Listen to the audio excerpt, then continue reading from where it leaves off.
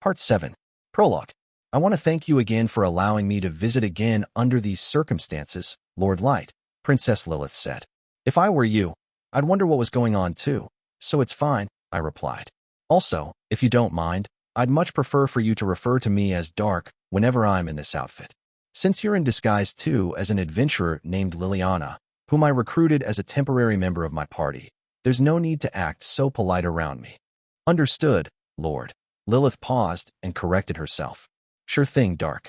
Yes, my adventuring party, the Black Fools, had gained a new fake member named Liliana, aka Princess Lilith of the Human Kingdom, and at present, we were strolling through the settlement at the base of the Great Tower with some cargo in tow. Why were Nimumu, Gold, and I escorting Lilith incognito like this, you may ask? Well, it all went back to the war the Beastfolk Federation had decided to wage on the Wicked Witch of the Tower. The Beastfolk had captured thousands of human hostages to be used in their war plans, and this had pissed me off enough to make me want to slaughter every single Beastman soldier who set foot on the battlefield. Though as luck would have it, the two Beastmen chieftains present had been wearing twin blood pendants, which when activated, suddenly turned them into monsters that ended up wiping out the entirety of the Beastfolk Federation's army for us. This episode came to be known throughout the rest of the world as the Beastfolk Massacre, and most of the humans we'd rescued from the Beastmen had ended up staying at the settlement, encircling the Great Tower. This greatly expanded the population of the community and required another round of major development projects to be undertaken. The settlement now resembled one of those large castle towns, with the Great Tower at the edge of the clearing, overlooking the growing community. Thanks to the fairy maids and our dragons, the expansion of the town was proceeding at pace, and before we knew it, everyone was calling the settlement Tower City. As the princess of the Human Kingdom, Lilith wanted to see for herself just how much the settlement had changed since the last time she visited it, and to make sure that the residents' quality of life hadn't suffered from the sudden surge in population. When Lilith requested another tour, I had no reason to refuse her, but I didn't really want to go through the rigmarole of formally arranging a visit through the Human Kingdom royals. So I'd suggested to Lilith that she should disguise herself as an adventurer for this trip to the settlement, which is why her wavy flaxen hair had been dyed a chestnut brown color and tied up in a ponytail, and why our fairy maids had given Lilith a complete makeover, making sure to use a totally different set of cosmetics from what she usually wore. Unless it was someone who really knew her, nobody would have recognized her at first glance. Using a gacha card to transform her would have been better, but it looks like she's enjoying playing dress-up as an adventurer, I thought, and I wouldn't want to get in the way of her fun, now would I? Even though the other races looked down on her kingdom, Lilith was still royalty, so she naturally didn't get many opportunities to dye her hair, dress up like an adventurer, and sneak around a town. I decided I'd let her enjoy this novel experience to the fullest. Our first stop is a shop run by a couple of girls who are around your age, I said. I thought you'd appreciate starting off the tour by chatting to people you'd be most comfortable speaking with. Thanks for looking out for me, Lilith said. And you're right. I will be a lot more relaxed speaking with them first than with some gruff older man. I activated a telepathy link so that I could communicate with Nimumu and Gold. If you guys sense any danger, be sure to let me know. Not that I'm expecting any in this town. Understood, Lord Dark. Nimumu gleefully responded in my mind. Leave everything to us. Keep calm and carry on, my lord, for no harm shall befall you or her highness as long as the Auric Knight is around. What? Gold replied, equally as enthusiastic. Of course, it'd be one thing if we were hiking through parts unknown, but in truth, we had put up too many defenses both in and around the tower settlement for us to really have to worry about any bad guys attacking us. Still, I felt the need to warn my teammates all the same. There was no such thing as being too careful, after all. Before long, the shop in question came into view, as did the aforementioned pair of girls, who were outside the front of their store, sweeping up. The younger of the two, Silica, was the actual owner of the shop, and she had a pretty unique backstory. Silica had once been a slave forced by a party of elf adventurers to act as monster bait, but the Mohawks had ended up rescuing her from that situation, and she eventually wound up here. Silica's parents had been traveling merchants by trade, and they had done a good job of teaching her how to read, write, and keep track of numbers. In fact, Silica was such a naturally talented youngster. She had been able to help the merchant who initially took her in with his business, and not long after, she had found herself running her own store in the tower settlement. We couldn't find anyone else suitable to be shopkeepers, Despite the huge number of people we have here, I thought. Most of Tower City's residents were either former slaves or former peasant farmers, and in any case, only very few humans on the whole entered the merchant business. On top of that, the store doubled as Silica's private home, and she didn't feel safe living and working with a man. In fact, she'd been running the shop as a one-person operation up until very recently, when she had decided to hire a teenage assistant who wasn't much older than her. The teenager in question was a pretty blonde who tied her hair up at the back with a light pink ribbon. She wore the same kind of simple dress that most of the other human girls tended to wear, and even though the outfit wasn't revealing in any way, you could still tell she was well endowed and had a shapely figure. Another distinguishing feature about the girl was her nails, which were long, likely because she thought it looked chic. If I had to describe this older girl in a single word, I would say she was bewitching, like a temptress. I know I shouldn't go judging a book by its cover, I thought to myself. But honestly, I don't like the vibes I get from her. I was pretty sure a whole load of guys would insist that her bewitching nature was one of the best things about the assistant shop girl, but for some reason that I couldn't quite put my finger on, I couldn't shake my misgivings about her. As these thoughts raced through my head, the two girls finished sweeping and went back inside the shop. I turned to Lilith and said to her, "The shop should be pretty empty at this hour, so this is a good opportunity to go say hello to them." "Great.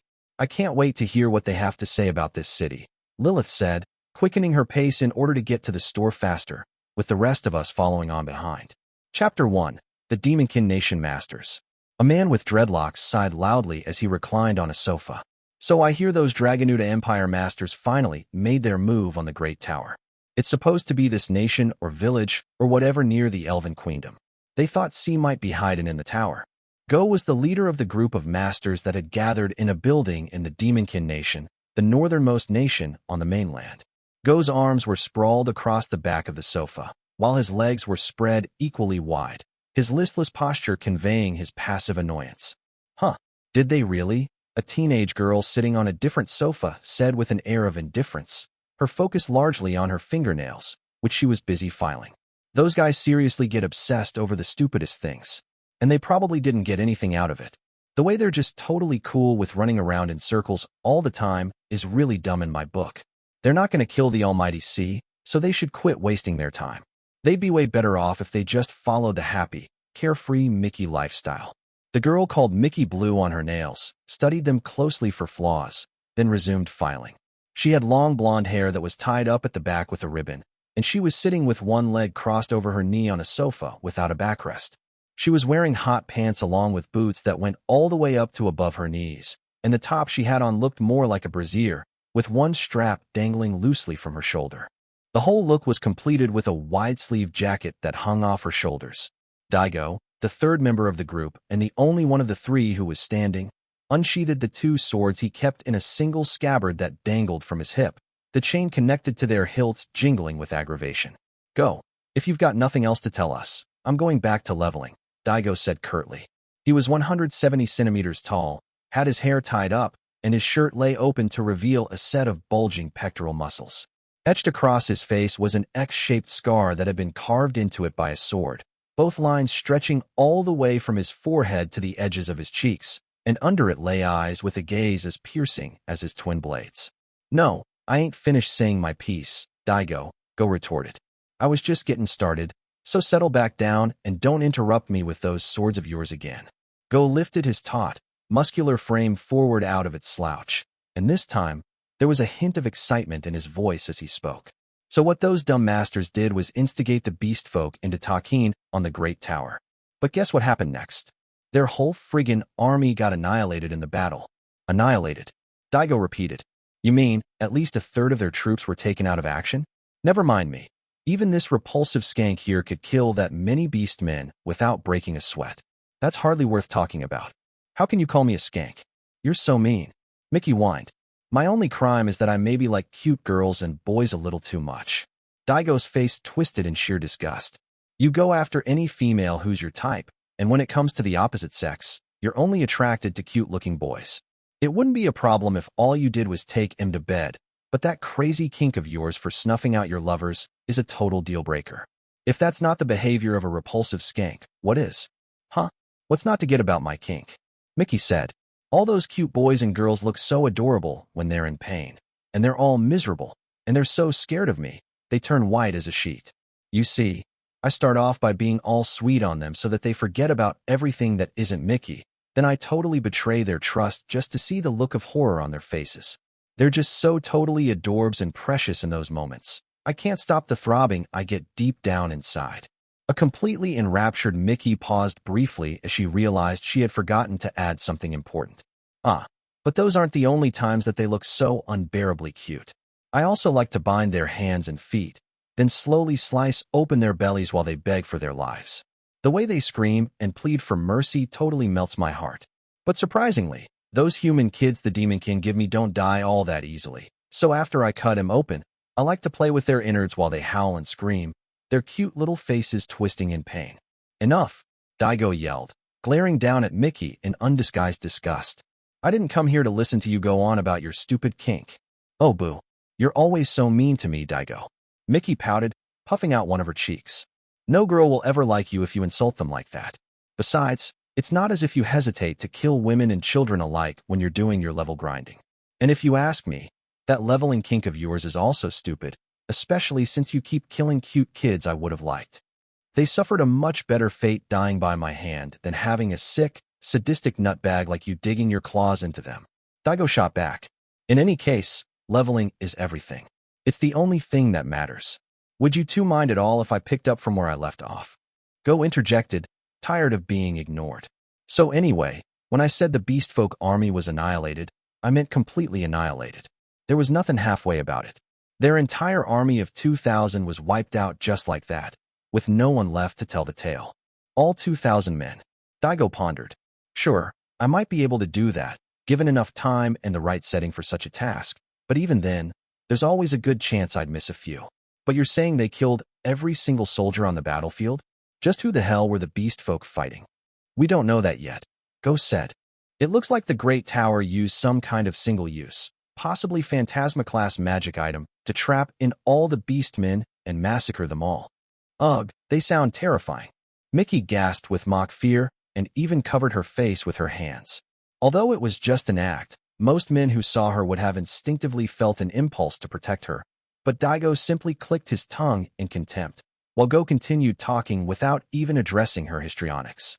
So it looks like those brainless tryhards who work for the Dragon Youths now believe C might be in that tower, or at least involved in some way, Go summed up. And let's face it, unless you're C, it's simply insane to activate a rare single-use, Phantasma-class item just to massacre a bunch of beastfolk. Now I ain't totally convinced C's in that tower, but it wouldn't hurt for us to check it out anyway. So do I got any volunteers? What? Can't you go yourself? Daigo said. Yeah, hard pass on that, Go replied. No reason for me to go dealin' with stupid grunt work like that. Well, the same goes for me too then. Daigo yelled back. I'm way too busy with my leveling, at any rate. Besides, where's Jira and Doc? Can't we send one of them to do it? Go sighed. You really think Jira has the light touch needed for undercover work? That homicidal maniac will start chopping up everything in his path as soon as you set him loose. As for Doc, that gremlin would rather stay cooped up in his lab running experiments on humans than go off somewhere to gather intel. You know how he's super focused on the future of the human race and all that junk. Daigo could only choke down a grunt in response to this, because he knew Go was right about Jira and Doc. You, on the other hand, are having a hard time finding monsters powerful enough for your level grinding, ain't you? Go at it. I know you got some free time, so you should use it to go look into this tower. Hell no. Daigo didn't even hesitate to consider the suggestion before refusing, which caused Go to click his tongue in irritation. Fine. You up for it, Mickey? Go asked wearily. Well, I guess I could go, since I have the kind of abilities that'll let me sneak around the tower unnoticed, Mickey said. And if C does turn out to be there, I could pray for a perfect harem or my ideal life partner. But I don't want to waste my time on some wild goose chase either. Mickey winced at the thought of going all that way for no reason, prompting Go to add a sweetener to the deal. Well, this is just a rumor, so don't quote me on it, but I hear the Wicked Witch of the tower is a smokin' hot babe, Go said. Nobody's seen her face, but they say you can tell how fine she is from the way she carries herself. Also, the tower's got a bunch of maids working there, who are apparently too gorgeous to be from this world. All right, it's settled. Mickey will investigate the tower for the sake of her friends, her dreams, and the almighty sea. Mickey roared with gusto. Her complete 180 was so predictable, Go was unable to prevent a slight chuckle from passing his lips. He had, in fact, specifically wanted Mickey to go check out the tower from the start, since out of all 5 of the Demonkin Nation masters, her powers were the best suited for the task. After successfully convincing Mickey to enthusiastically accept the assignment, Go allowed himself a self-satisfied nod.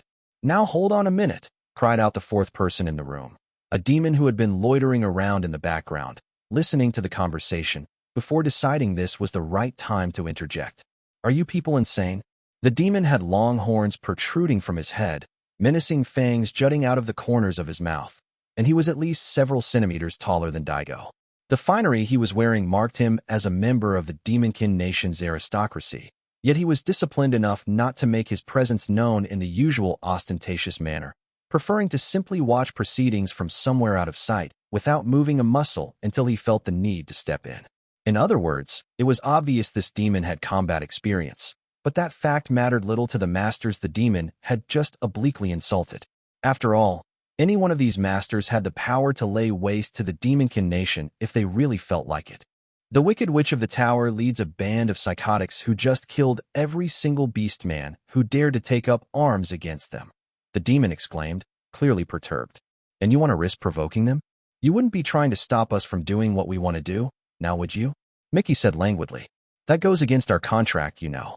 "You're the ones in breach of contract," the demon retorted. "We signed an agreement pledging mutual cooperation, yet here you are, about to put our nation in grave peril.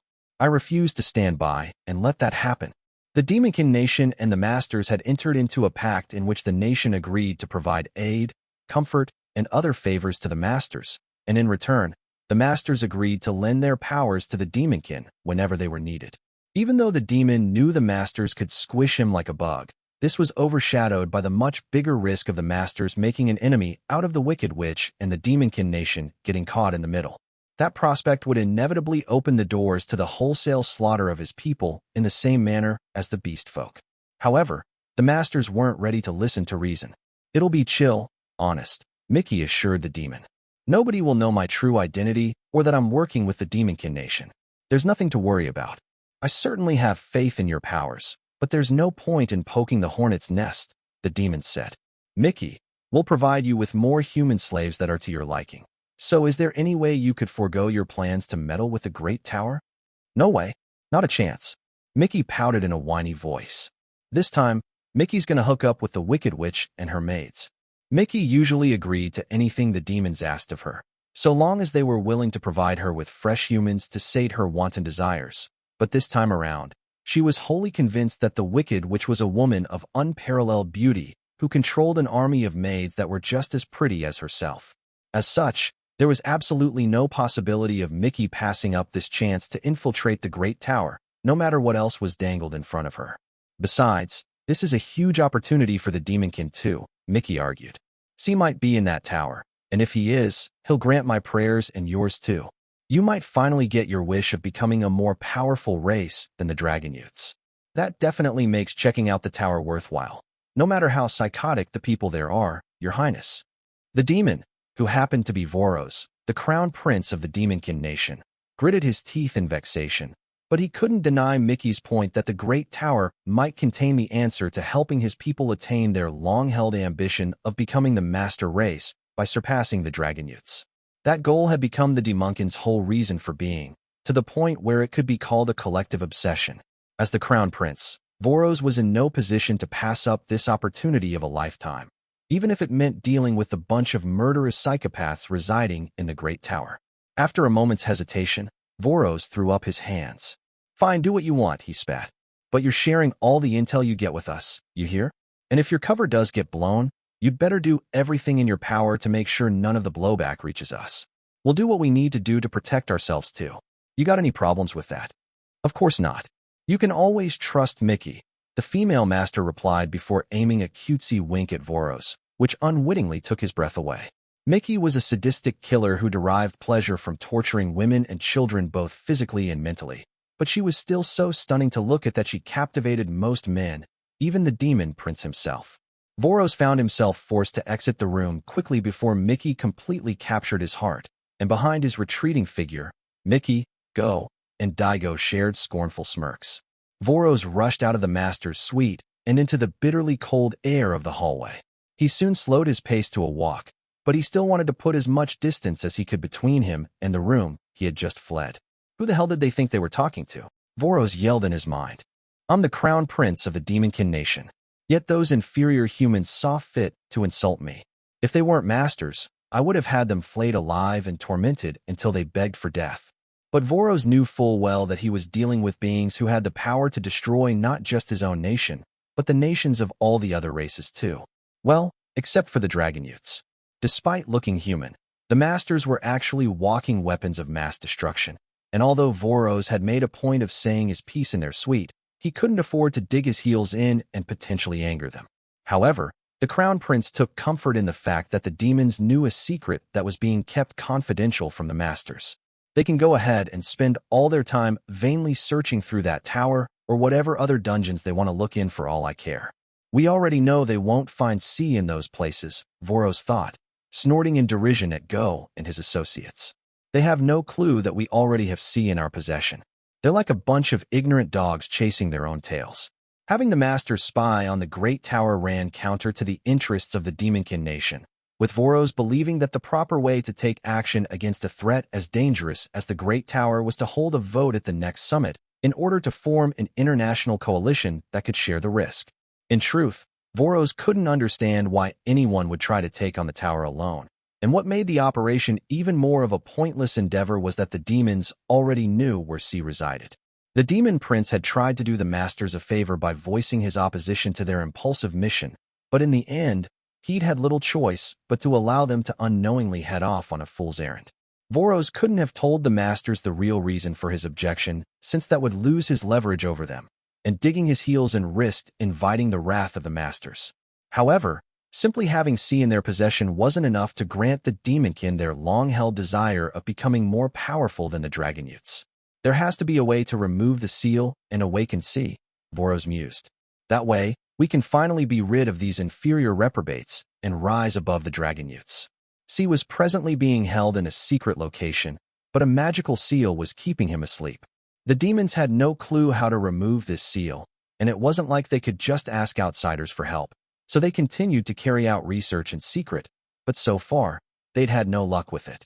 Voros quickened his pace, reminding himself what needed to be done. As long as I still breathe, I need to awaken C so we can kill those masters and become the most powerful race in the world, thought Voros. We are this close to achieving that goal within my lifetime, and that is the mission that has been granted to me as the next king of the demons. Voros' sense of purpose had been rekindled, sweeping through his soul like a wildfire, but little did he know at this time what his fiery ambition would end up bringing about. Chapter 2. Flushing out the spies. Weeks before leaving to go on her undercover trip to the Great Tower settlement, Lilith was in her private bedroom in the Human Kingdom castle with two of her maids. In terms of scale, the royal residence resembled a large mansion more than it did a typical palace, but it was considered a castle all the same. At this particular moment, one of the maids in the bedroom was perched on the edge of Lilith's bed, looking dazed. So she's hypnotized, correct? Lilith said. Yes, Your Highness, said the other maid, who looked no more than 10 years old. She's completely in a trance. Lilith stared with fascination at the person they had hypnotized, her head maid. No. Normally, it would be a serious breach of etiquette for a maid to be sitting down while the princess stood, and it was practically unheard of for any servant to sit on Lilith's bed. Nono in particular was a real stickler for enforcing proper decorum at all times, so the idea that she was breaking two of her ironclad rules at present was nothing short of extraordinary. After making sure Nono was indeed fully hypnotized, Lilith turned to the younger of the two maids. Thank you for activating the SR hypnosis card, Yum. You're welcome, the maid replied with a sunny smile. I'm always ready and willing to serve you, Your Highness. While this maid looked like Light's little sister, Yum, she was actually a copy of her created by the UR Double Shadow card. The Gacha card had the ability to replicate the original's physical appearance and mannerisms, right down to their habitual gestures. The likeness was so complete, in fact, not even a family member would be able to see through the copy. The card could even reproduce any gifts possessed by the original, though their potency was somewhat diminished. The SR hypnosis card the doppelganger had used on Nono allowed the user to either manipulate the subject or extract information from them, but it wasn't foolproof. For one thing, the card wasn't so effective on high-level targets, and for another, even if the hypnosis did take, any third party would instantly realize that something was off due to the dazed look on the person's face. Yet there was a very good reason Lilith had decided to place her trusty head, maid, under hypnosis. "I feel guilty about doing this to you, Nono," Lilith said. "But this is necessary for me to establish your innocence." Lilith was planning to replace her father, the king, as the ruler of the human kingdom, and the takeover was all set to happen during the summit that was scheduled to be held at the Principality of the Nine in a few years. This plot wasn't born from any self-serving motive, though. While the human kingdom had the outward appearance of a fully sovereign nation at present, it was not allowed to levy tariffs on the 8 other nations, and it was forced to sell its own people as slaves for cut-rate prices whenever the other races demanded it. The human kingdom was basically a servile province that didn't even have the right to choose its own monarch. The current king was dead set on maintaining the status quo, as was Lilith's brother, Crown Prince Clo, but Lilith's revolutionary spirit meant she refused to accept the present state of affairs, leading her to seek Light's cooperation to make her the ruler of her nation, so that she might improve the lot of the human race.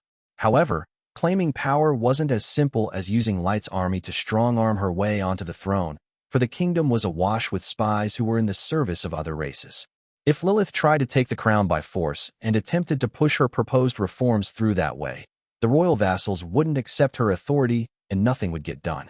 She would also find herself constantly watching her back for potential poisoners, assassins, and kidnappers.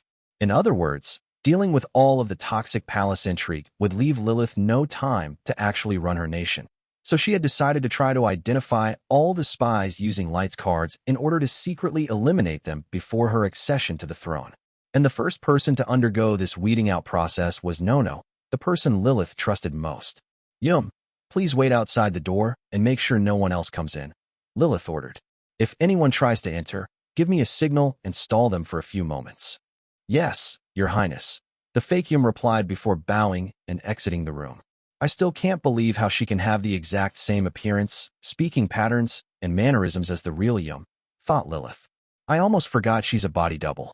Although it pained her to think about it, the double shadow was the only person in the entire castle that Lilith could truly trust. She collected her thoughts and turned to face Nono once more. "You've looked after me ever since I was a kid, and I look up to you like an older sister," Lilith said. "I can't imagine you being a spy, but I have to do this, just to make sure."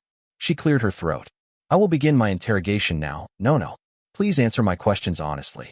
"Yes, Your Highness," Nono said in a monotone voice. "Nono, you aren't a spy working for another nation, are you?" Lilith said with an air of confidence. Nono was silent for a moment before answering. "Yes." "Well, of course you aren't," Lilith said. "We've been together since I was a little child. If you really were a spy, I would have noticed a long time." "Wait, come again." Because Lilith was so sure that Nono was innocent, she'd initially failed to realize that her response of "yes" could have meant anything, grammatically speaking. Lilith fearfully asked the necessary follow-up question. "Are you or are you not a spy working for another nation?" Lilith stammered.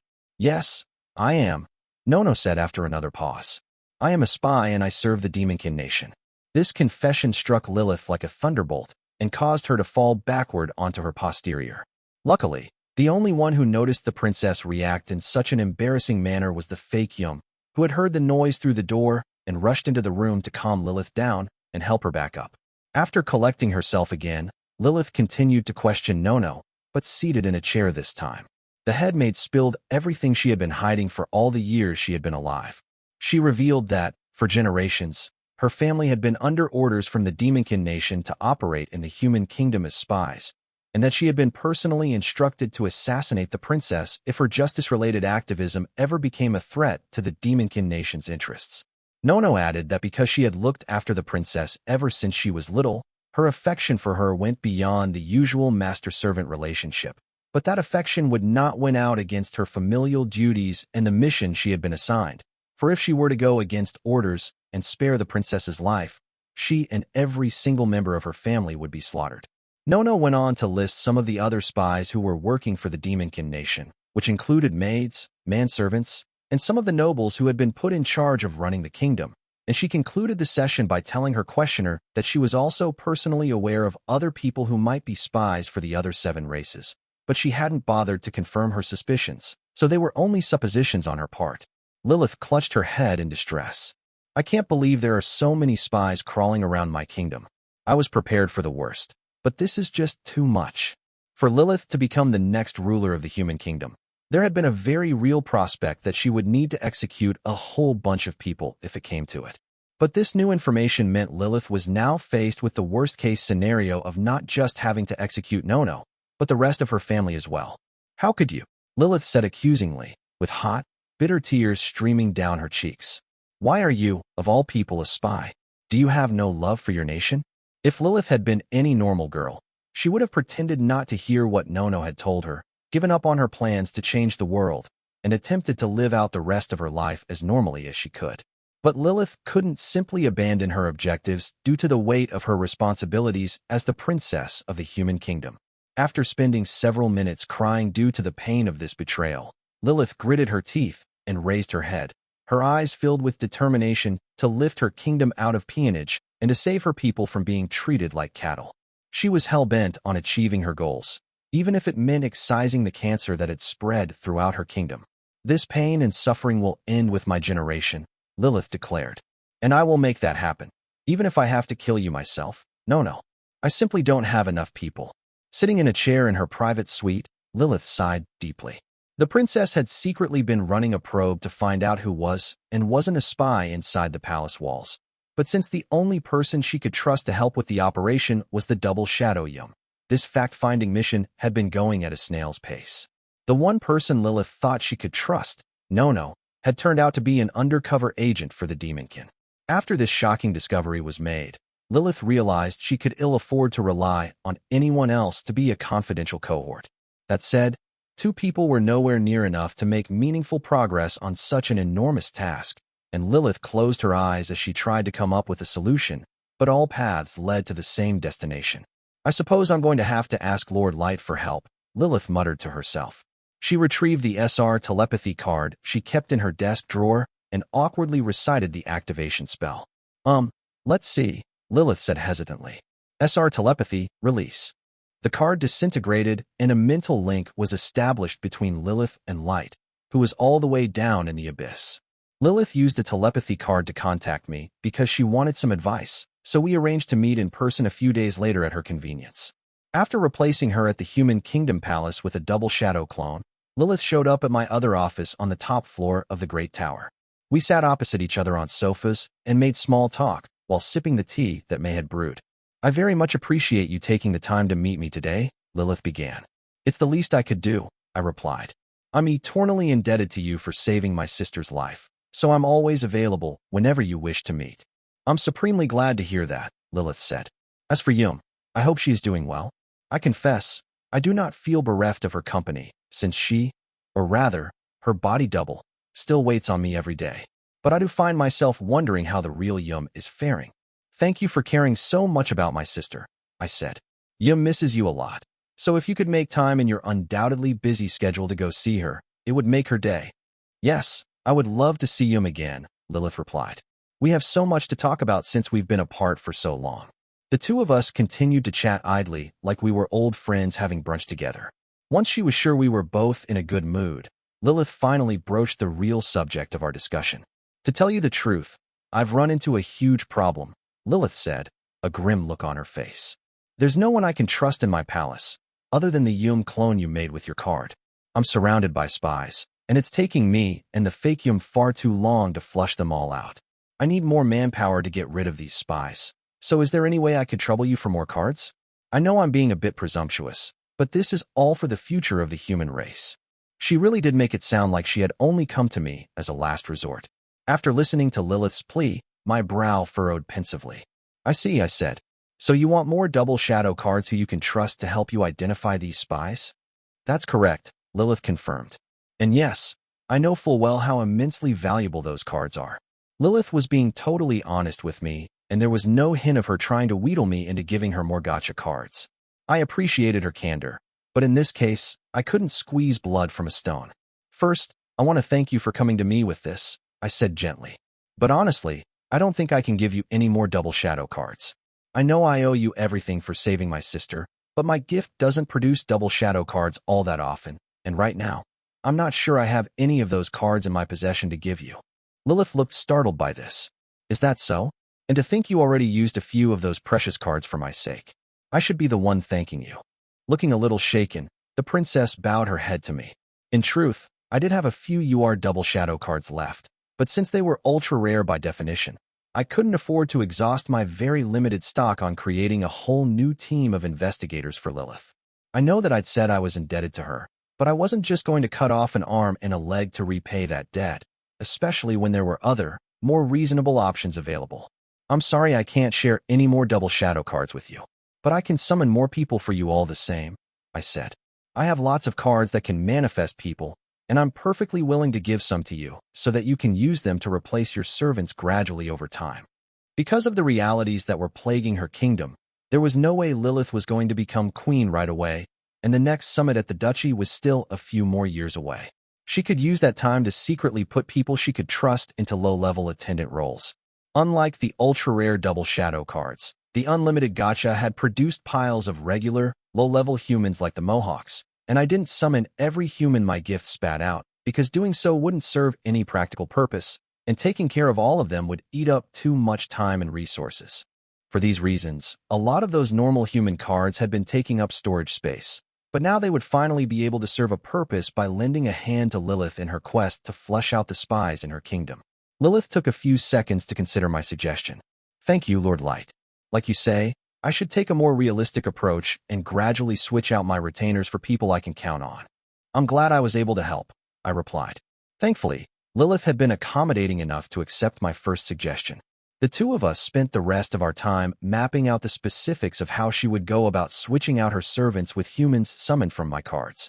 However, these plans were ultimately scrapped because the beast folk declared war on us shortly after this meeting.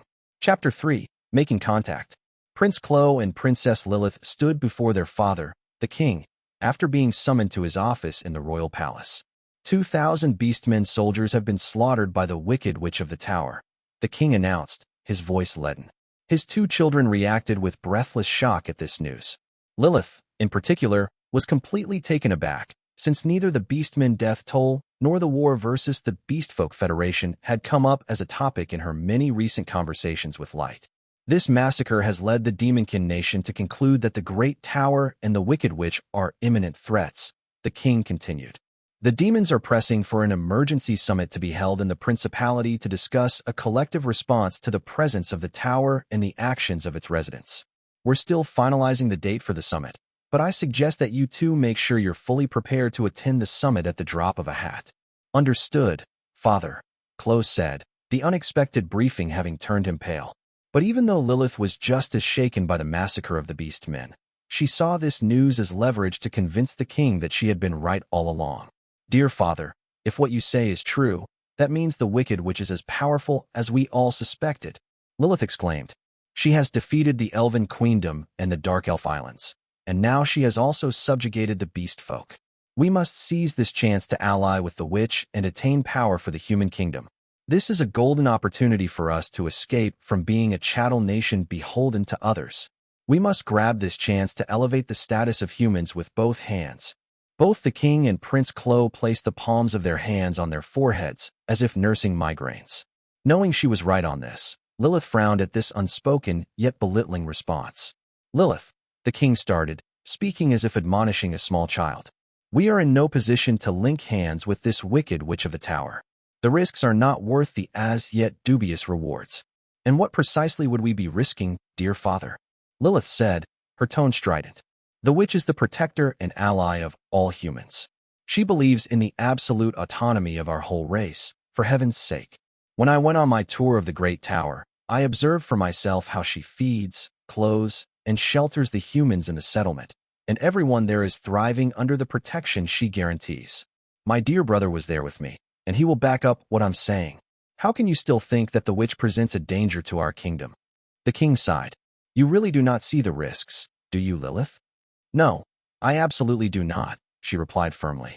In fact, I'm very curious to know what potential drawbacks you see. The king sighed deeply once more before launching into his rebuttal. We are talking about a witch who has subjugated the elves, the dark elves, and now the beast folk.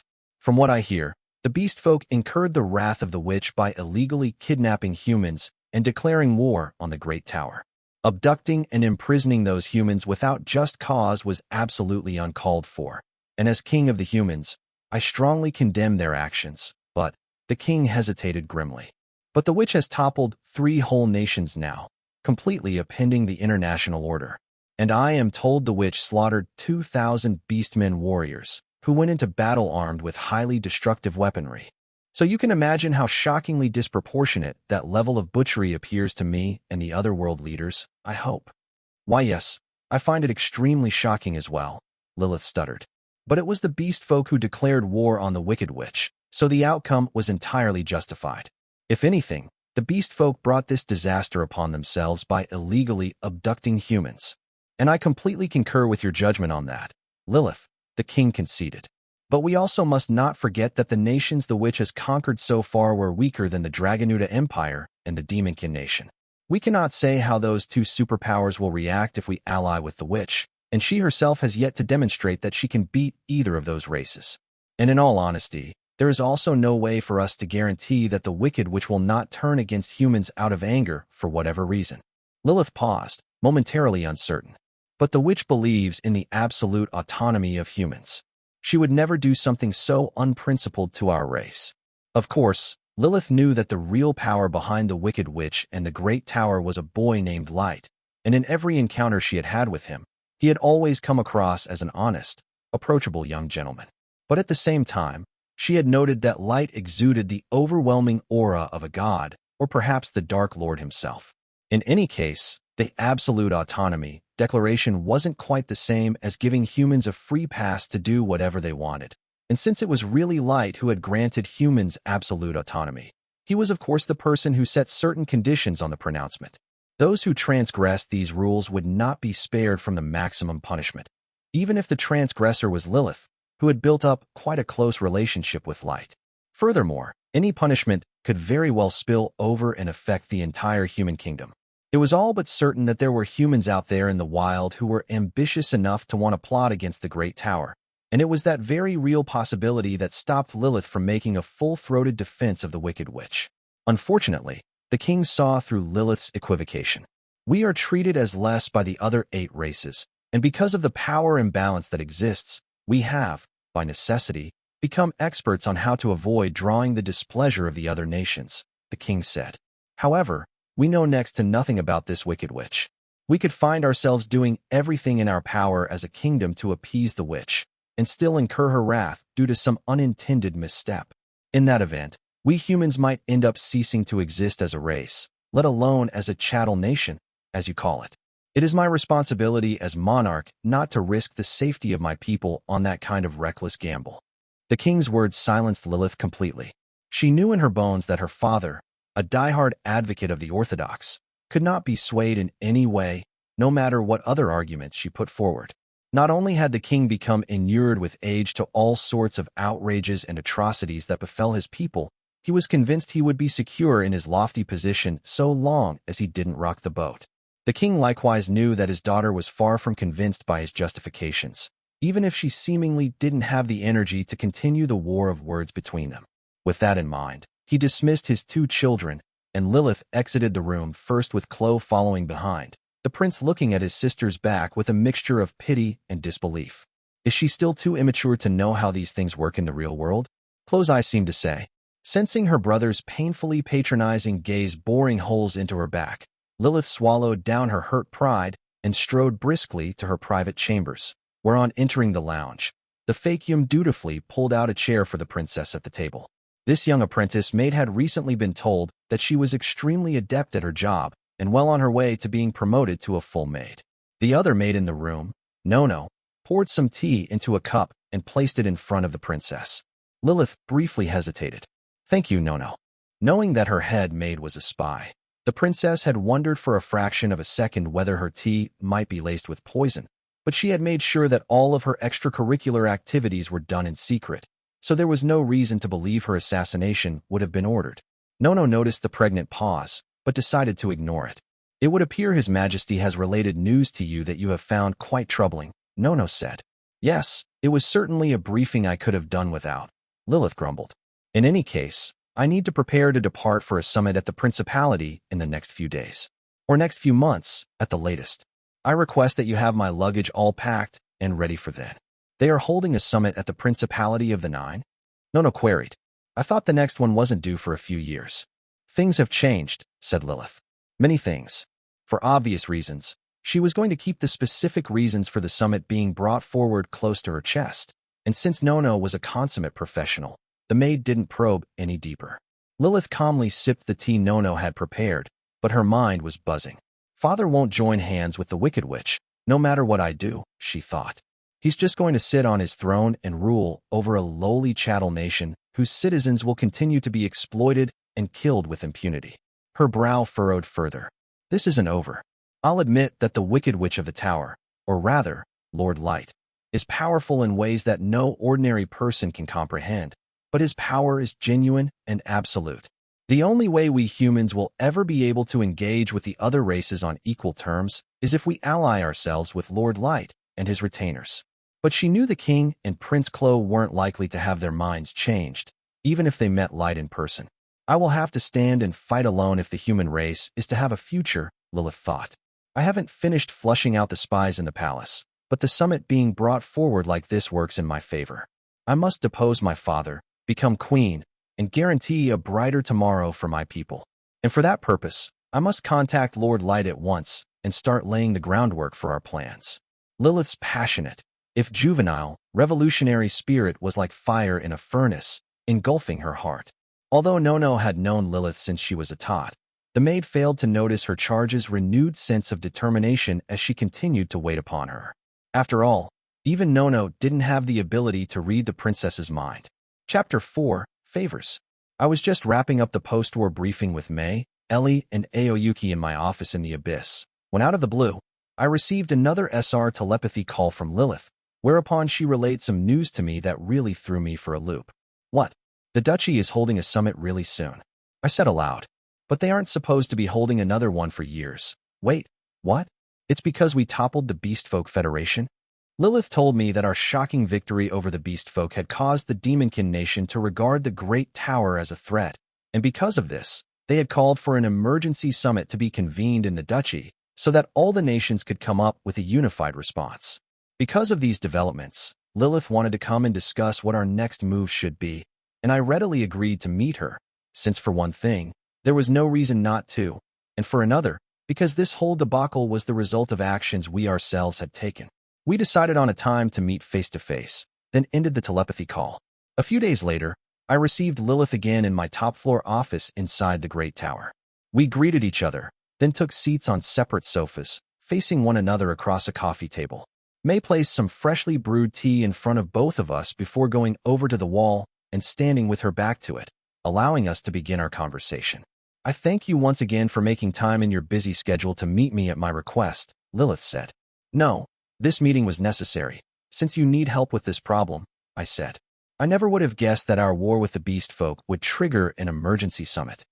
Yes, I was very surprised to hear about the Beast Folk Federation's catastrophic defeat, let alone the summit being called off the back of it, Lilith said. Not only that, but the beast folk seeing fit to abduct humans and force them to fight on the front lines of a war they started was absolutely monstrous, and I was completely shocked and appalled when I learned of it. In fact, I derived great satisfaction from knowing that you massacred all those beast folk for their crimes against humanity. I nodded in agreement with that sentiment.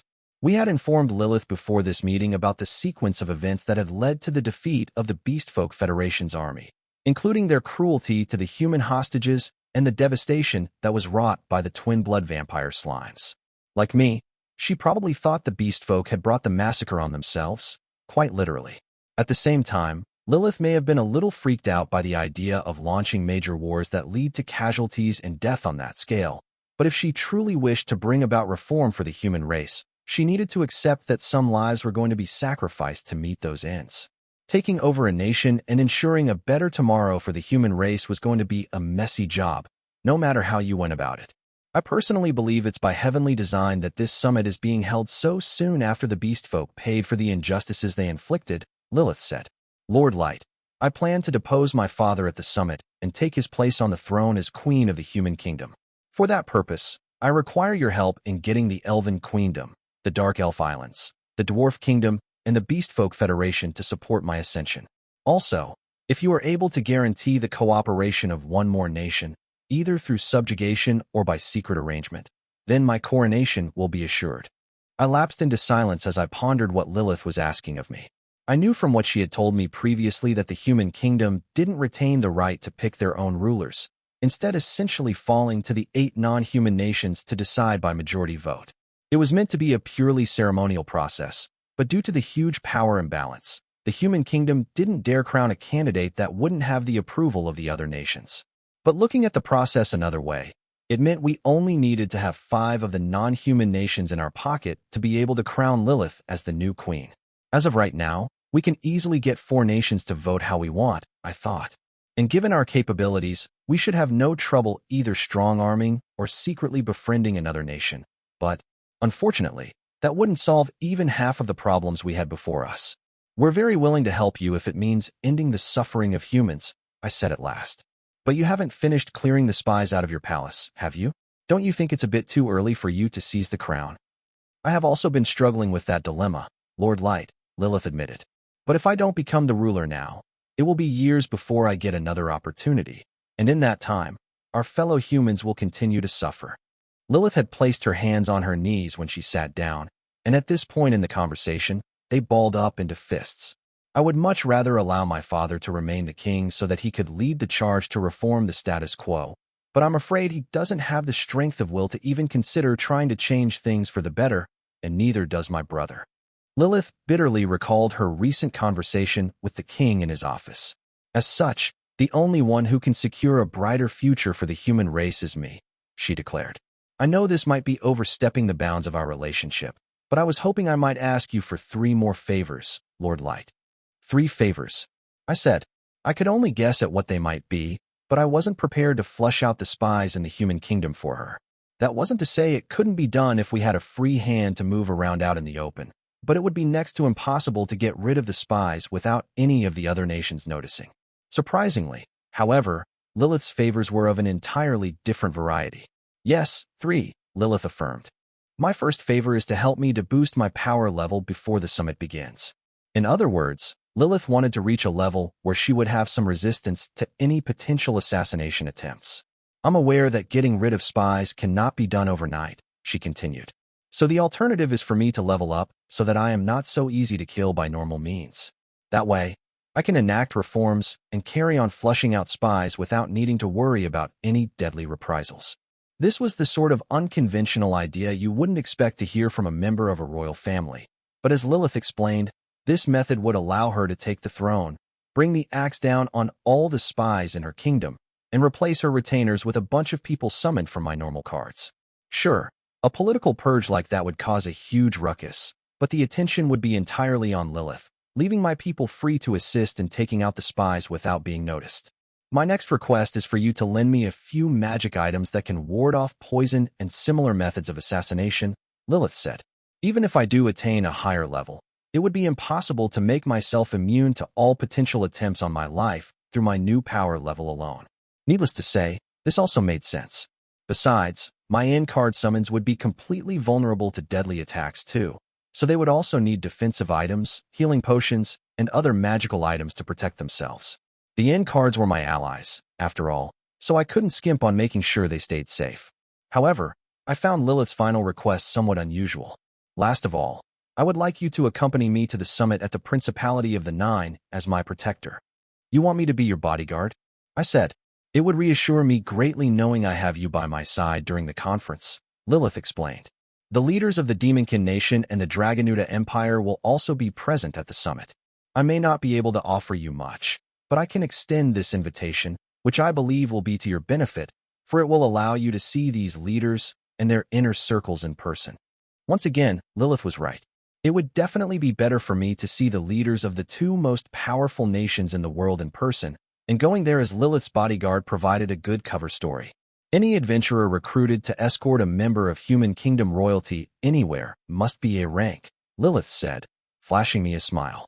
But with your strengths, I'm sure you will manage to attain that classification before the summit.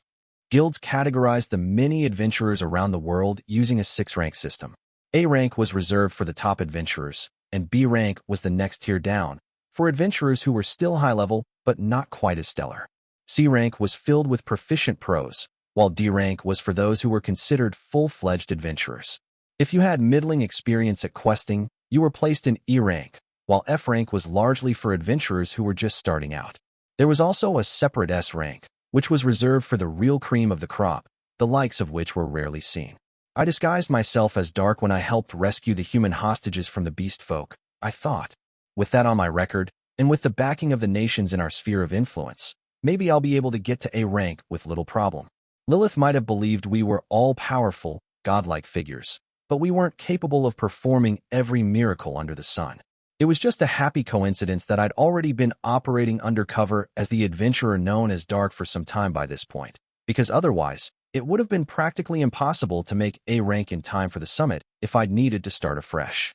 But since it was entirely doable, given the circumstances, I readily agreed to her last request.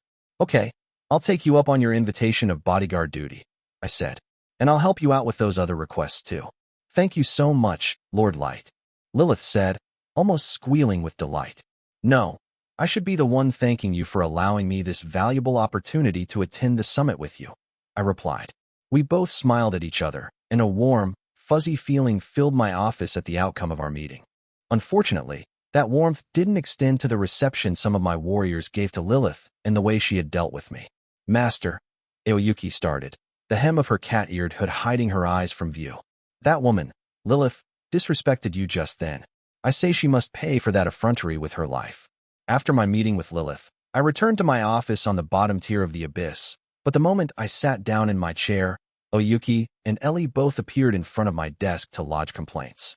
I happen to agree with Aoyuki, blessed Lord Light, Ellie said. Yes, that woman did a good job saving and safeguarding your dear sister, Miss Yum, but we have already fully rewarded her for her services. Yet here she is, treating you like a magic lamp. How dare she use you as her own personal handyman? Well, it looked like Lilith had indeed overstepped her bounds, at least in Aoyuki and Ellie's eyes. You two need to get a hold of yourselves, I said. Yes, I know that Lilith has been asking me for a lot of favors lately, but it's not like she's been asking for the moon. Fulfilling all of her requests would be like a rounding error to us. Besides, she's the only royal in the human kingdom who's passionate about saving the human race, and you won't be able to find anyone to replace her. She's a valuable asset who's willing to usurp her own father in order to realize her ideals. She's ready to turn her back on her life as a sheltered princess, and I respect her for that. I paused for a moment before opening up about how I really felt. What she did in saving Yum means the world to me. The whole world. You might think that we've already repaid her in full for that act of selflessness, but I don't. I still have a long way to go until I even get close to repaying her for saving Yum's life. Doing these favors for Lilith really is the least I can do for her. The fact that Lilith was a princess in prime position to become the next queen of the human kingdom made her an irreplaceable ally. And not only that, but Lilith had found Yum, used a healing potion on her to save her from her life-threatening injuries, and if that weren't enough, gave my sister a job at the palace so that she could lead a stable life. Aoyuki and Ellie may not have thought so, but I knew I was nowhere near paying off my sizable debt to Lilith. But I know that you two are only thinking about my own welfare and that of the abyss, I said, remembering to soften the conversation by throwing in some words of encouragement. If Lilith does come forward with unreasonable demands at any point, I'll be sure to put my foot down and refuse, regardless of what she did for Yum in the past. And if Lilith continues to pressure me after I've refused, then I will deal with her personally. I made sure that my voice sounded cold and unfeeling when delivering that closing remark, and from the expressions on Aoyuki's and Ellie's faces, it seemed I had gotten it through to them that I hadn't gone soft, and I still knew where to draw the line. I shall abide by your will, Master, Aoyuki said.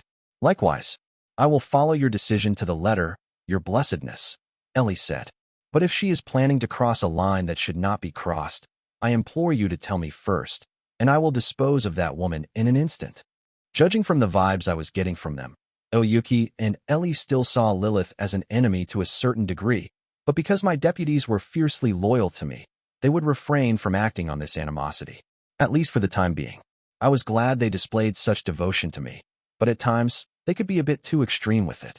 I guess I'll have to warn the others not to entertain the idea of assaulting or arguing with Lilith out of a sense of obligation to me, I thought.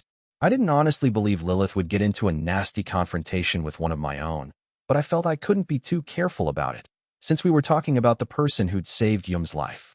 Also, if Lilith were to perish due to neglect on my part, all the groundwork we had been preparing on the political front would end up going down the drain, and it was so important that it didn't. I even wrote down what I needed to do on a piece of paper to remind myself. Immediately after walking out of Light's executive office, Aoyuki and Ellie entered a separate room. When the Abyss had undergone its redevelopment, a whole bunch of rooms were built that had remained empty ever since. If a room had a lock, it served as the perfect place to hold confidential discussions, especially if one of the conspiring participants also cast an anti-eavesdropping spell. On this occasion, two people that didn't usually get along very well had decided to have a private sit-down chat. Blessed Lord Light is truly a kind, gentle soul, Ellie extolled grumpily. So much so that he bestows so many more blessings on that woman than she deserves, even if you factor in that she saved Miss Yum's life.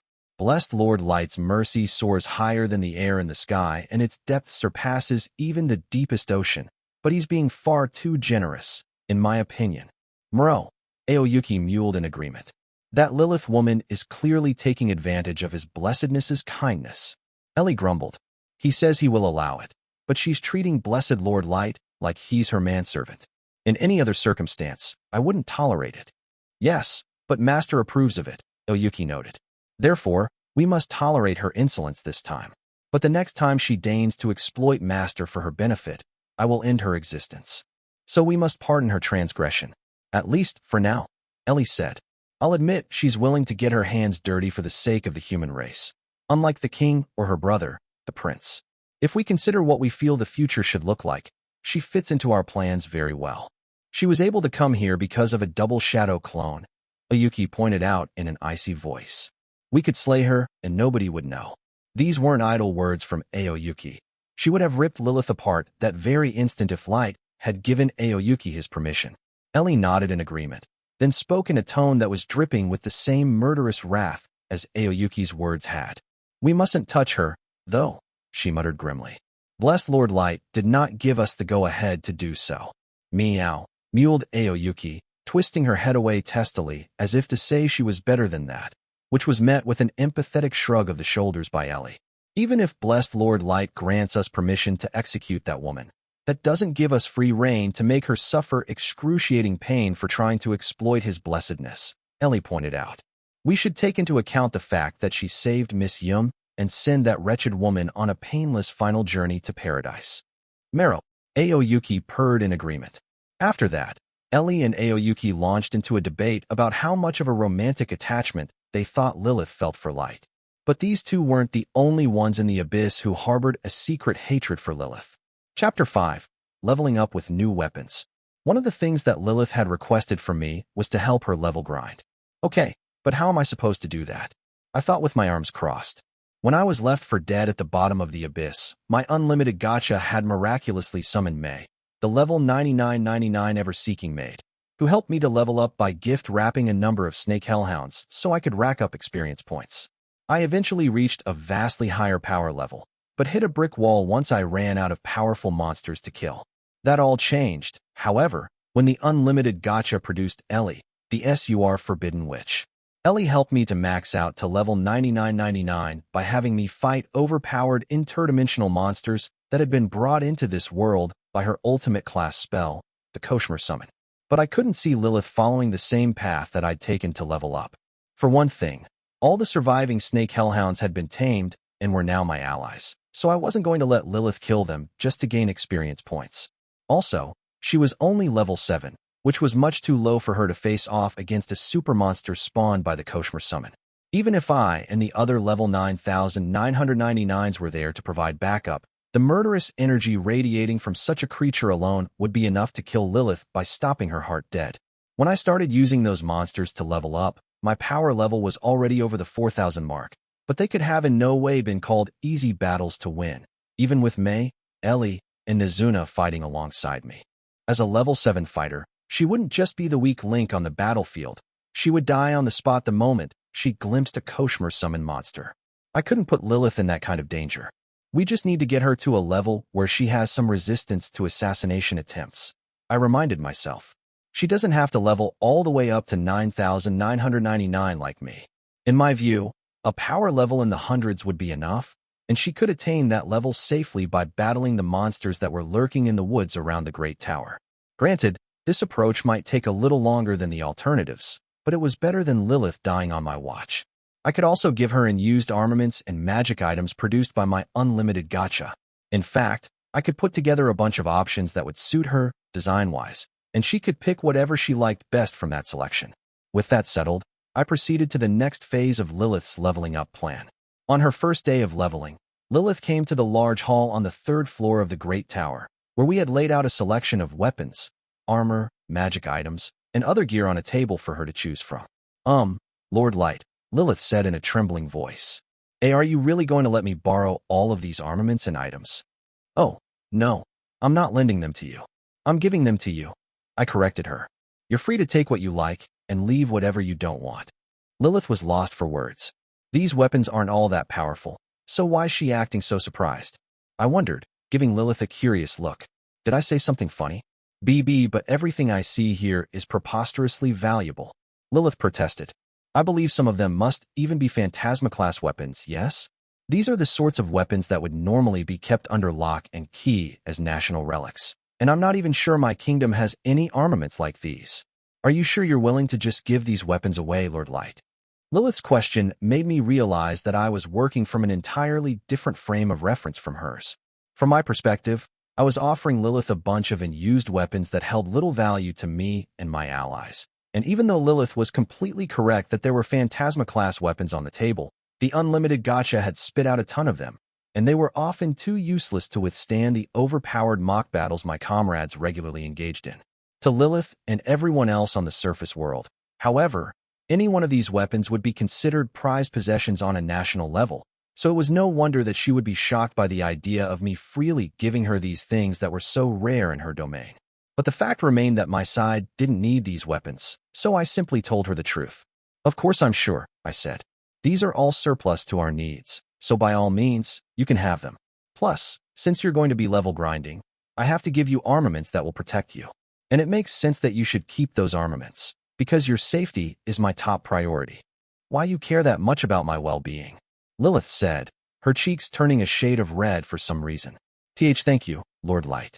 Lilith excitedly approached the table, while I looked on and wondered what had made her so giddy.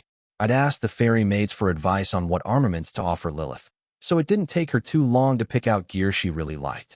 Next, I introduced her to the 2 other trainers who would be joining us to help her level grind. I'd like you to meet Orca and Cows, I said. I recently summoned them, and up on the surface, they serve as deputies to the Wicked Witch of the Tower, Ellie. I feel like you'll be seeing the witch a lot more in official settings, so I chose them to assist you in leveling up to give you a chance to get to know them better. It is my utmost pleasure to make your acquaintance, Your Royal Highness, Orca said with a debonair bow. I'm known fully as the UR level 8888, Pied Fitter, Orca. I am both honored and humbled to be in your presence. I'm UR level 8888, Menace of Mayhem, Cows. As ever, Cows was curt and borderline dismissive of our guest of honor, and poor Lilith was startled by this unnecessarily discourteous reception. Thank you. I'm Princess Lilith of the Human Kingdom. I greatly appreciate your assistance in helping me to level up. The pleasure is all ours, for our Lord and Master ordered it. Orca replied with a warm smile. We welcome this opportunity to aid you. And pay no mind to Cows. He takes that attitude with basically everyone. He bears you no ill will. Cows remained silent so as to not contradict Orca's attempt at damage control, which in any case, he secretly conceded was true. But Orca's follow-up statement had the effect of making the entire exchange even more awkward, and all Lilith could manage in response was a bewildered smile. I stepped in to steer the conversation in a different direction. Well, now that we're all done greeting each other, I think it's time to begin your level grinding in the nearby woods, I said. Your task, with our help, of course, is to take on level 300 monsters. Orca will lure the creatures out with his music, then Cows will immobilize them so that you may attack them freely. You don't even have to start off by killing the monsters. All you need to do is make them take damage. What? I'll be fighting L-level 300 monsters. Lilith said nervously. Don't worry, we'll make sure you stay safe for the whole exercise, I said. With us around, you'll walk away without a single scratch. Despite my reassurances, Lilith still looked like a nervous wreck, but I decided it was better not to waste any more time and activated the SSR teleportation card that would beam us into the wild forest. I shall now play my monster-luring tune, the Pied Piper's Pipe. Orca placed the bow on the strings of his fiddle, and as soon as he had played a few notes, a monster came thrashing toward us, snarling and roaring with both of its mouths open wide. Lilith shrieked with fear at the frightening creature, which was 5 meters long, had horns sticking out of its forehead, and had scales all over its body. The strangest aspect of the monster was that, while it had a mouth in the usual place, it also had another teeth-filled maw where its belly should have been. I activated an SR appraisal card, which told me the creature was a level 300 two-jawed lizard. The extra mouth on its abdomen was meant for chewing up prey while the monster lay on top of it, and its scales were as tough as armor in order to protect it. But if it has mouths on its head and its stomach, how does it digest food? I thought with a baffled look on my face. Chaos Scythe, cut down my enemy. Cows intoned, coolly reciting his battle cry before casually tossing his huge weapon at the lizard. The scythe sliced through all 4 of the two-jawed lizard's scaly legs like butter, causing the creature to screech in pain, which in turn made cows wince in annoyance. Shadow dance, cows growled. Dark, shadowy bands materialized out of thin air and wrapped themselves around the giant lizard in order to completely restrain it, even covering its mouths for good measure. The monster had now lost all of its limbs, couldn't move a muscle, and couldn't make a sound. Yet Lilith still gawked at the scene with her magic rapier gripped tightly in both hands, and all the color drained from her face. Princess Lilith, I prompted in the gentlest voice I could muster. Cows has pinned down the monster for you, and that weapon you're holding is capable of wind magic, so you don't even have to walk up and stab the creature to attack it. All you need to do is think real hard, say the magic words, wave the sword at the lizard, and hit it with a wind blade. Even if you slip up, I'm here to help you, so just relax and give it a shot. Oh, okay. I'll try, stammered a still nervous Lilith. I have to do this, for the future of all humans. I was willing to bet that Lilith hadn't so much as squished a bug her whole life. Yet here she was, pushing herself to take the life of a dangerous 5-meter-long monster in order to level herself up. Not only must that have been psychologically taxing for her anyway, but the pungent smell of monster blood also hung thick in the air, and I could tell just by looking at her that Lilith was this close to doubling over and throwing up.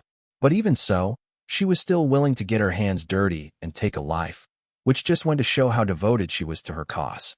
Our raging tempest, slice my foe, Lilith yelled desperately. The Phantasma-class rapier in her hands was known as the Storm Edge, and it was capable of harnessing the wind for both attacking and defending. With this weapon, she could use its long range to cut down enemies at a distance, and also shield herself with localized jet streams. And since it was a rapier, it was light and nimble enough for a girl like Lilith to wield. On the other hand, the Storm Edge was only capable of wind-based attacks, which meant that for me or any other high-level warrior, it was pretty average as far as Phantasma-class weapons went.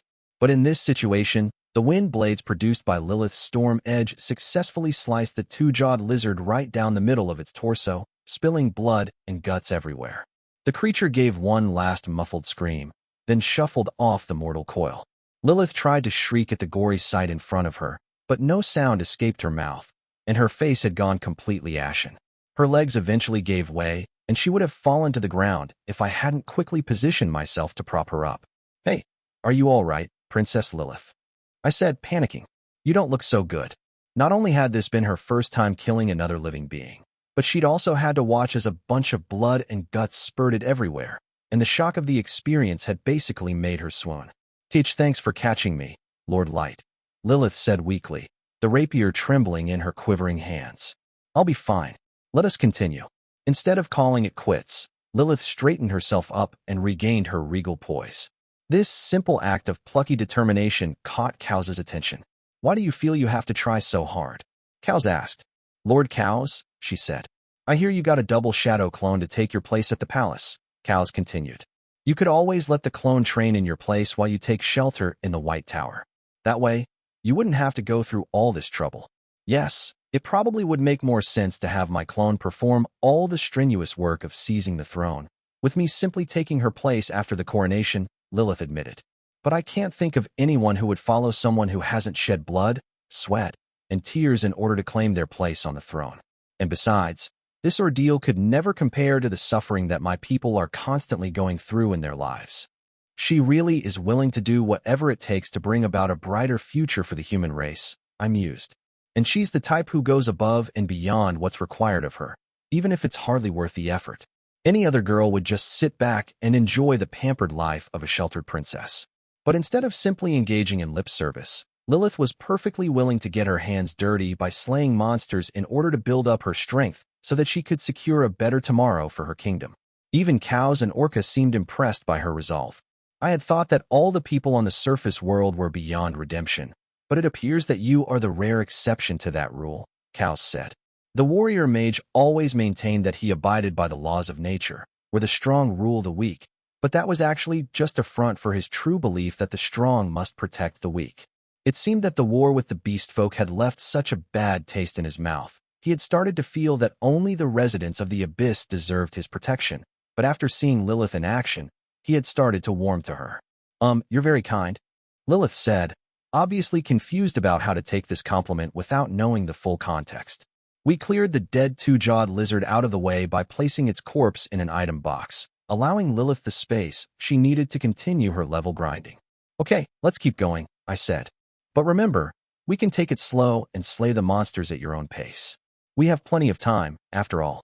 I'm most grateful to you for looking out for me, Lord Light, Lilith said. Orca, go ahead and lure out the next monster, I ordered. As you command, my lord and master, Orca replied, before playing his fiddle once more to draw the next creature out of the brush. Lilith had only just started to level up, so it was best to let her get a hang of the process first. While Light and his team were busy helping Lilith level up, the Great Tower received a new batch of freed human slaves, and included among them was a teenage girl with strikingly beautiful features who spoke in a coquettish voice with vaguely devilish undertones. Thank you so much for rescuing me, the girl said. You have no idea how glad Mickey is to be here. Chapter 6, Adventurer Rank Upgrade. On our first day helping Lilith to level grind, we managed to get the princess within touching distance of level 100, but we decided we should stop there, since it seemed all the gory monster slayings were pushing Lilith perilously close to her breaking point. She wanted to pick it up again the next day and blast past level 100, but I wasn't about to agree to that. For one thing, she needed a break to refresh and recharge, and for another, she was still a royal, and as such, had a busy schedule. Lilith had been able to spend the whole day leveling up because we'd replaced her at the palace with a double shadow clone. But she had no way of accessing the memories of what the doppelganger got up to in her place, which meant if the real Lilith played hooky from her royal duties for too long, she would be behind the curve when she eventually returned. Due to this, Lilith and I agreed that she would only continue with her leveling when she was truly free to do so, as well as decided that it was best to leave her new armaments at the Great Tower for the time being. Her free time wasn't the only factor to take into consideration. I had been tasked with becoming an A-ranked adventurer, so I wasn't free to help Lilith to level up all the time either, especially since she was the one who had given me the assignment. She needed me to get to this status so that I would meet the qualifications to act as her bodyguard at the summit in the duchy. By this point, I'd already been active for quite a while as an adventurer named Dark, which was the alter ego I'd created for myself for the times I wanted to go conduct intelligence-gathering operations on the surface. Since I already had a track record spanning several nations, I didn't envision it being too much of a problem to get my rank up, if I hadn't thought to recommence my questing career beforehand. However, things would certainly have been more complicated, to say the least. The day after helping Lilith to level grind, Nimyamu, Gold, and I took a trip up to the surface to kickstart the process of turning the Black Fools into an A-ranked party. We headed for the guild in the Dwarf Kingdom city bordering the Elven Queendom that had the first dungeon we ever quested in, which was the same dungeon where we'd captured Kaido the serial killer. I see this city hasn't changed a bit, I remarked upon our arrival. I should ballywell hope not, since it hasn't even been a year since we last traipsed through here, Gold said. Well, that means the guild should be exactly where we left it, Nemyamu said. Because this city was home to a huge dungeon that spawned lots of gems and other loot, the streets were buzzing with questers of all different races, just like before. There were naturally a whole bunch of dwarf adventurers among that number. But even though the dungeon was right next to the elven queendom, there weren't nearly as many elves, because the two nations had fought over the rights to the dungeon for generations. If there was one major change to the scenery that I could pick out, it was the relative lack of beast folk in the throng of adventurers. Back when my party was regularly questing in the dungeon, you could see beast folk practically everywhere in the city, but humans easily outnumbered them now.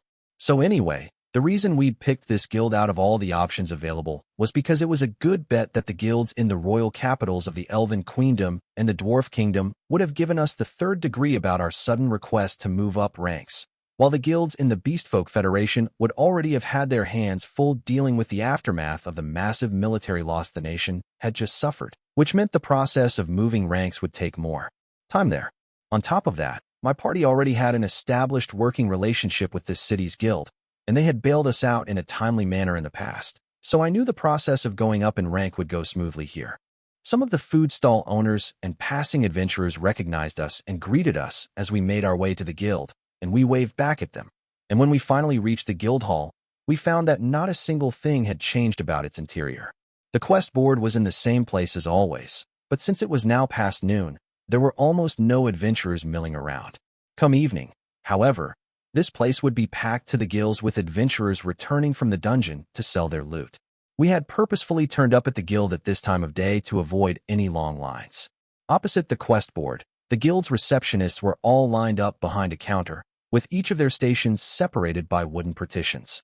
Since we were in the Dwarf Kingdom, it was perhaps unsurprising that nearly every receptionist was a dwarf woman, and one of these dwarf receptionists recognized us immediately, her eyes twinkling with excitement. "Is that you, Mr. Dark?" the receptionist squealed.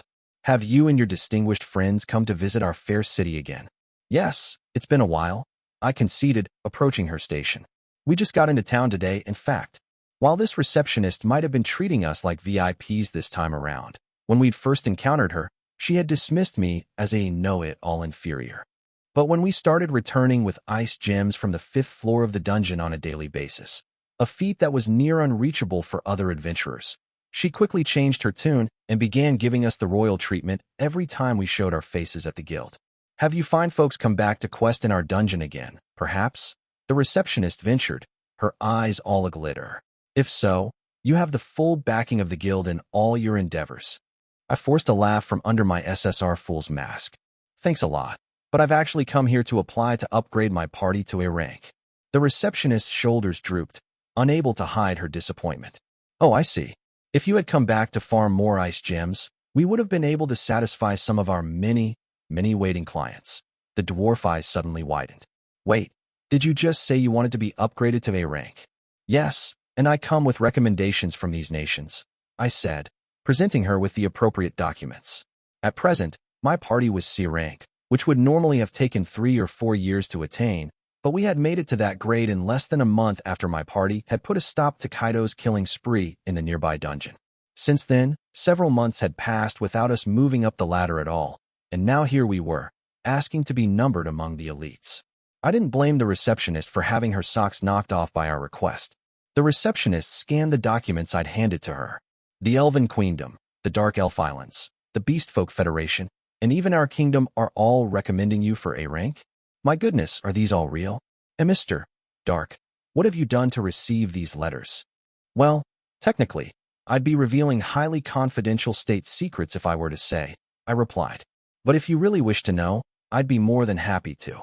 Sorry, forget what I said, the receptionist said hurriedly. You don't need to tell me anything at all. I'd much rather keep my head attached to my shoulders. Thank you very much. For those wondering, the official reason behind my party receiving all of those recommendation letters was for the part we had played in freeing the human hostages from the Beastfolk.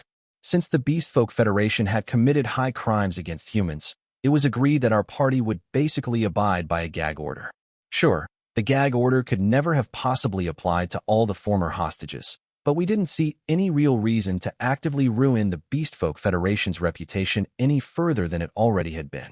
Thankfully, the receptionist got spooked when she found out that the reason we had received all of these recommendations was classified, which suggested there were possibly deadly consequences if these secrets were leaked. I didn't say another word on the matter, since we hadn't come here to ruffle feathers. The receptionist slid down from her seat. I shall inform the guild master, Mr. Dark. I'll be back in a jiffy. As promised, she was back a few minutes later to lead us to a back office. But why? Nimuma screeched. We gave them recommendations from 4 nations, yet they refused to promote you to A rank for the sake of appearances? We were on the road back home after our meeting with the guild master, and as you could probably guess, the session hadn't gone as well as we'd hoped. I think the chap made a rather compelling argument, what? Gold said with a shrug. No respectable guild goes along with whatever bally thing any nation tells them to, especially if that nation is ruled by a tyrant or a despot. Besides, he suggested a good middle ground by promising to fix us up with a proper quest in a few days that will heave us straight up to A rank if we smash it. Frankly, we would be chucking mud in my lord's face if we rejected the offer, girl. Realizing she had been thoroughly out-argued by Gold, Nimuma growled under her breath. And I will not have you grumbling in such a manner, madam, Gold said sharply. I chuckled awkwardly. Thanks, Nimuma, for getting so angry on my behalf. But like Gold says, the guild has given us an out that works for everyone. Sure, a quest might take a bit longer, but I'll take it if it means I can reach A rank in time for the summit. I don't think it's too bad a deal.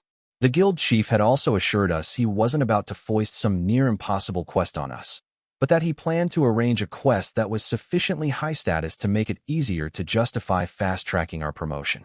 Apparently, this quest could be as simple as escorting an upper-crust aristocrat in secret, or some other kind of major quest the guild would not be at liberty to elaborate on. We were told to come back at a later date, once whatever relatively minor quest he had in mind had been set up. Okay, well, if that's what you think, Lord Dark, then I'll. Nimuma was just about to reluctantly accept my decision when we were suddenly interrupted by a familiar voice. Sir, miss, and you even brought the youngster with you. How are y'all doing? I turned around to find a group of 5 beast men led by a tall bearman behind us. At one time, they'd been a gang of petty thugs, until Gold had successfully reformed them by giving them a few hands-on lessons centering around his brand of chivalry. The beast men ran up to us, their eyes glinting with joy. If you guys were back in town, you should have told us, the bearman exclaimed. Well, if it isn't my old muckers, Gold said. Apologies, lads. I hope all is well on your end. What? You bet your bottom britches it is, sir, the bearman said enthusiastically. We've been busy filling in for you by knocking some sense into all the unchivalrous bums we got roaming around town, and believe you me, there were a lot of heads that needed banging together. Well, blow me down with a feather. I'm truly heartened by your dedication, Gold said. I hope you lads will see your way to carrying on upholding the spirit of chivalry here. What? We appreciate your kind words, sir, all 5 beastmen said in unison. Nimuma and I couldn't quite get our heads around what exactly these guys were so happy about, but Gold was taking it all in stride, arms crossed, and nodding in approval. I had to admit, I always got a kick out of seeing the different sides of Gold and Nimuma whenever I came up to the surface with them. So are you guys back to do some more dungeon questing? The bearman asked. Nope. We just dropped by for a tick to take care of some business, Gold replied. Oh yeah, the bearman said. But it's a good thing we caught y'all in time. We have to leave this city to go back to my homeland. So this hello's really a goodbye. You're all going back to the Beastfolk Federation? I piped up. The bearman nodded. My old man's a big cheese back home, YC. This stays between you and me. But the thing is, my nation got into a tussle with that tower witch and even kidnapped a bunch of human soldiers they could use as shields. Course, it didn't work, since they're saying the witch wasted our entire army. Now they don't got enough folk to take care of things back home. So we gotta listen to my paw and head on back there. Okay, now I get it, I said. And what do you guys think about that war? The bearman's brow wrinkled in disgust. Can't say I like how my brethren got massacred, but the way I see it, my nation has to own that mess, whatever way you put it. I mean, they put together a dang army of slaves they bought and innocent people they nabbed illegally, just so they could be used as human shields. And if that wasn't enough, they locked up a load of women and children as hostages.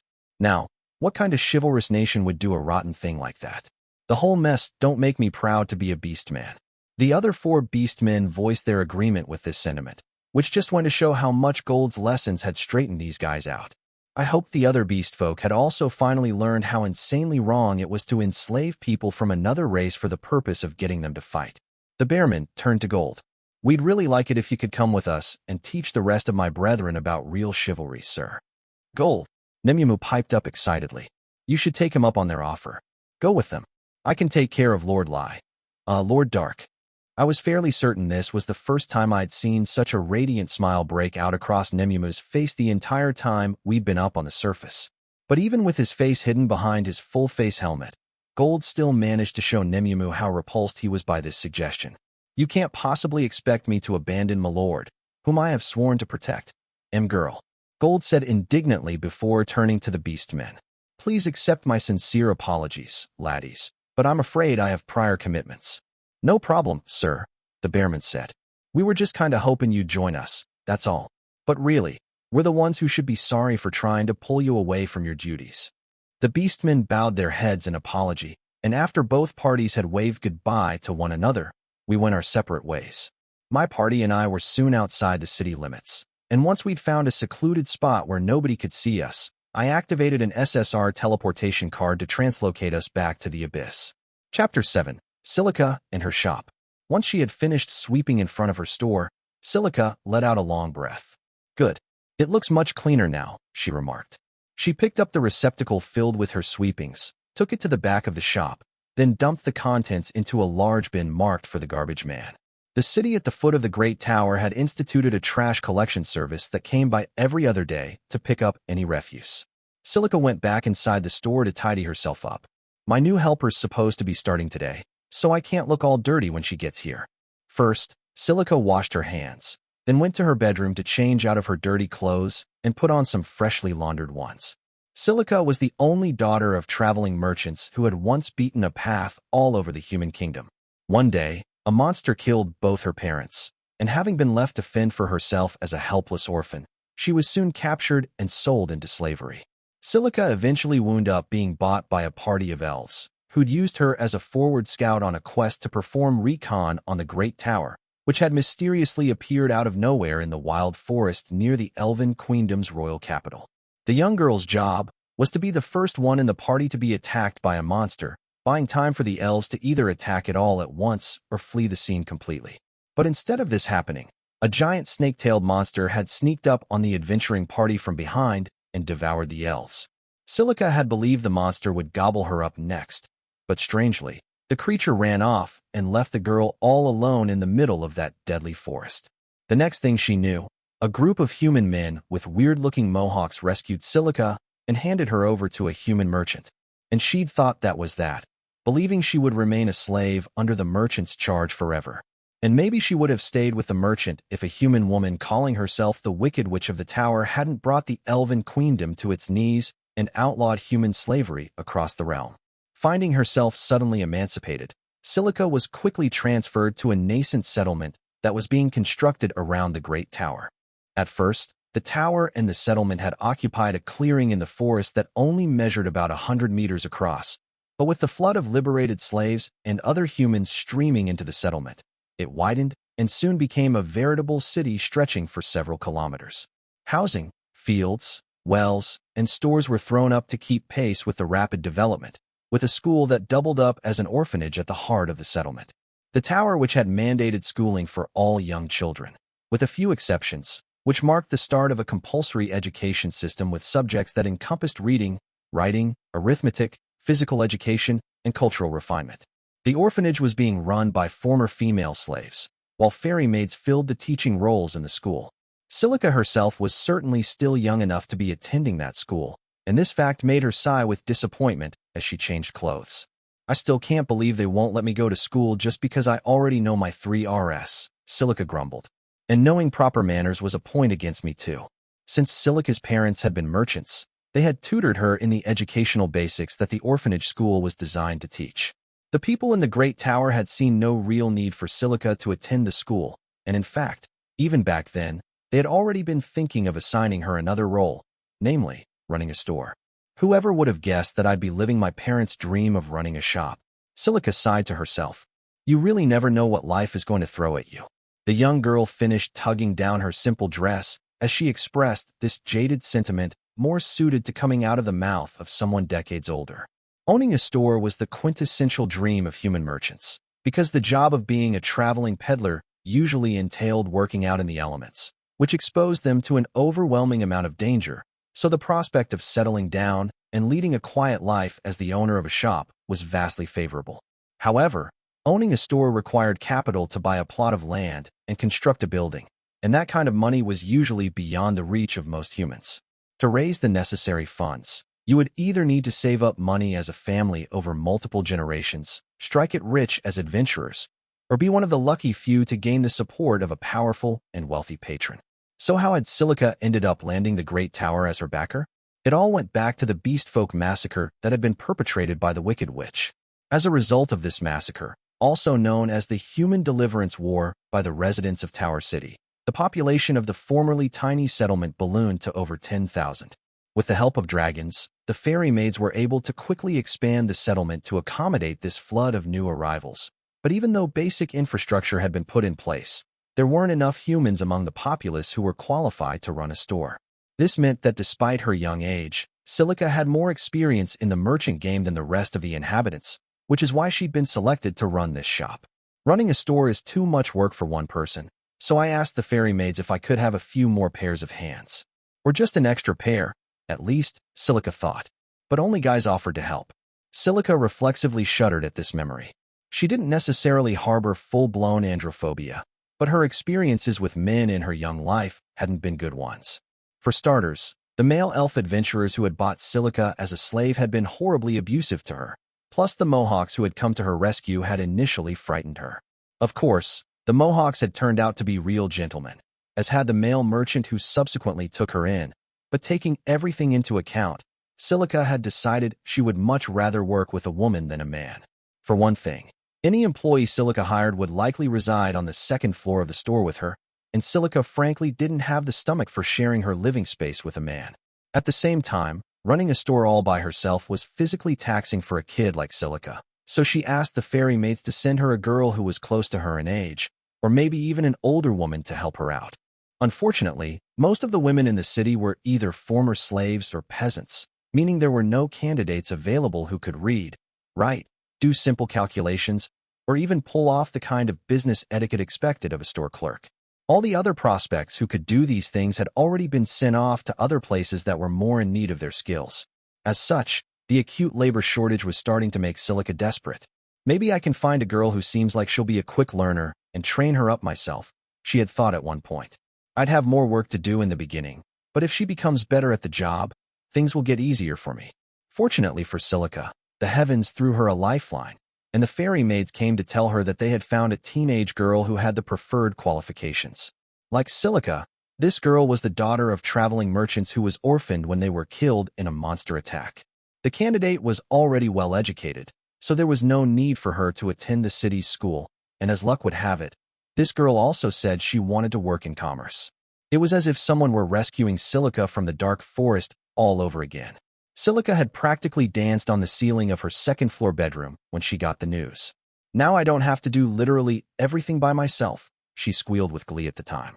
I'll finally have help hauling in the wares, stocking the shelves, cleaning the store, getting everything ready to open, dealing with customers, doing the bookkeeping, writing the reports, and drafting the orders for more inventory. On this particular day, Silica had a good reason to make sure that everything, including herself, was clean and presentable. She wanted to make a good first impression on the savior who would lessen her workload. Just as she finished changing, Silica heard a voice from downstairs. "Excuse me. She's here," Silica hissed to herself in a half-whisper. Before going to open the front door, she took a moment to fix her hair and double-check her clothes for wrinkles, before taking a couple of deep breaths to compose herself. Once she was totally sure that nothing was out of place, she opened the door and came face to face with a girl who was every bit as stunningly pretty as the fairy maids.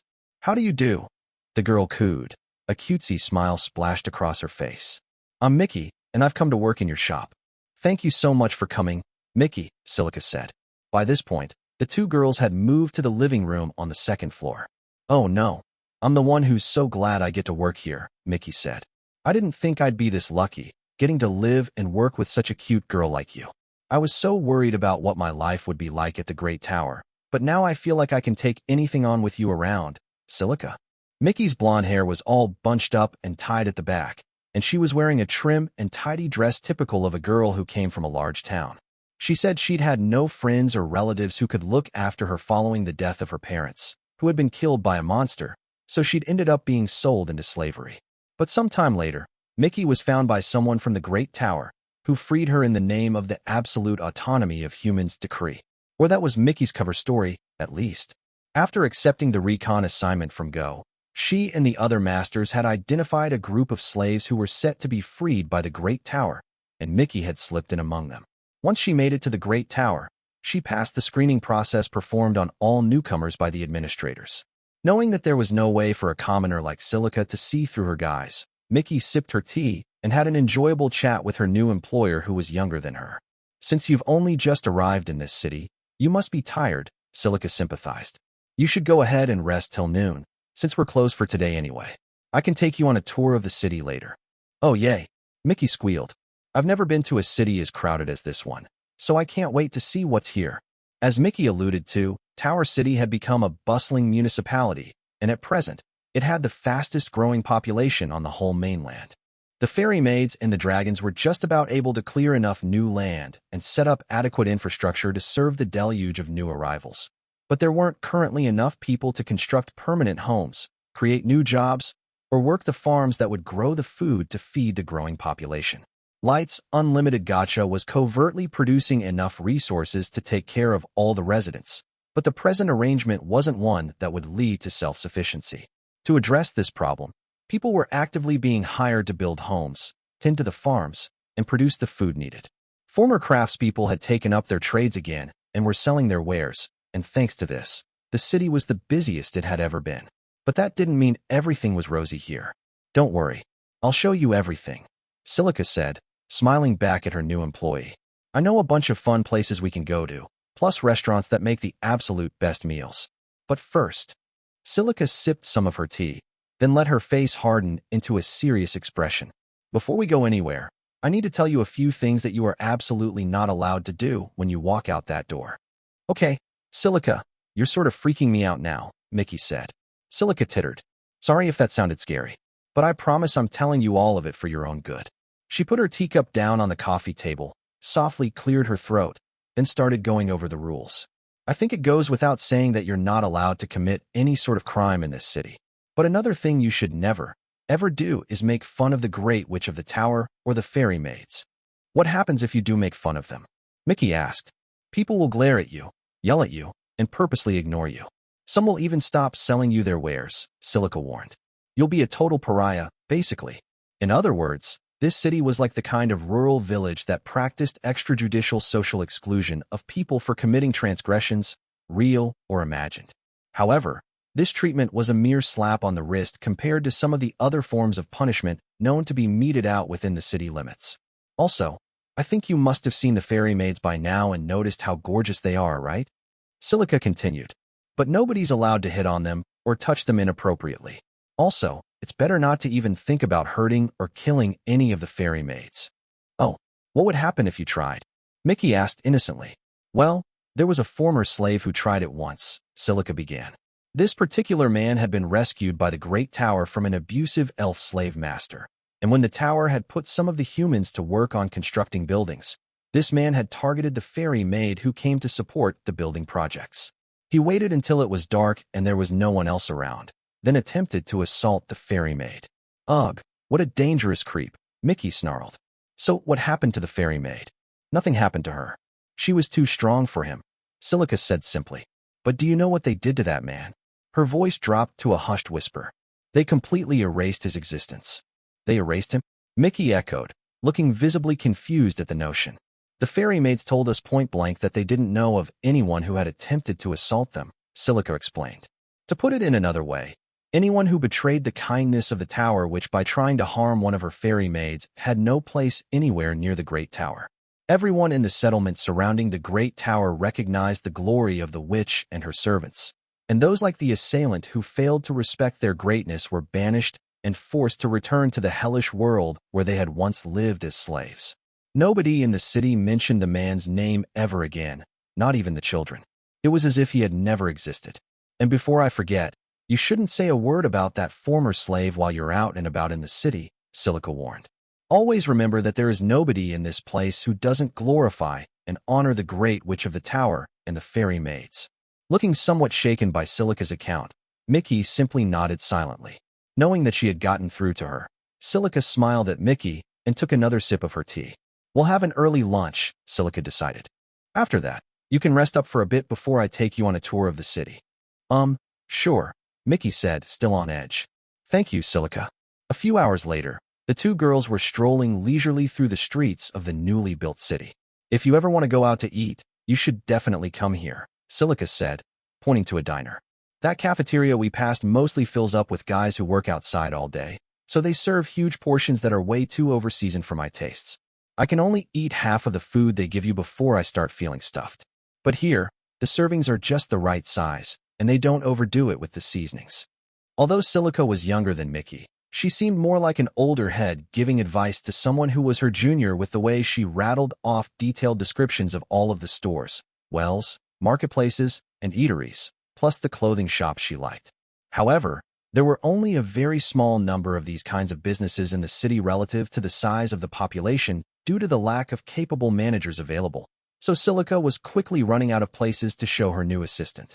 The orphanage/school had, in part, been built in hopes of training up a future generation of entrepreneurs who would eventually open more businesses, and there was also a secondary option of recruiting more merchants from elsewhere. Having fairy maids manage these establishments was a total non-starter, since they were needed for the administrative duties, meaning they didn't have time to run any of the stores as well. While some fairy maids did take on extra roles as teachers, the other lower-level occupations were designated as ones to be filled by humans themselves. There was also one other area of civic life that fairy maids chose not to interfere in. Silica turned a corner. Next, we have, what's wrong, Silica? Mickey asked before noticing the spectacle in front of them. What is that? A group of people led by a pretty girl with angular eyes and golden hair twisted into coils were making vocal appeals to passers-by. Join our faith and exalt the glory of the great witch of the tower, the girl called out in a theatrical tone. Give thanks to the eternally holy fairy maids, and to the most holy Saint Mia. Join our family at the Church of Taoism. The girl was proselytizing with an electrifying sense of duty, to the point where she was even wearing an outfit that resembled that of a priestess. The adults within this group of disciples held up signs that conveyed the same message and added their voices to the girl's exhortations. Silica, who even are they? Mickey asked. I've never heard of Taoism before. Yeah, about that, Silica said slowly. Let's go somewhere else so I can fill you in. Silica took Mickey by the hand and led her quickly past the Taoists. Even though a good number of passers-by were making a point of ignoring the evangelists, their young leader, Corny, never once let up in her calls for others to join her faith. Silica and Mickey eventually made it out to the city limits, where they were free to converse frankly without needing to fear being overheard by other citizens. The younger girl quickly scanned her surroundings to make sure they were truly alone before launching into an explanation of what they'd just witnessed. Taoism is this brand new religion that was made up just a little while ago, Silica said. In Taoism, the tower which served as the principal god, the fairy maids were her angels, and a girl by the name of Mia was a saint, according to Silica. I sort of get why the witch and the fairy maids would be holy, but who's this Mia? Mickey said. She's a mage that did a lot to help out the human hostages during the Deliverance War, Silica replied. She saved a bunch of lives during that war, just like the Great Witch and the fairy maids did, so people now worship her as Saint Mia. Silica sighed and shrugged. A lot of the people who were saved by Saint Mia are now adherents to Taoism, but people like me who came to the tower before the war don't believe in all that stuff. I get why people would want to worship the Great Witch and the fairy maids, but I think glorifying a simple mage alongside them is a step too far. For the sake of clarification, Saint Mia had been squarely placed at the bottom end of this theological hierarchy, yet people like Silica were still confused as to why Mia had been designated a saint at all. Some citizens had even approached the fairy maids to demand that they put a stop to this blasphemy, but the fairy maids had rebuffed these appeals, replying that they welcomed this new religion.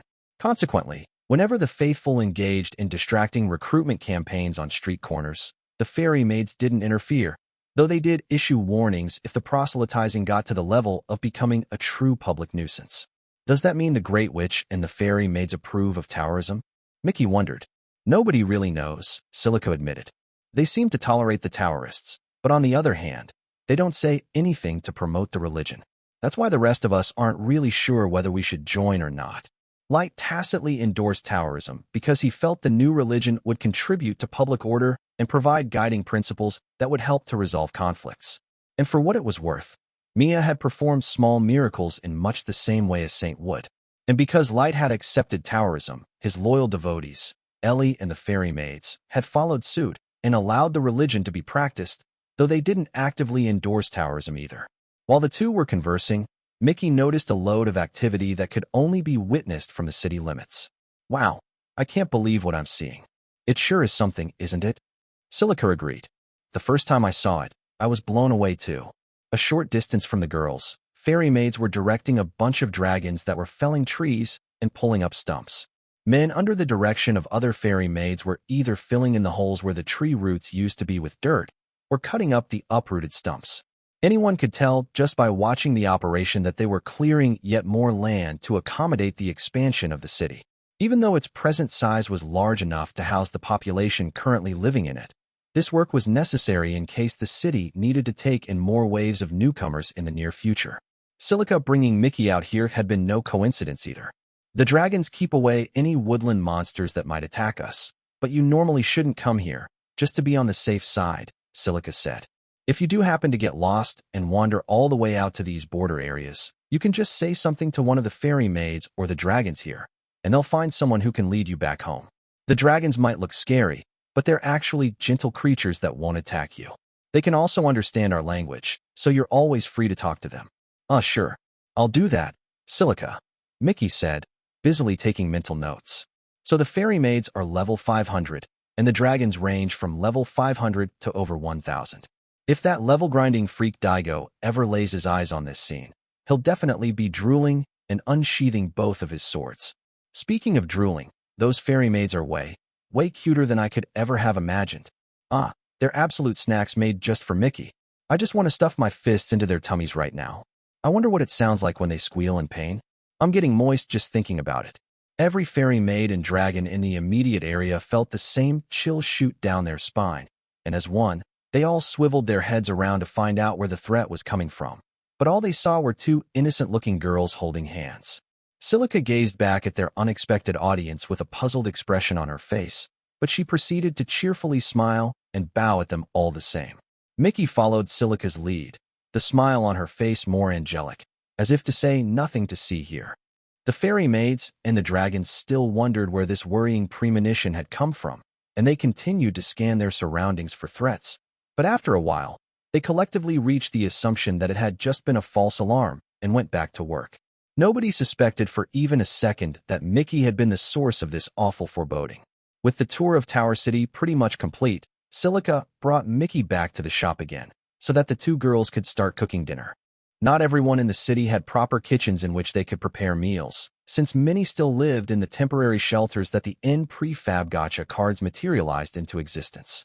That said, for many of the residents, living in an prefab home was undoubtedly better than the lives they had left behind, and the food they received was freshly prepared by the Great Tower. The food distribution program prioritized residents living in shelters without kitchens, but the meals handed out had additional value, because 1, they were more delicious than what any ordinary human could cook, and 2, they were made by gorgeous fairy maids. The limited amount of leftovers from these meals had become a hot commodity among the residents, and some even fetched premium street prices. Back in the shop, Silica and Mickey chatted away while they ate the supper they cooked themselves, and when it grew dark, the two girls took baths and went to bed in separate rooms. Along with ordinary lamps, there were magic items that could brighten up rooms after sundown, but most people didn't bother wasting their money on those things.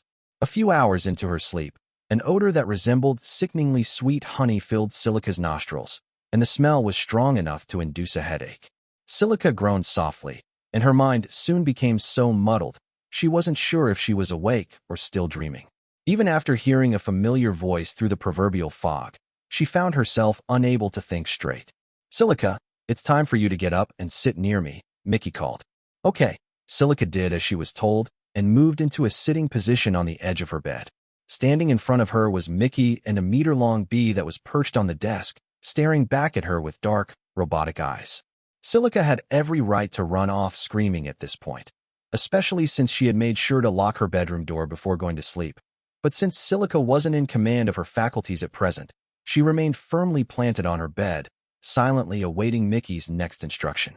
The queen pheromone bee under Mickey's control was a higher-level version of the pheromone bee, a kind of monster known to lure its prey with pheromones before killing it. The queen pheromone bee's scent went even further than that by allowing the creature to manipulate its target into doing its bidding, but the pheromones weren't supposed to be potent enough to work properly on humans.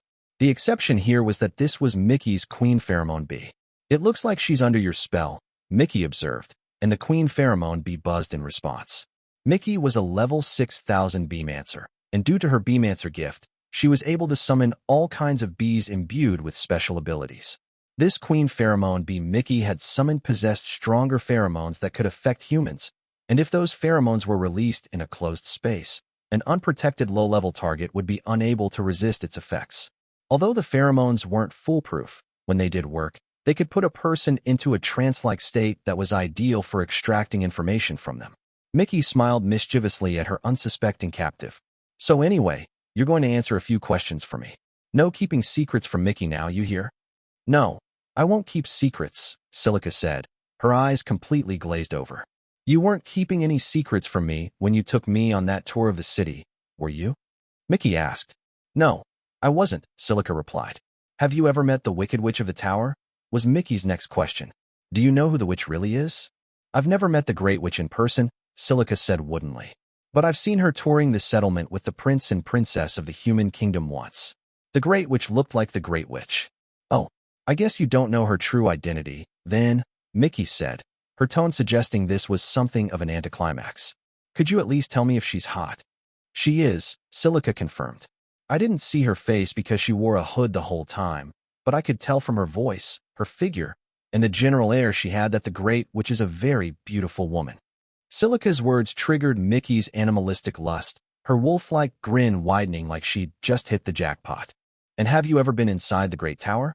If you have gone inside, could you tell me where you went?" "I've only been to the first floor," Silica said. "Inside, it's just as white as the outside, and there are lots of big pillars in there.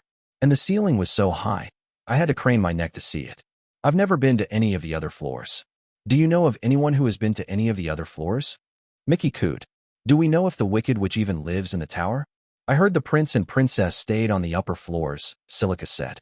"That means the Great Witch lives in the tower. Is that right?" Mickey mused. "In that case, my next question is..."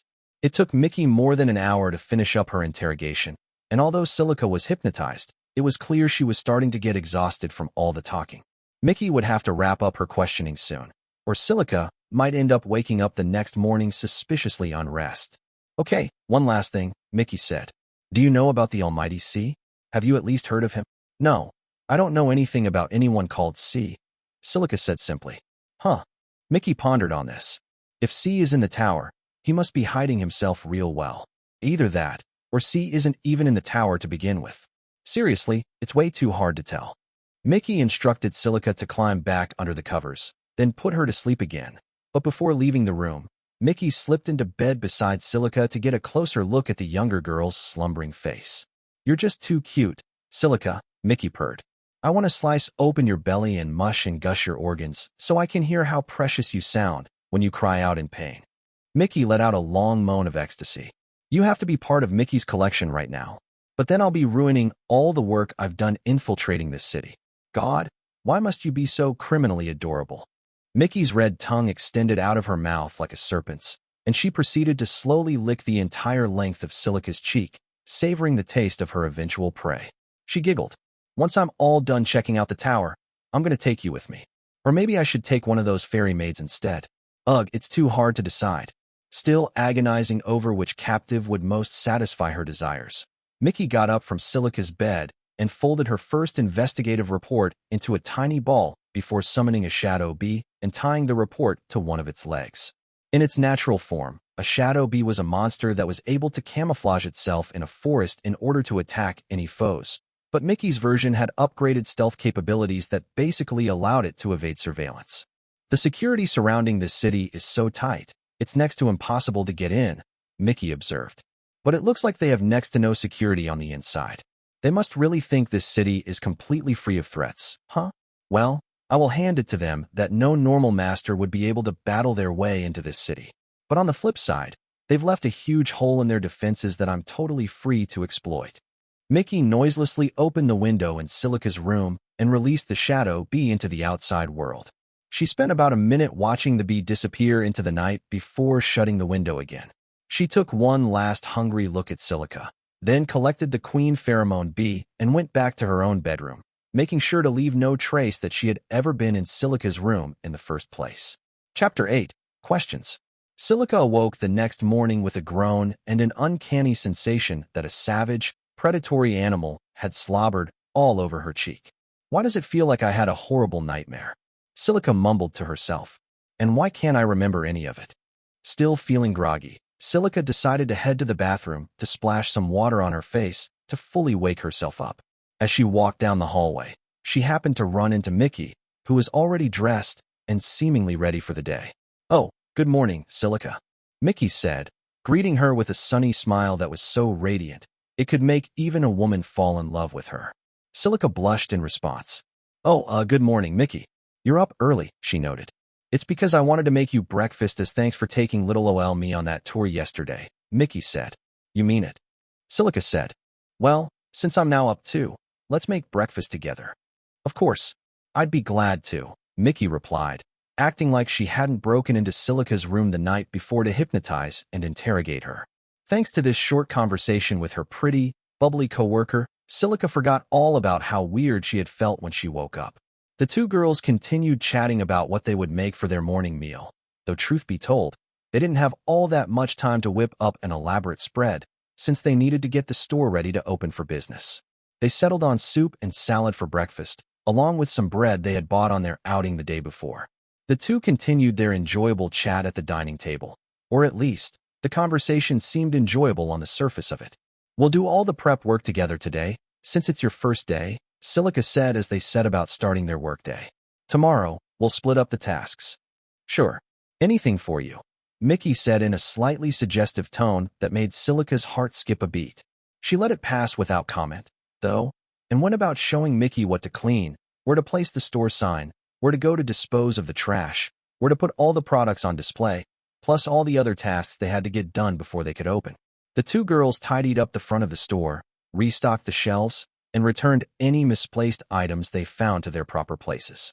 While they were fixing up the shelves, a certain item on sale caught Mickey's interest. "Silica, is this supposed to be soap?" she asked. "Yeah, it's one of our best sellers," Silica replied. "Soap sells for a much higher price where I'm from," Mickey stated.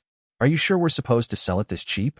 Silica's shop sold soap for half the average price that it would usually go for in the many nations around the world, while some places in the city even sold soap for as little as a third of the average. Since Mickey claimed to be the daughter of traveling merchants, it was only natural that she was surprised by the low price. "It's fine. Trust me," Silica said, smiling. "Unlike the soap you get in other towns, the fairy maids supply us with this soap at rock-bottom wholesale prices, so we're able to make a neat little profit off it, even with the discount." "You get this soap from the fairy maids?" Mickey queried. "Yeah, and they say regularly washing hands with soap helps to prevent diseases," Silica explained. "That's why they wholesale the soap so cheaply."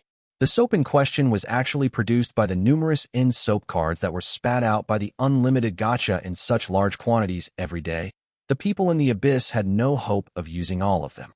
So instead of letting these surplus cards pile up and occupy space, it was decided that the soap would be put into circulation in Tower City as a way of maintaining high levels of hygiene among the residents.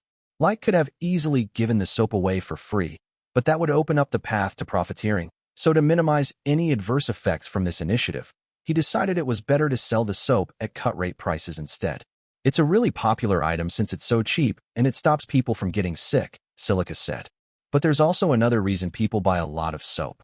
"What reason is that?" Mickey asked. "People associate the soap with the fairy maids," Silica explained. "The fairy maids use soap a whole lot themselves, but it's also the fairy maids who bring the soap to the stores."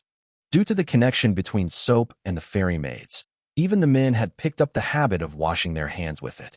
It was irrefutable that people were suffering fewer illnesses in Tower City than in the average human community. And while the better availability of nutritious food was partly to thank for that, it was also indisputable that the use of soap was contributing to the overall good health of the residents. While Silica was busy giving Mickey the lowdown on the soap, the door to the shop opened. Silica turned and smiled at the visitor. "We're sorry, but the store isn't open for business just yet. So if you wouldn't mind, could you please wait outside for a few more moments until we're ready to help you? Oh, fear not, girl. We aren't customers, a familiar voice boomed. We come bearing more goods for your shelves. Is that you, Sir Gold? Silica said. Sorry, my mistake. I didn't realize it was you and your party. With his knightly, golden armor gleaming in the morning sun, Gold walked into the shop carrying a heavy wooden box with ease, and he was followed inside by a stunningly beautiful woman who had amber bronze skin and a scarf covering her mouth. Accompanying them was a dark-haired boy wearing a mask and a teenage girl Silica had never seen before. Sir Gold always comes here with those too, but who's this other person with him? Silica wondered. Is she a new member of their party? But if I didn't know any better, I'd swear I've seen her somewhere before. Silica bowed to Gold. Thank you for bringing all of these goods to my store. They would have been much too heavy for me to carry all at once, and it would have taken way too long to ferry them here a little at a time. No need to thank me, love, Gold replied. A chivalrous knight like myself is always on hand to help a young damsel in distress. What? Still, I can't thank you enough, Silica said. And you too, Miss Nimumu and Mr. Dark. Thank you.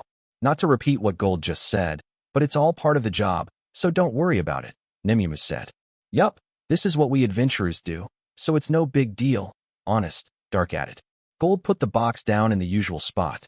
After the Black Fools had helped the Wicked Witch to free the human hostages from the Beast Men, the party had continued to show everyone how close they were to the witch by regularly performing courier duty that took them through the wild forest surrounding the Great Tower.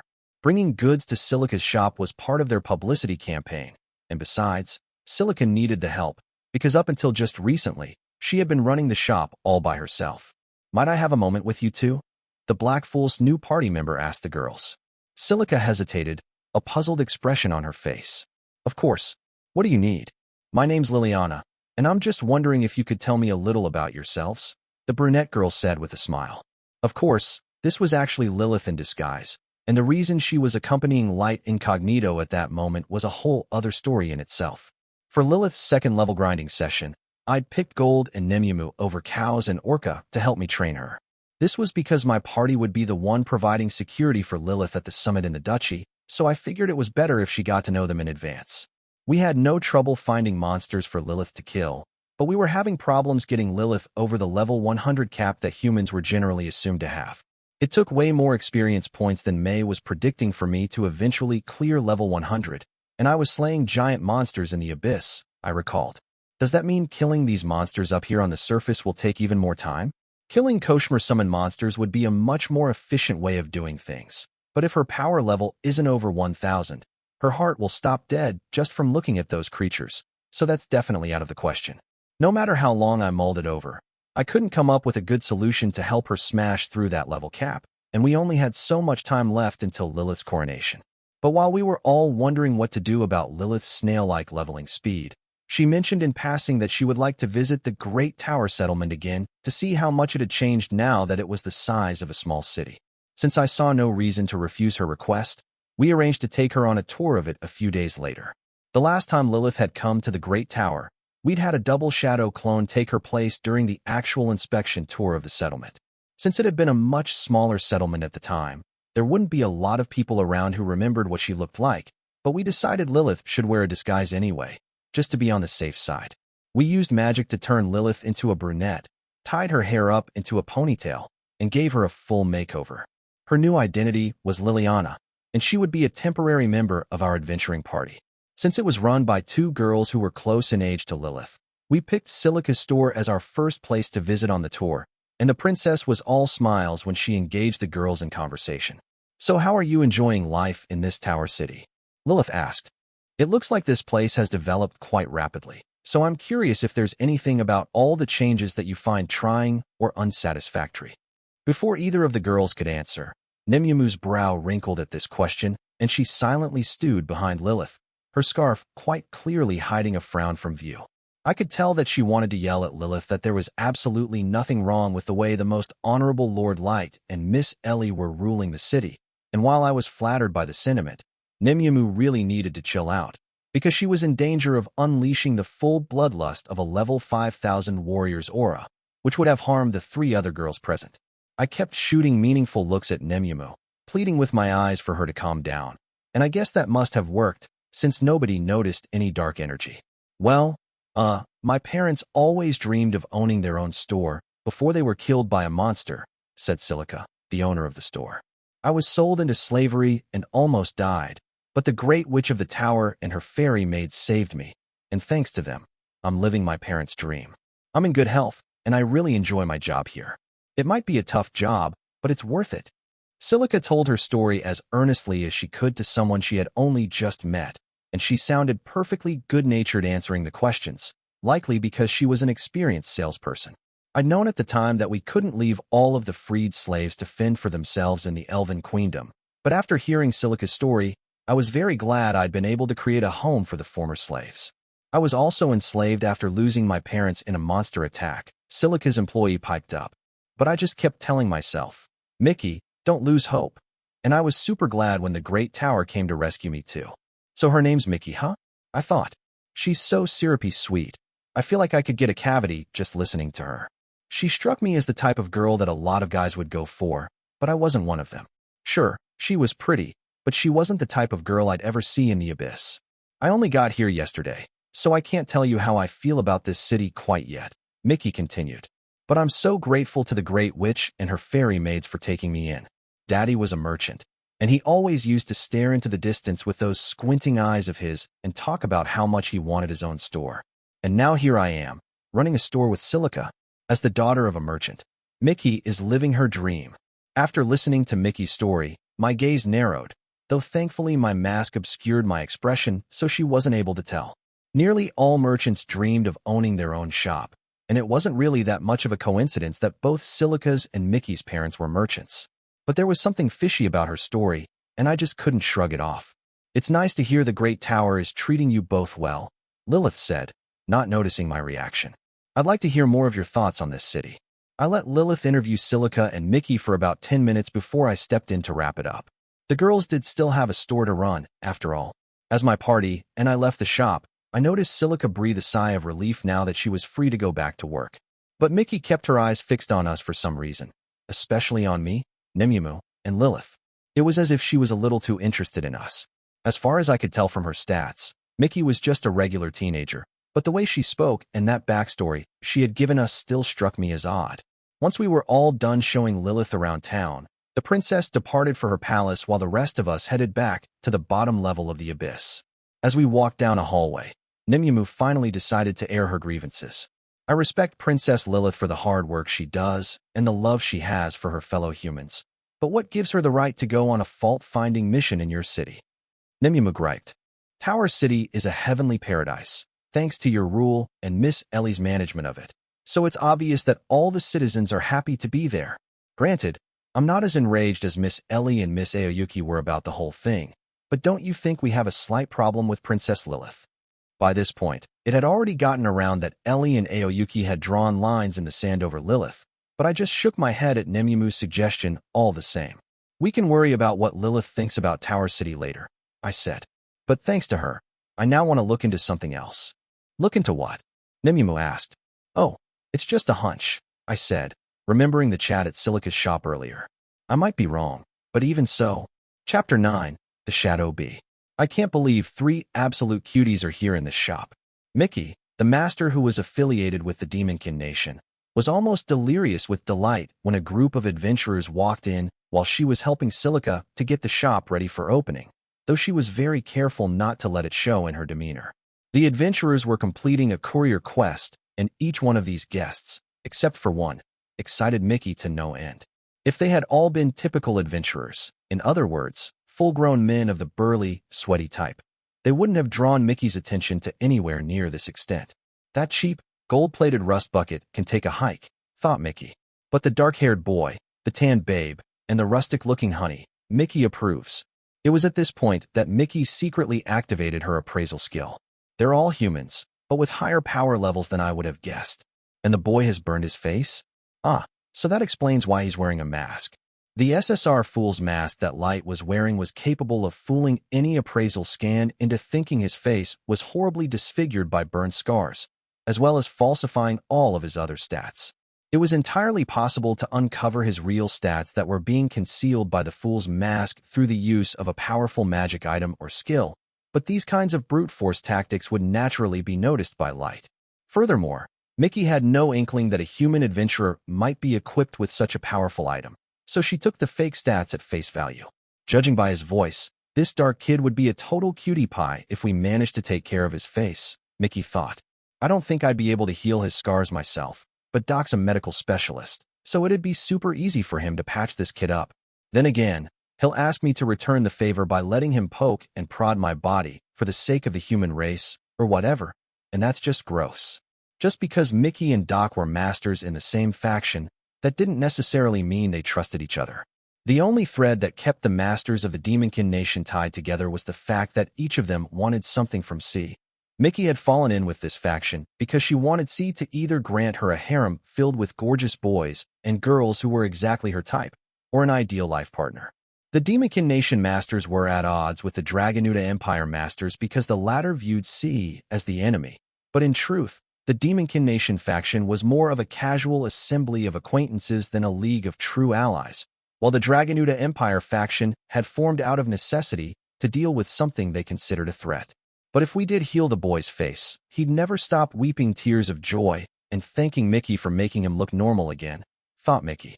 And just as he hits peak happiness, I'll grab him, burn his face again, and make him totally miserable. I can't wait to hear how adorbs he sounds when he's screaming in pain and anguish. Just thinking about it has lit my fire, and now I'm throbbing down there. Mickey really had started to feel flush from her highly active imagination, and that heat transferred upward into her unwavering gaze that was fixed on the boy adventurer named Dark. After her eyes had gotten their fill of Dark, Mickey's lustful attention shifted to Nemumu and Liliana. I can't get enough of Nemumu's tan skin and platinum blonde hair. She's even cuter than the fairy maids, she thought. Liliana looks like she's fresh off the farm and knows practically nothing about the real world. Mickey just loves thoroughly corrupting such innocent babes in the woods. It's like stomping around in a fresh layer of snow before anyone else has a chance to touch it. Mickey turned her gaze back to Nemumu again, and she looks like a real tough cookie with a stuck-up attitude. I seriously want to torture her till she submits. Then, afterward, I'll be sweet as honey with her until she's putty in my hands once more, and then when she completely trusts me, I'll stab her in the back. Literally. Mickey giggled inwardly. I bet Nemumu will look absolutely precious when I do that. I so want to summon my bees so I can paralyze and capture these 3 cuties plus Silica and take them home with me. By this point, Mickey was in the middle of answering Liliana's questions with a completely made-up backstory, though she was well prepared enough to make the lies seem credible. I'll base my merchant daddy on Hisomi, thought Mickey. Having an image of someone you know in your head while making up a person makes the story a lot more believable than trying to invent someone out of whole cloth. I still think what those Dragonuta masters believe is downright stupid, but thank God one of them is a merchant. As they say, you've always got to add a sprinkle of truth to your lies. Mickey once again took a moment to giggle inwardly. My acting chops are off the charts. Someone should really hire Mickey as an actress. In spite of the fact that a group of attractive people who were just her type were within arm's reach, Mickey faithfully maintained her cover through the whole encounter. However, her dedication to her task would ultimately come back to haunt her, even though Mickey didn't know this at the time. When Dark and his party left the shop, Mickey watched them head off into the distance until she couldn't see them anymore, then went back to prepping the store under Silica's direction. Because the Demonkin Nation was located in the northernmost part of the mainland, its cold climes didn't allow for the farming of wheat.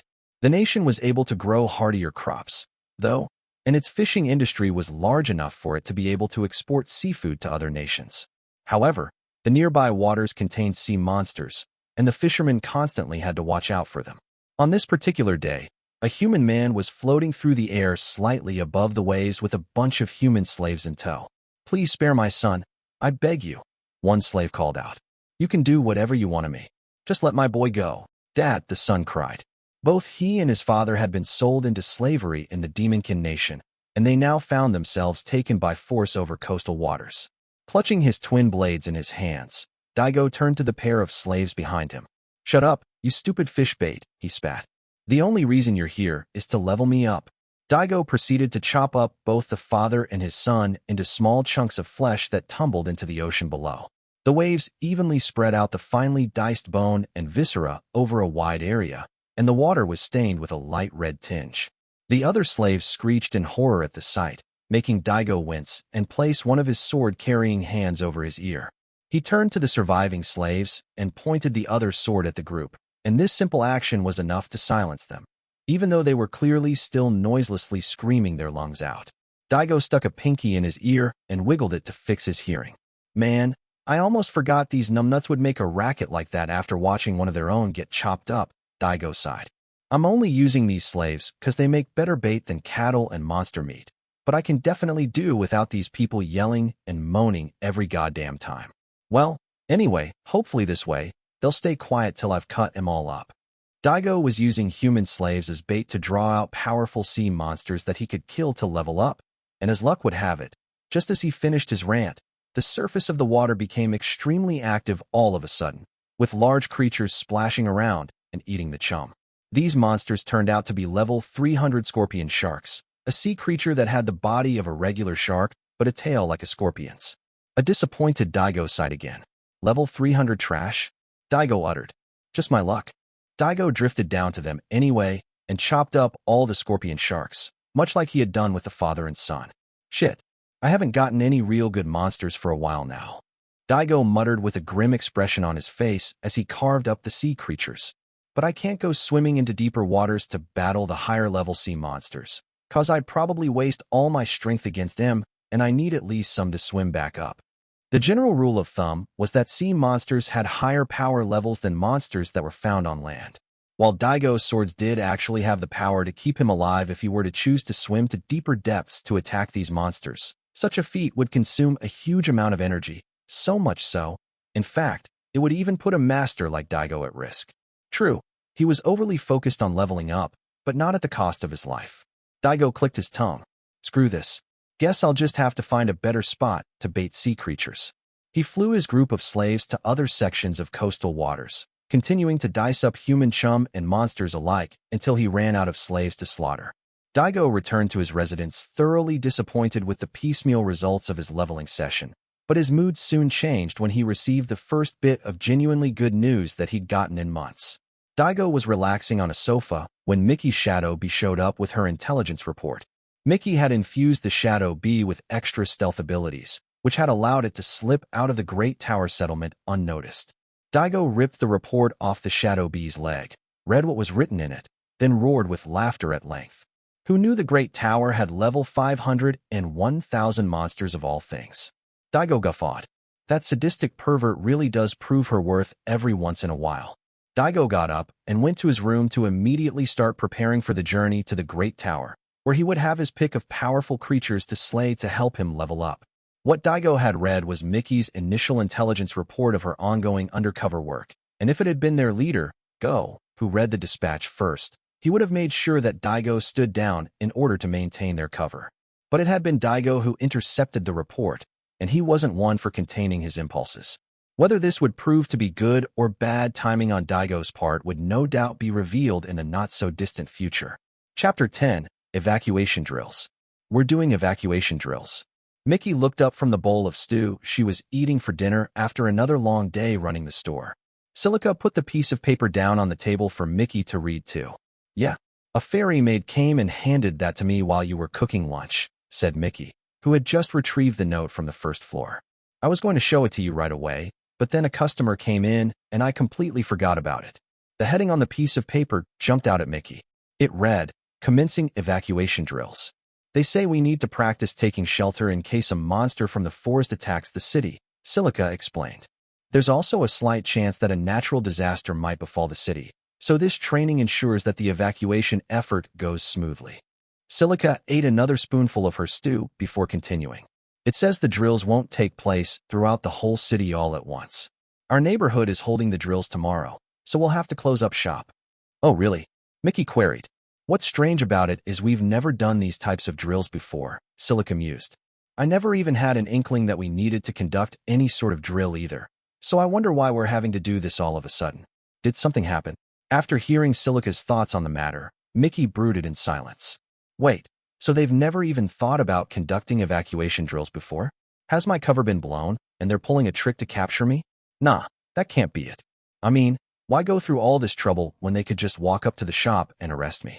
Besides, they don't know Mickey is a spy. I've barely even done any actual espionage work yet. I still have to get a hang of my new life. And as I've already sent off my initial report, I'm totally free to take it easy and lay low for a while.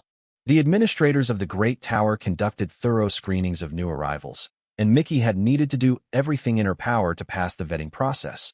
But now that she was actually inside the city, she found the security here to be quite lax. After all, there was no sign that anyone was monitoring her. Of course, there was always the possibility that some other infiltrator had been discovered, which had prompted a higher level of caution, but it was more likely that the evacuation drill was indeed genuine and the timing of it was simply a coincidence. This still feels kind of sketchy, though, Mickey thought. I'm getting a bad feeling about all this, like there's some huge monster leering at me. By this time, Silica had already gone on to a different subject, but Mickey was barely paying attention to her and was only giving half replies in order to keep the conversation chugging along. There's almost no way Mickey's cover has been blown, thought Mickey, but I should have a backup plan, just in case. The next morning, Silica and Mickey's neighborhood conducted evacuation drills as scheduled, with fairy maids barking out instructions through magic items that were designed to amplify their voices. Earthquake. A major earthquake has hit the city, the fairy maids called out. Some homes have been destroyed, and others are in danger of collapse. All residents, please proceed to the first floor of the Great Tower immediately. I repeat. Naturally, the earthquake and the destruction of the houses were entirely fictitious, and the neighborhood was merely role-playing what would happen in the event of a disaster. Numbering under 1,000 in total, the residents had already been given notice the day before of what was going to happen by the fairy maids, so everyone obediently followed their directions. As the crowd trudged toward the tower, another fairy maid gave some additional instructions through her magic loudspeaker. No pushing or running, please. Walk in orderly lines, the fairy maid said. The first floor of the tower has enough room to accommodate all of you, so please remain calm as you proceed to your destination. If anyone isn't feeling well, don't be afraid to say something. Another fairy maid called out. We fairy maids will help you right away. On hearing this last pronouncement, a number of the young men in the orderly line started getting ideas, but a few well-placed glares from the women next to them quickly put an end to their mischief. The men fully understood that the city's unwritten rules forbade any inappropriate acts with the fairy maids, so nobody went the extra step of actually feigning an illness. Since the residents had all been rescued by the Wicked Witch, they all made an effort in good faith to follow the fairy maid's orders, and even though some grew exhausted on the march, everyone arrived at the Great Tower without any major problems. The fairy maids that were waiting at the tower for them checked their residency certificates before directing the arrivals to the dining space that had been prepared on the first floor. Thank you all for cooperating in this drill, one of the fairy maids said. As a token of the Great Witch's gratitude, feel free to partake in the meal we have prepared for you. Cheering erupted from the crowd. The residents had found the evacuation drill to be a bit of a nuisance, even if they did feel an obligation to the Tower Witch, but a free meal was an entirely different matter.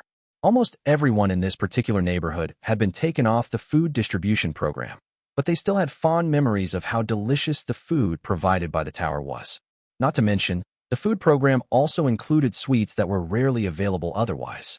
The prepared meals at the tower were also part of the evacuation drill, since evacuees would be in need of feeding if a real disaster struck. On the menu that day was salad, corn soup, fluffy bread, scrambled eggs, and a number of different types of fruit. The drink choices include water, tea, and several varieties of juice. Children lined up holding trays, and once they had received their food, they sat down at long cafeteria tables with their families. The participants in the drill were told they were free to go home once they had finished eating. I can't wait to eat this food made by the fairy maids, Silica said. Right, me too, Mickey replied, a manufactured smile plastered across her face, while underneath, she was on high alert. However, the only people who were looking at Mickey were a smattering of men in the room, and their attentions were focused almost entirely on her face, breasts, and buttocks, as well as some other body parts in that same libidinous vein. Since dirty men held no interest for Mickey, the unwanted attention only served to annoy her, and if she had been in the Demonkin Nation at that moment in time, she would have summoned killer bees to dispatch every single one of these lechers. While Mickey was briefly distracted by this imagined scenario, The fairy maid who was serving her corn soup accidentally hit the edge of the cup with her ladle, tipping it over and spilling its contents all over Mickey's clothes. Sorry. I'm so sorry, spluttered the fairy maid, who looked like a cute geek and had long, disheveled bangs partially covering her eyes. What are you even doing? Said the fairy maid who was handing out bread next to the geeky maid. Are you seriously, trying to give her third-degree burns? I am sorry, the geeky maid stuttered. I'm the one you're apologizing to, said the other maid, who looked like a fashionable Kogel who had dyed her hair light brown. She turned to Mickey. So anyways, we're sorry yeah? If you'll follow me, we can get you into a new change of clothes? No, I'm good, Mickey said. I didn't get burned at all, and you really don't have to worry about these old clothes. Yeah, but that'll kind of make us, look bad, said the Kogel fairy maid, who had a habit of phrasing everything like it was a question. Besides, it'd definitely be better if you washed that dress right away, yeah? We'll get you some new clothes too, and make a formal apology, if that'll work for you. The Kogel maid switched places with another fairy maid, while a third fairy maid took Mickey's tray from her hands so that she could go to another room to change. Don't worry about your friend, yeah? We're, just taking her to wash her clothes, the Kogel maid said to Silica. So you can go ahead and eat without her, okay? Mickey hesitated for a second, then decided it was probably in her best interest to do what the fairy maid said. If she persisted in refusing the offer, it would look like she was being discourteous to a fairy maid, which would break one of the city's unspoken codes. Looks like you'll have to eat without me, Silica, Mickey said. I'll catch up with you once I'm done changing out of these clothes. Sure, Silica replied. You got it. Don't worry, yeah? We do have a changing room here, if that's what you're wondering, said the Kogel maid leading the way. We won't, make you change where other people can see you, yeah? The fairy maid took Mickey all the way across to the other end of the first floor, which was where the stairs were located. Oh, so there was a door on the other side, Mickey thought, slightly surprised. The doors were made of the same lily-white material as the walls, which made them practically invisible from a distance. The fairy maid opened the double doors to reveal a set of stairs, which were also made of the same material as the walls. As she ascended the stairs, Mickey twisted her head this way and that to take in her surroundings.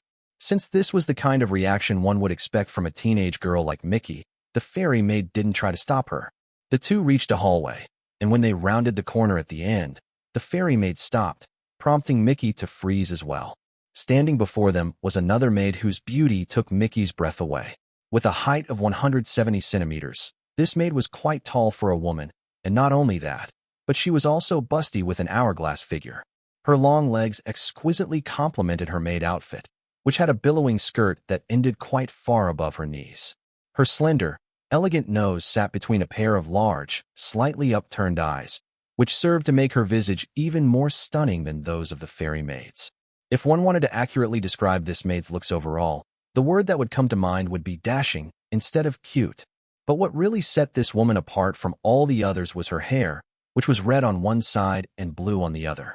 Oh my god, where have they been hiding this maid? Thought Mickey. She's way too hot.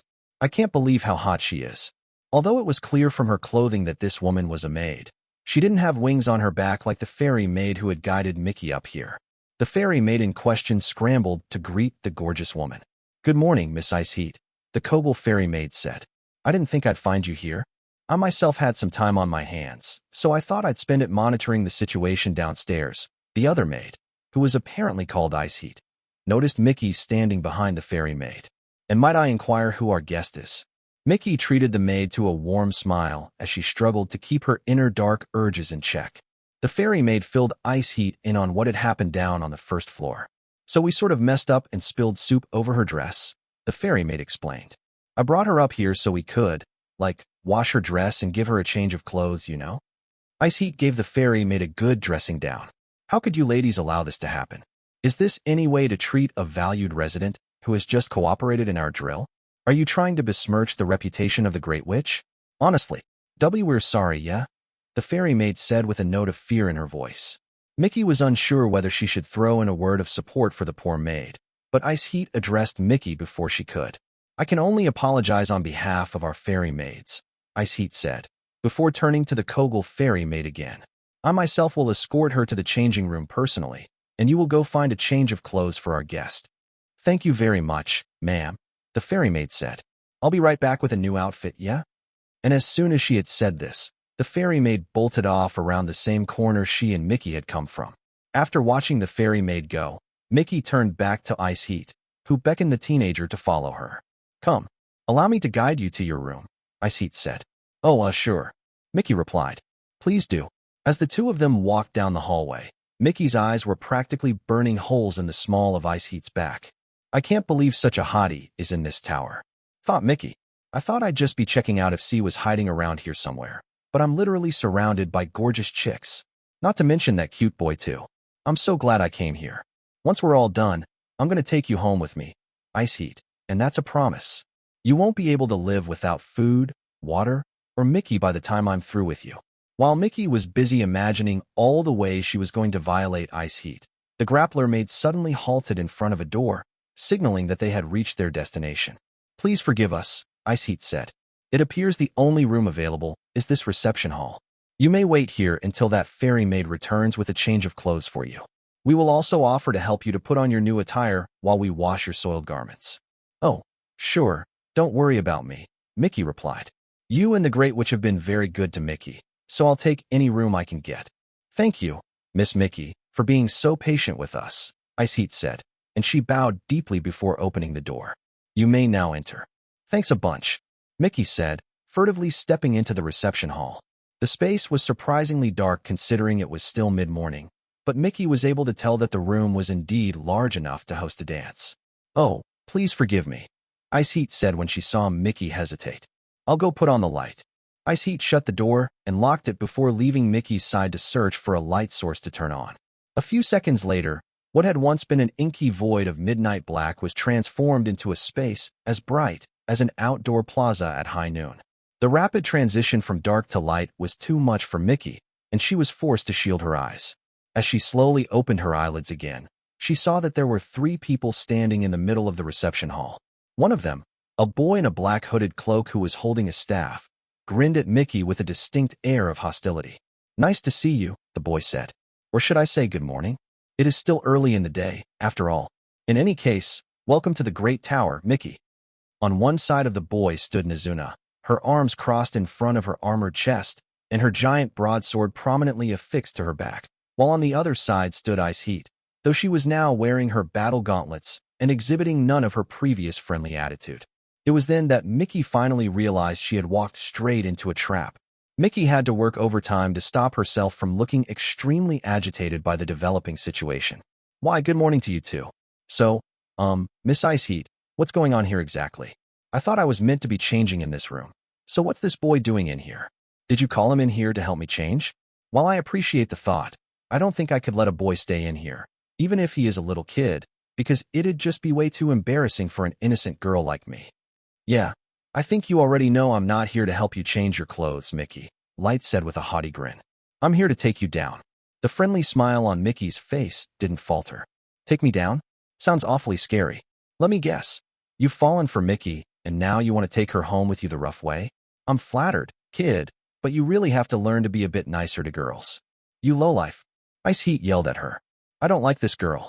Nizuna seethed.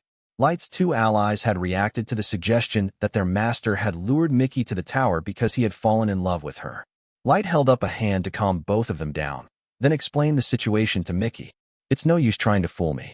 You clued me in back at the shop that you weren't who you were claiming to be, so we did a more thorough background check on you and your supposed life as a slave. We also ran an appraisal that revealed your true stats to us. Mickey looked on without saying a word, so Light continued. I guess you wanted to make your backstory sound more convincing, but you probably shouldn't have suggested your merchant dad had squinting eyes, because unfortunately for you, squinting merchants have caused me and my team a whole lot of trouble over the past few months. Though on the plus side, that tiny little detail blew your cover. When Mickey had spoken about her fictitious father's dream of owning a store he could call his own, she had imagined him looking like Hisomi, a master and intelligence operative affiliated with the Dragonuda Empire, who tended to work undercover as a merchant. Hisomi had used his gift, the Kindred Maker, to make a copy of himself that went on to fight Light in the Dwarf Kingdom, while another of his clones was responsible for setting in motion the war the Beastfolk Federation waged on the Tower Witch. Because of that history, Mickey describing a squinting merchant had raised a red flag in Light's mind. After visiting your shop, I got my people to retrace your steps before you came to the Great Tower, Light explained. Admittedly, it took us quite a bit of time to find the evidence that proved your backstory was phony, and I'm actually kind of impressed how much effort you put into covering your tracks. But our appraisal eventually removed all doubt that you were a fraud. A regular appraisal had been unable to see past Mickey's falsified stats, but Light had May's super-enhanced appraisal skill to call on, as well as a number of ability-boosting gacha cards. May had performed her upgraded appraisal from a long enough distance away that Mickey wouldn't notice she was being scanned, and also activated an SSR conceal card as an extra safeguard. May had been able to identify Mickey as a human female with a gift known as Bemancer, but due to the distance between the two, her appraisal was unable to determine Mickey's power level. So Light had brought his most powerful warrior Nizuna along to this confrontation as insurance. Light had instructed Ice Heat to bring Mickey up to the second-floor reception hall, which was a big enough room to do battle in. Of course, none of this would have happened if Mickey's attempt at subterfuge hadn't blown up in her face. Realizing she was truly cornered, Mickey had started to back away toward the exit as beads of sweat formed at her temples. She wasn't quite ready to drop her innocent act, though. What do you mean you ran an appraisal on me? Mickey gasped affectedly. I'm just an orphan whose parents were killed by a monster. Guess you're not ready to fess up yet. Light sighed. Okay, Ice Heat, you're up. At once, Master Light. Ice Heat replied, excitedly infusing her left gauntlet with energy. I myself will unmask you, Bemancer. Ice bullets. Ice Heat pointed the gauntlet at Mickey as dozens of fist-sized globules of ice formed around it, then fired them at her. If Mickey had been a normal human teenager, the ice bullets would have reduced her to a pile of mincemeat. God, what's wrong with you? Mickey whined. Why would you do that to a cute little girl like Mickey? This marked the official end of her performance as a helpless maiden, and she bolted away at superhuman speed, easily dodging the attack. She looked back at the spot where she had previously been standing with surprise. Huh? Did you do that? The ice bullets had formed a sheet of ice that completely covered the door. Not only were the projectiles lethal in themselves, they were also able to freeze anything they touched. Thank God I came with a backup plan, thought Mickey. But I never imagined I'd need to use it this early. Seriously, this blows. Mickey was fuming that she wouldn't be able to take Silica or some of the fairy maids home with her, but at least she would escape with her freedom. Killer bees, come to me. Stab these people to death. Mickey cried, and a magic summoning circle appeared beneath her that spat out a host of bees measuring 30 centimeters in length. But Mickey knew these monsters wouldn't be enough to defeat Light and his crew. I may be a powerful Bemancer, but I'm a lover, not a fighter. I'm usually the one providing cover instead of getting into actual hand-to-hand combat. These guys look way too overpowered for me to beat them all by myself. In fact, Mickey had merely summoned the killer bees to slow down her foes in order to give her enough time to whip out her insurance policy. She pulled out a card and held it aloft. Magic item, Skyrunner wings, she shouted. Get Mickey out of this stupid tower. The card went up in flames, and a brilliant light enveloped Mickey. But instead of translocating her far away from her present location as intended, the magical effect faded again without anything happening. What the hell? Mickey screeched. Why aren't my Skyrunner wings working? I should hope they aren't, because this tower was built to block teleportation magic. Light said in a voice that was eerily calm for someone who was supposed to be in the middle of being attacked by killer bees. Mickey recoiled in despair as Light's two warriors quickly went to work on her minions. Prometheus, bend my reality, Nizuna cried as she swung her broadsword, and in so doing, multiple slicing arcs were manifested, cutting down killer bees left and right.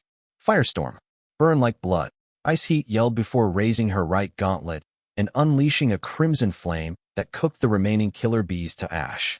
Light hadn't needed to lift a finger to protect himself from the bees, and not even a speck of dust from them landed on his clothes. Light advanced on Mickey. Once we have detained you, you will tell us why you came to the Great Tower, who you work for, and everything else we want to know. Mickey briefly squealed as the dark energy emanating from Light washed over her, the master sounding like a teenage girl who was genuinely scared for her life. Chapter 11. The Existence of Sea. Acid bees. Armored bees. Explosion bees. Come to me, Mickey yelled. After explaining to Mickey that her cover had been blown, she tried to activate a teleportation item to get away, but the Great Tower's jamming magic had thwarted that particular escape plan. It now seemed that Mickey was going to try to fight us out of desperation. Instead of using stingers like regular bees, the acid bees squirted a liquid that could melt physical objects, while the armored bees had metal plating that covered their whole bodies, giving them high protective stats and jaws as sharp and pointed as spears. But the biggest headache of all turned out to be the explosion bees. Firestorm. Burn like blood. Ice Heat roared as she shot flames at the diving bee monsters. Her attack easily fried the acid bees and the armored bees, but when it came to the explosion bees, the flames ignited a few of them, causing several ear-splitting explosions that were so huge, they sent Nizuna, who had leaped into the air to cut down the bees, tumbling backward across the floor. Nizuna bounced back to her feet unscathed and yelled at Mickey. "Darn it! You done it now, be lady." Please forgive me, Miss Nizuna." Ice Heat apologized to her partner. Meanwhile, Mickey was still looking around for a way out, though she made sure to keep one eye on us at all times. Explosion bees bombed the wall. The remaining explosion bees formed one big, buzzing clump and slammed into the wall of the tower, the collective blast creating a big enough hole to fit a fist through. This gave Mickey a glimmer of hope. "Sweet," Mickey exclaimed. "So if I keep hitting the wall with my explosion bees, I can make a hole big enough to slip out through. Then I can activate another Skyrunner Wings card." Huh? While Mickey was outlining her next move, the tower wall promptly restored itself, filling in the hole and causing the teenage girl to gawk at the pristine wall, her expression a mix of shock and anguish. "What? How'd the wall fix itself?" Mickey shrieked. "Why won't you let me out of here?" The Great Tower had originally been built to lure the White Knights, the most powerful order of warriors in the Elven Queendom, into a trap they could never hope to escape from. Due to this, not only was the tower completely teleportation-proof, but Ellie was also able to restore the walls if they ever got damaged. She'd just used the link she had set up to her own mana pool. The attack would need to be really catastrophic for anyone to blast a real hole through the walls. But to safeguard against the 1 in a million chance that Mickey did actually manage to break through the wall, I'd station May and Orca outside the tower. If she did get out, May would cover the entire city with her magistrings in order to protect citizens from Mickey's attacks while we attempted to capture her, while Orca's job was to use music to calm down the residents until the emergency was over. Aoyuki was continuing her surveillance around the Great Tower, while Cows and some of the other warriors were on standby in the abyss, ready to respond if we needed them. Mickey was going to have to be prepared for a tough fight if she wanted to get out of here. "I suggest giving up now while you're ahead," I advised Mickey. "If you do that, I might go easy on you. But my patience is starting to wear thin." "Good God," Mickey breathed. "What the actual hell? Who are you people anyway? All I wanted to do was check out this tower since you caught the attention of the Dragonuta Masters. But this is way too insane. Did they secretly send us that info just so we'd fall into this trap?" "What?" I said, somewhat startled. "Are you saying there are masters working with the Dragonutes? Are you for real? How could you not know that?" Mickey yelled. "That walking chandelier, Kaiser, couldn't have come up with this trick, nor could that SUS loner. Hey, I can safely rule out the serial bomber and the fish guy too, which means this trap has to have been the brainchild of either that male bimbo, hero, or that squinting rat, Hisomi. God, why'd I volunteer for this disaster of a mission?" That was a whole lot of information coming out all at once. Needless to say, I had absolutely no idea who Kaiser the Walking Chandelier was, nor Hero the Male Bimbo, Hey the SUS, Loner, the Serial Bomber, or the Fish Guy. But I definitely was aware of the final name on the list, Hisomi. That was the same name that had come to the surface when Ellie had performed her memory probe on Kavor, and it now turned out that not only was this Hisomi character supposedly a master, he was also allied with the Dragonutes. My eyes narrowed. I had a hunch that you were a master, but that pretty much seals it. On top of that, you know far more than we could have imagined, which means we now really need to capture you and make you talk. Wait, seriously? Mickey said, puzzled. You mean you guys aren't with the Dragonuta Masters? You're not like working for them or partners with them in some way. Maybe we are, maybe we aren't, I said enigmatically. It won't matter to you anyway, because we're taking you for questioning. So you guys really aren't with the Dragonuta Masters? Mickey said, grimacing with frustration. Tell me you're kidding. You're not. Then, that means. Mickey's dark expression brightened so fast that I was nearly bowled over. That means you have nothing to do with them, but you're still unbelievably overpowered, and you can build a tower with self-repairing walls that jam translocation magic. This can only mean that C is in this tower. C. I repeated. Yes, the almighty C. Mickey said. C must be the reason you can do all of these impossible things. I know we got off on the wrong foot, but my side is actually allies of C. You should have told Mickey sooner, silly. So where exactly are you keeping C in this tower? Hisomi had created a pseudo-master called Cavor as a result of an experiment gone wrong, and this Cavor had mentioned C while battling me. Ellie's memory probe had subsequently told us that both Cavor and Hisomi weren't fans of C, to say the least, but here was Mickey referring to this mysterious entity as the almighty C, which meant she was probably a servant or a worshipper of this being.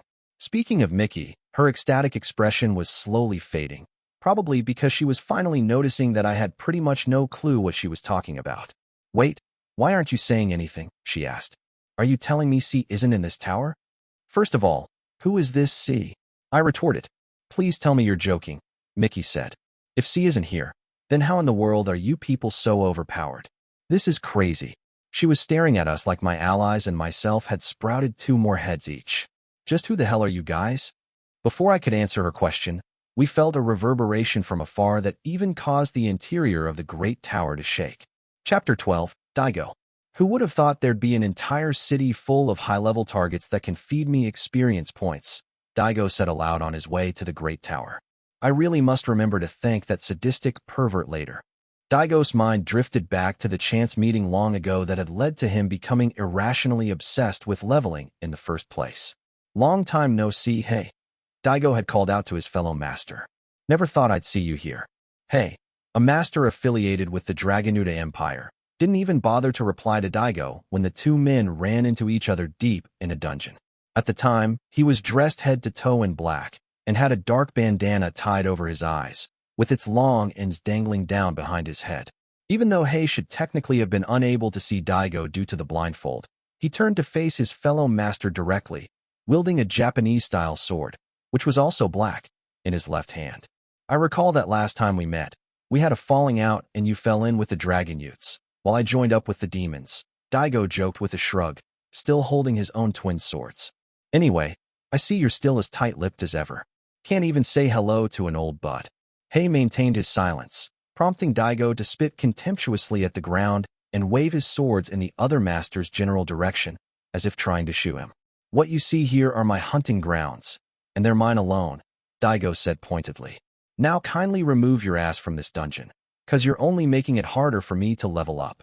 Hei prefaced his response with another moment of silence. I refuse. You what?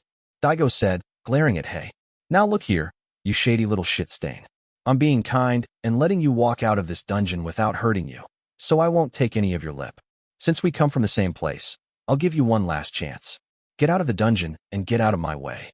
Hei didn't say a word or move a muscle, but it was clear what he was thinking from his demeanor. What if I don't leave? Are you going to make me? This response tipped Daigo over the edge. Looks like we're going to have to do this the hard way, then ain't we?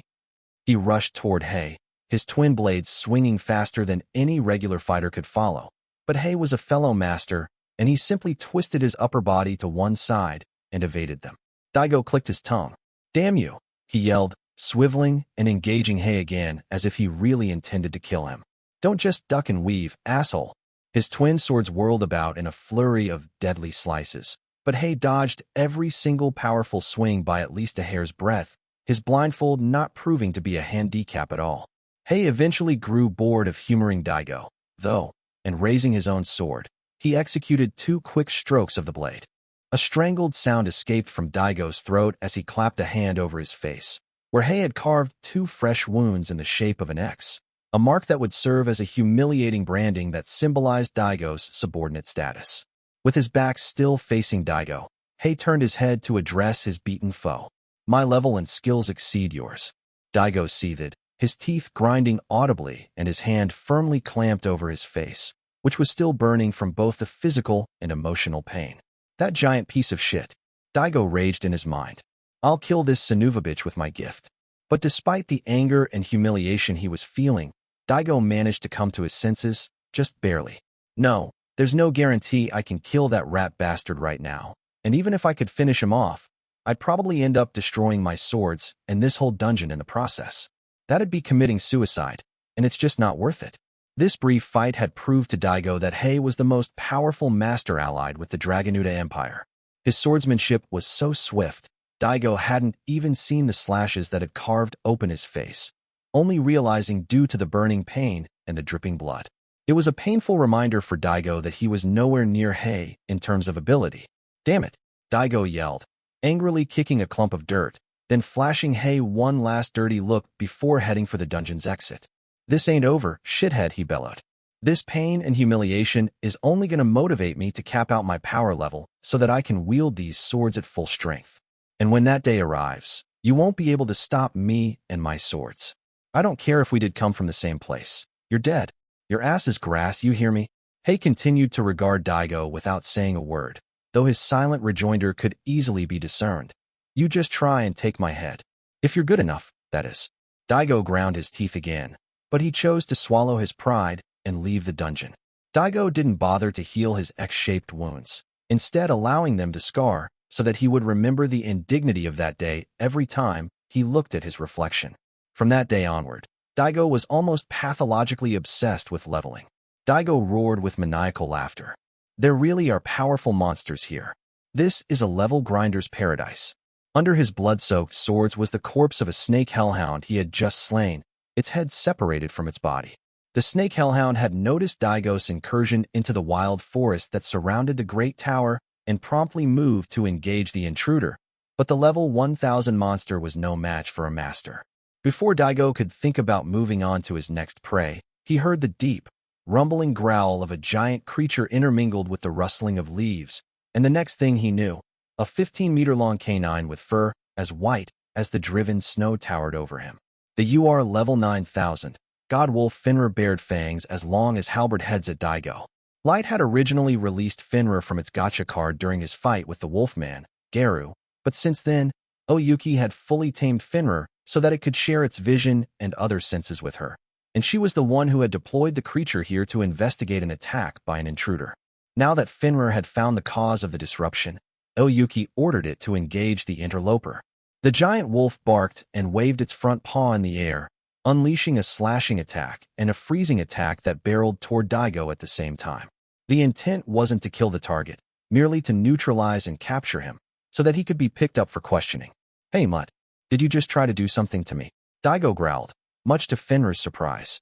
The two ranged attacks had somehow completely deflected away from Daigo, even though both the God Wolf and Aoyuki had intended for them to be direct hits. While Fenrir stood there confused, Daigo activated his appraisal skill. Whoa, level 9000. Daigo blurted out. Holy shit, this is sweet. I really need to put you down and raise my stats. Fenrir yelped loudly as a large gash suddenly appeared on its front paw, with blood spraying everywhere. The God Wolf hadn't sensed any signs of Daigo unleashing his own slashing attack, activating a spell, or even moving an inch from where he was standing. All Daigo had done was point one of his swords at Fenrir, and this seemed to have sliced its paw somehow. Fenrir quickly froze the wound to stem the bleeding and followed Aoyuki's orders to retreat from its present position in an attempt to lure Daigo as far away from the great tower as possible. Luckily, neither the injury to its paw nor the trees around it hindered the giant creature's progress. Hey, get back here, Daigo yelled. You're not getting away from me. Not until you've leveled me up. Daigo leaped off the ground and flew through the air in pursuit of Fenrir, using what must have been some kind of magic. And even though the giant beast was as fast as anything on land, it was still unable to shake the airborne master, who steadily closed in on the God Wolf. Knowing that Daigo would catch up to it eventually, since there were no obstacles in the sky to slow him down, Fenrir received permission from Aoyuki to halt in its tracks and unleash a concentrated blast of ice magic that should have been enough to kill Daigo on the spot. Fenrir focused the entirety of its powers into a large, snow-white ball of energy, then fired the shot at its deadly pursuer.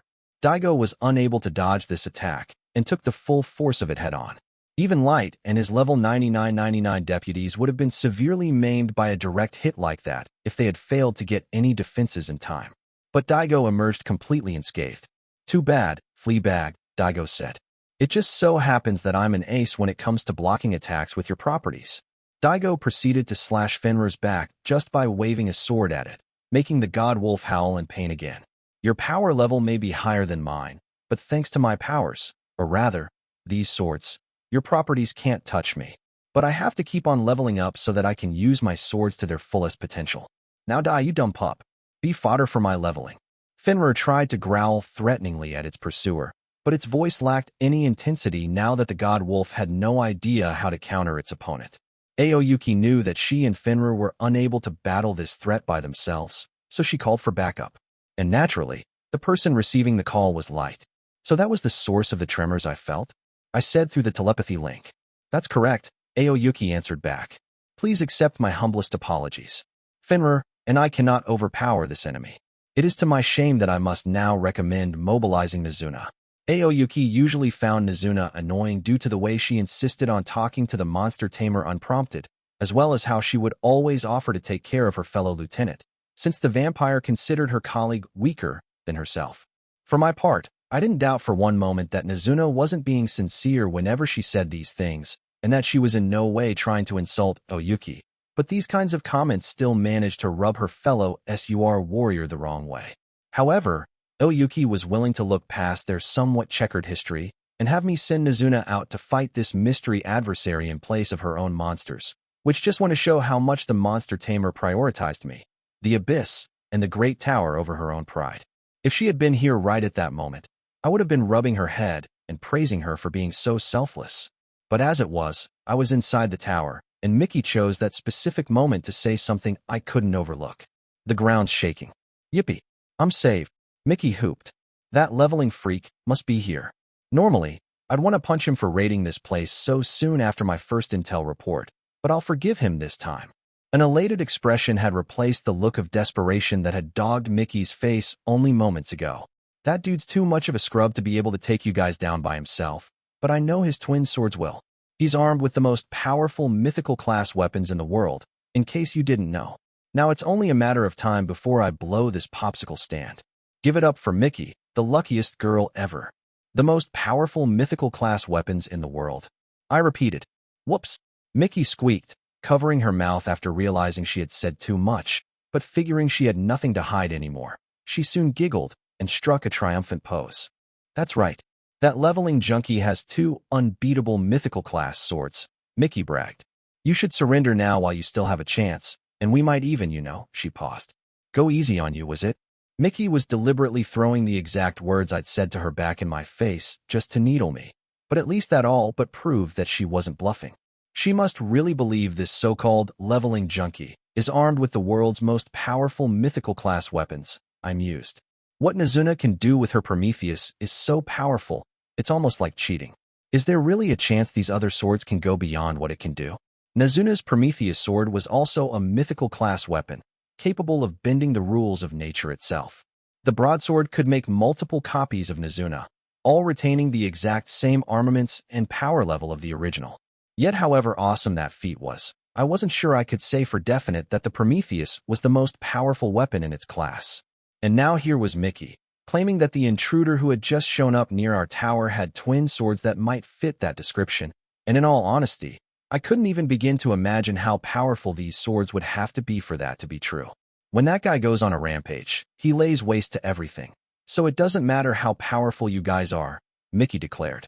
He might even massacre everyone in the city if you don't watch out. But if you let me go, and allow me to take Silica and maybe 2 or 3 fairy maids with me, I'll use my Mickey charm to talk some sense into that dipstick. That way, we'll both leave without doing any more damage to what you've built for yourself here. Mickey beamed triumphantly after putting this offer on the table.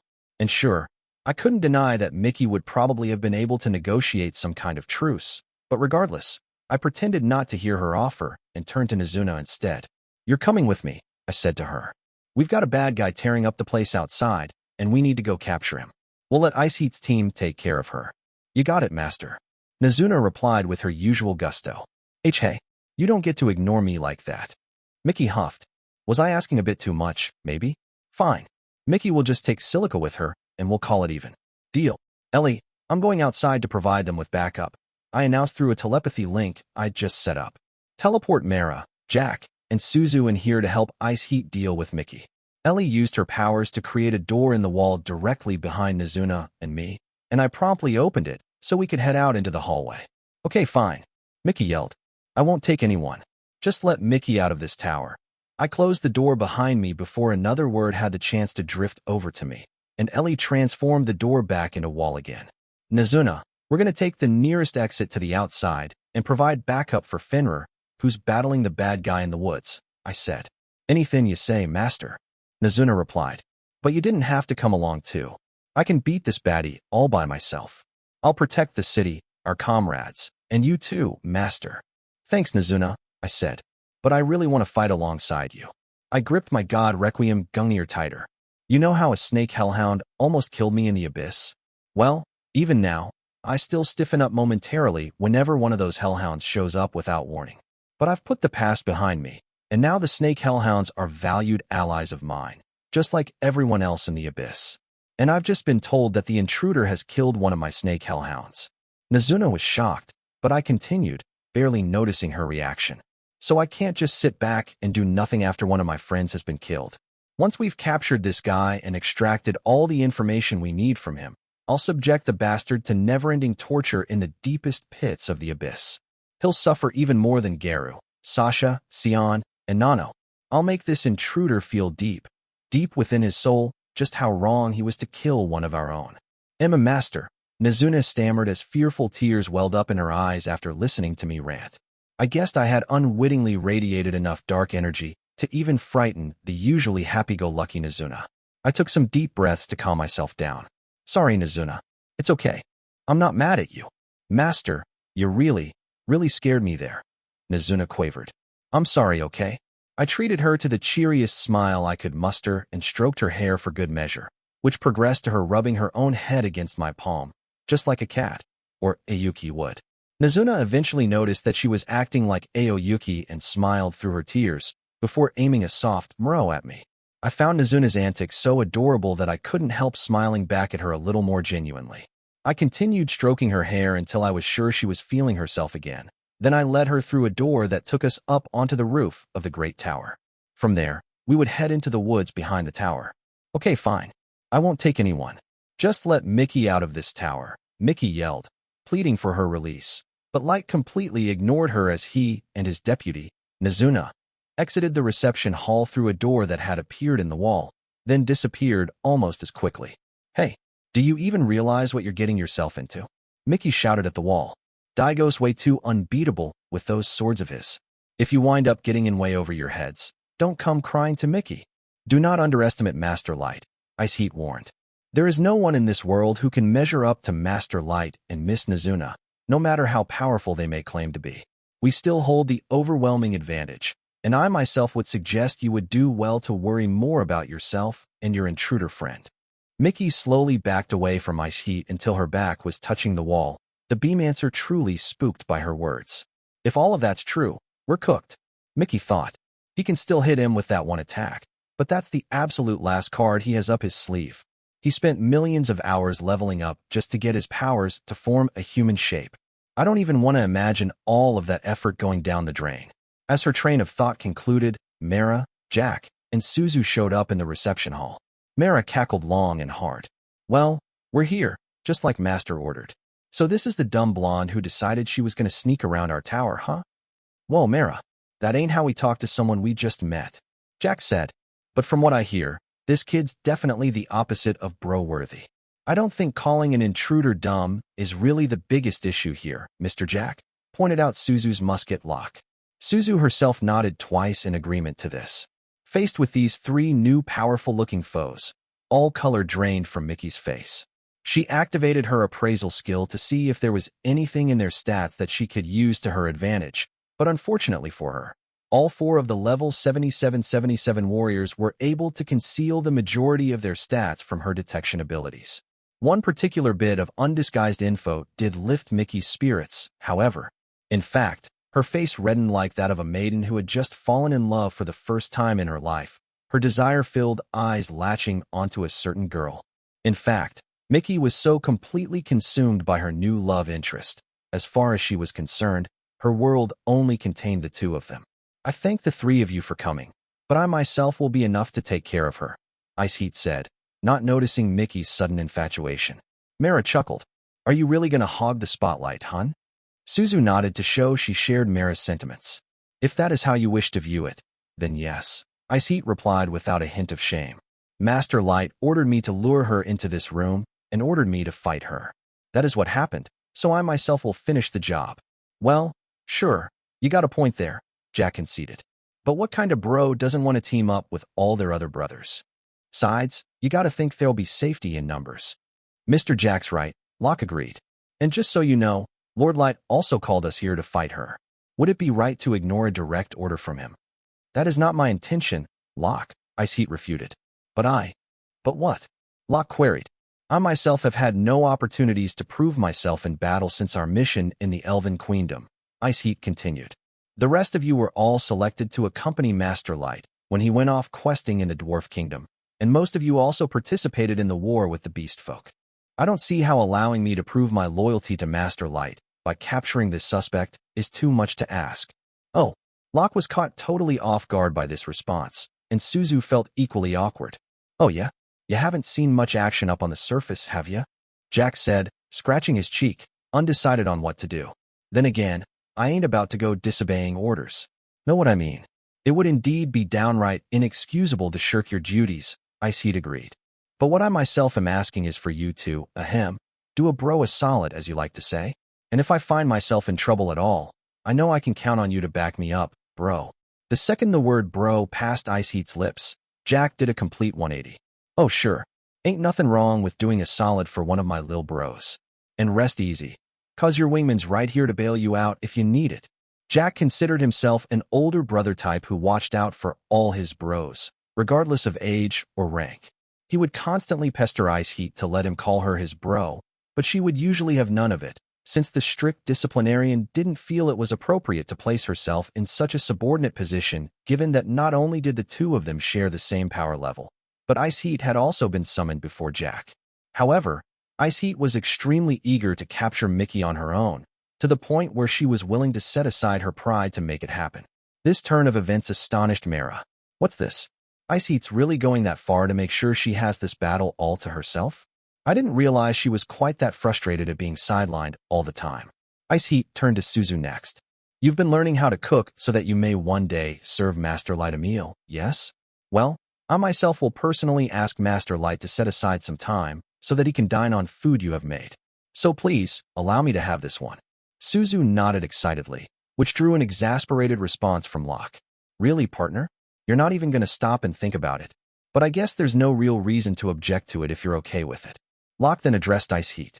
But we'll step in if you look like you're in danger at all, or if it seems like our target's about to escape. Deal. I would expect nothing less, Ice Heat said. I thank you and Suzu for yielding. And Mara. Ice Heat's eyes shifted to her friend, one of the very few people she had opened up to regarding how she really felt about getting passed over for missions up on the surface world. Mara cackled good-heartedly at Ice Heat. Yes, I know you've been bummed out that you never get a chance to show off how loyal you are to Master, she said. But once we're back in the abyss, you owe me a cold one, you hear? Mara, I'll treat you to barrel loads of alcohol after this, Ice Heat promised. Jack, Suzu, and Mara stepped back without another word and allowed Ice Heat to engage Mickey by herself. The grappler maid turned to face her opponent as a ring of fire formed around her right gauntlet, signaling her zeal, while a cloud of frozen mist formed around her left. When it came to manipulating fire and ice, even Ellie the Forbidden, which wasn't able to match Ice Heat's abilities. If she wanted to, Ice Heat didn't have to call out her attacks or even move to unleash her full power, so when she'd yelled out Firestorm, while intercepting Mickey's bees earlier, it was only to let Light know what kind of attack she was using. Ice Heat bashed her gauntlets together and glared at Mickey. Know this, you are about to face the UR level 7777. Frozen Firestorm Grappler, Ice Heat. Ooh boy, Jack said, stroking his chin, impressed by Ice Heat's intensity. Suzu took a step back out of fear, while Mara chortled in her usual fashion. Ice Heat's desire to capture Mickey was so all-encompassing that even a level 9999 super warrior would have thought twice before taking her on. But instead of being cowed by the overwhelming energy on display from Ice Heat, Mickey continued to ignore the maid and kept her focus on her sole point of interest, Suzu. At last, Mickey opened her mouth. Babe, is your name really Suzu? The gunner's response was wordless, motionless caution, but Mickey didn't really need Suzu to answer her question. Oh my god, I'm so completely in love with you. Mickey gushed. Can you please be my husband, wife, and mommy? Mickey's declaration seemed to cause time to stop. Everyone else in the room was completely taken aback, but Mickey continued rhapsodizing regardless, her face crimson with desire and her eyes aflame with arousal. That mysteriously dark hair, those jewel-like eyes. And despite having a baby face, you have a large bust hidden underneath that slim-fitting outfit of yours. Mickey raved. The complete mismatch between your adorable purity and your wickedly sinful body is hotter than balls. Your gorgeous lips are pink like rose petals, and even from over here, I can tell your skin's as smooth and milky as porcelain. And if that wasn't enough, you're also wearing a short skirt over black tights, which is another awesome contrast to the whole package. Speaking of packages, my appraisal tells me you're a double gunner who's equipped with both male and female parts down there. Good God, you're beyond perfect. You're infinitely irresistible. We have to get married so that you can become Mickey's husband, wife, and mommy all in one. The repeated marriage proposal at the end of a rabid, long-winded appeal made Suzu's skin crawl, because she quickly realized that Mickey wasn't kidding. Her voice, attitude, and general demeanor all confirmed that she was completely serious about wanting Suzu's hand in marriage. With her soul on the verge of leaving her corporeal form entirely and her body trembling with total disgust, Suzu hid herself behind Mara, leaving Locke to respond on her behalf. Well, as you can see, she clearly doesn't want to marry you, so I think you should give up on that idea, he said. Well, you should give up on asking Mickey to give up, Mickey fired back. I've found my ideal life partner. There's no way I'm just gonna walk away. Yes, you made your point. But you're our adversary, and we're supposed to capture you, Locke retorted. This isn't the time or place to be talking about marriage. Still hidden behind Mara, Suzu nodded along with Locke's statement as rapidly as her level 7777 powers would let her. So all I have to do is let you capture me, and I can be with Suzu forever and ever? Mickey said. Bro, is she all there upstairs? Jack asked, looking completely confused by the conversation. Mara chuckled nervously. Good Lord. And I thought I was horror-inducing. The Chimera was visibly sweating in the face of Mickey's predatory aura, which was even more unsettling than all of the murderous and intimidating vibes Mara had encountered before. Suzu was shivering like someone who had been stripped of their clothes and thrown out into a blizzard in the middle of winter. Mickey paid no heed to the reactions of her would-be combatants, instead summoning her last bee. Oath bee, come to me, Mickey chanted as she manifested an inky, slightly amorphous, regular-sized bee that looked much weaker than any of her previous summons. Surprisingly, the bee didn't float toward the four warriors, but toward Mickey's face, where it pressed itself to her right cheek and phased into her skin. I, Mickey, vow to defect to your side, Mickey announced. Her words caused a brief flash of light from her cheek, and when it subsided, a mark like a tattoo had been left behind. Once this odd ritual was complete, Mickey beamed at Suzu, her eyes treating her new love interest to a licentious gaze that was as sticky and gooey as honey. For now, let's start off by being friends, my sweet Suzu, Mickey stated. Jack stared at her dumbstruck. Mara giggled to hide her astonishment, and Suzu trembled as Mickey relentlessly made bedroom eyes at her. As for Ice Heat, despite all of the promises and concessions she had made to her three allies, she was once again left with no opportunity to unleash her pent-up yearning to engage in battle in the name of her master. Chapter 13, Report. Nazuna and I made it up onto the roof of the Great Tower, and from our new elevated vantage point, we soon spotted an unknown man floating over the forest. I assumed that this was the other master from the Demonkin Nation that Mickey had mentioned, since he was hurling magical attacks down at the ground. At various intervals, I saw ice attacks shooting upward out of the canopy, which I could only assume were from Fenrir, though I noticed something was off about the attacks. Why aren't any of Fenrir's shots hitting that guy? I thought before watching them a bit closer. Wait, are they all being deflected? The trajectories of the shots were so far off, it was as if Fenrir wasn't even trying to hit its target, but I knew the giant wolf would never go wasting shots like that. Plus, if Fenrir were missing shots on purpose, Aoyuki would have noticed and told me about it. So if we ruled out that as a possibility, then it must be that guy's sorts doing it. After all, Mickey did say they were the most powerful mythical class weapons in the world, I reasoned. I still want to go over there right now and clobber that bastard for killing and wounding my comrades. But since I have practically no clue who I'm dealing with here, I should watch my step. First of all, I should instruct May to keep the Magistring Dome in place over the city until we've taken care of this bad guy. Oh, And I should also tell Orca to play his fiddle to soothe the residents if it looks like pandemonium is about to break out. Hey, you X-faced dummy. Nizuna yelled. You won't get away with what you did to our friends. I had just been about to activate my telepathy card to deliver these orders to May and Orca when Nizuna impetuously bounded from the roof in the direction of our target. Nizuna, I called out after her, but it was too late. Her leap was so powerful, it left cracks behind in the roof, and she flew as straight as an arrow toward our adversary, though thankfully, it wasn't long before the cracks started repairing themselves rapidly. That sudden bit of damage must have nearly knocked Ellie on her butt again, I thought, slightly amused by the image in spite of myself. Nizuna roared as she swung her Prometheus, causing the bad guy to spin around to confront her. Who the hell are you? Our foe yelled back at her. It quickly became clear that Nizuna had wasted her chance at a surprise attack when the guy nimbly dodged the blow, but after swiveling her body in midair, she swung the Prometheus again one-handed, and this time, the blow connected. The intruder managed to block the strike by crossing his twin blades in front of himself, but since he was airborne and there was nothing to kill the momentum of the Prometheus, he was blasted backward and down to the ground. Huh? Was Nizuna's blow ever so slightly off the mark just then? I said to myself, but he wasn't able to completely deflect her sword like he was doing with Fenrir's attack magic. The God Wolf's ice attacks had missed the bad guy like it was on purpose, and while Nizuna had been able to get in a hit, it hadn't packed the full wallop I would have expected it to. This showed that our adversary was shielding himself using some kind of ability. Do his swords nerf close-range melee attacks while completely shutting down ranged attacks? I wondered. Still, even if they could do that, was that really enough to call these swords the most powerful mythical class weapons in the world?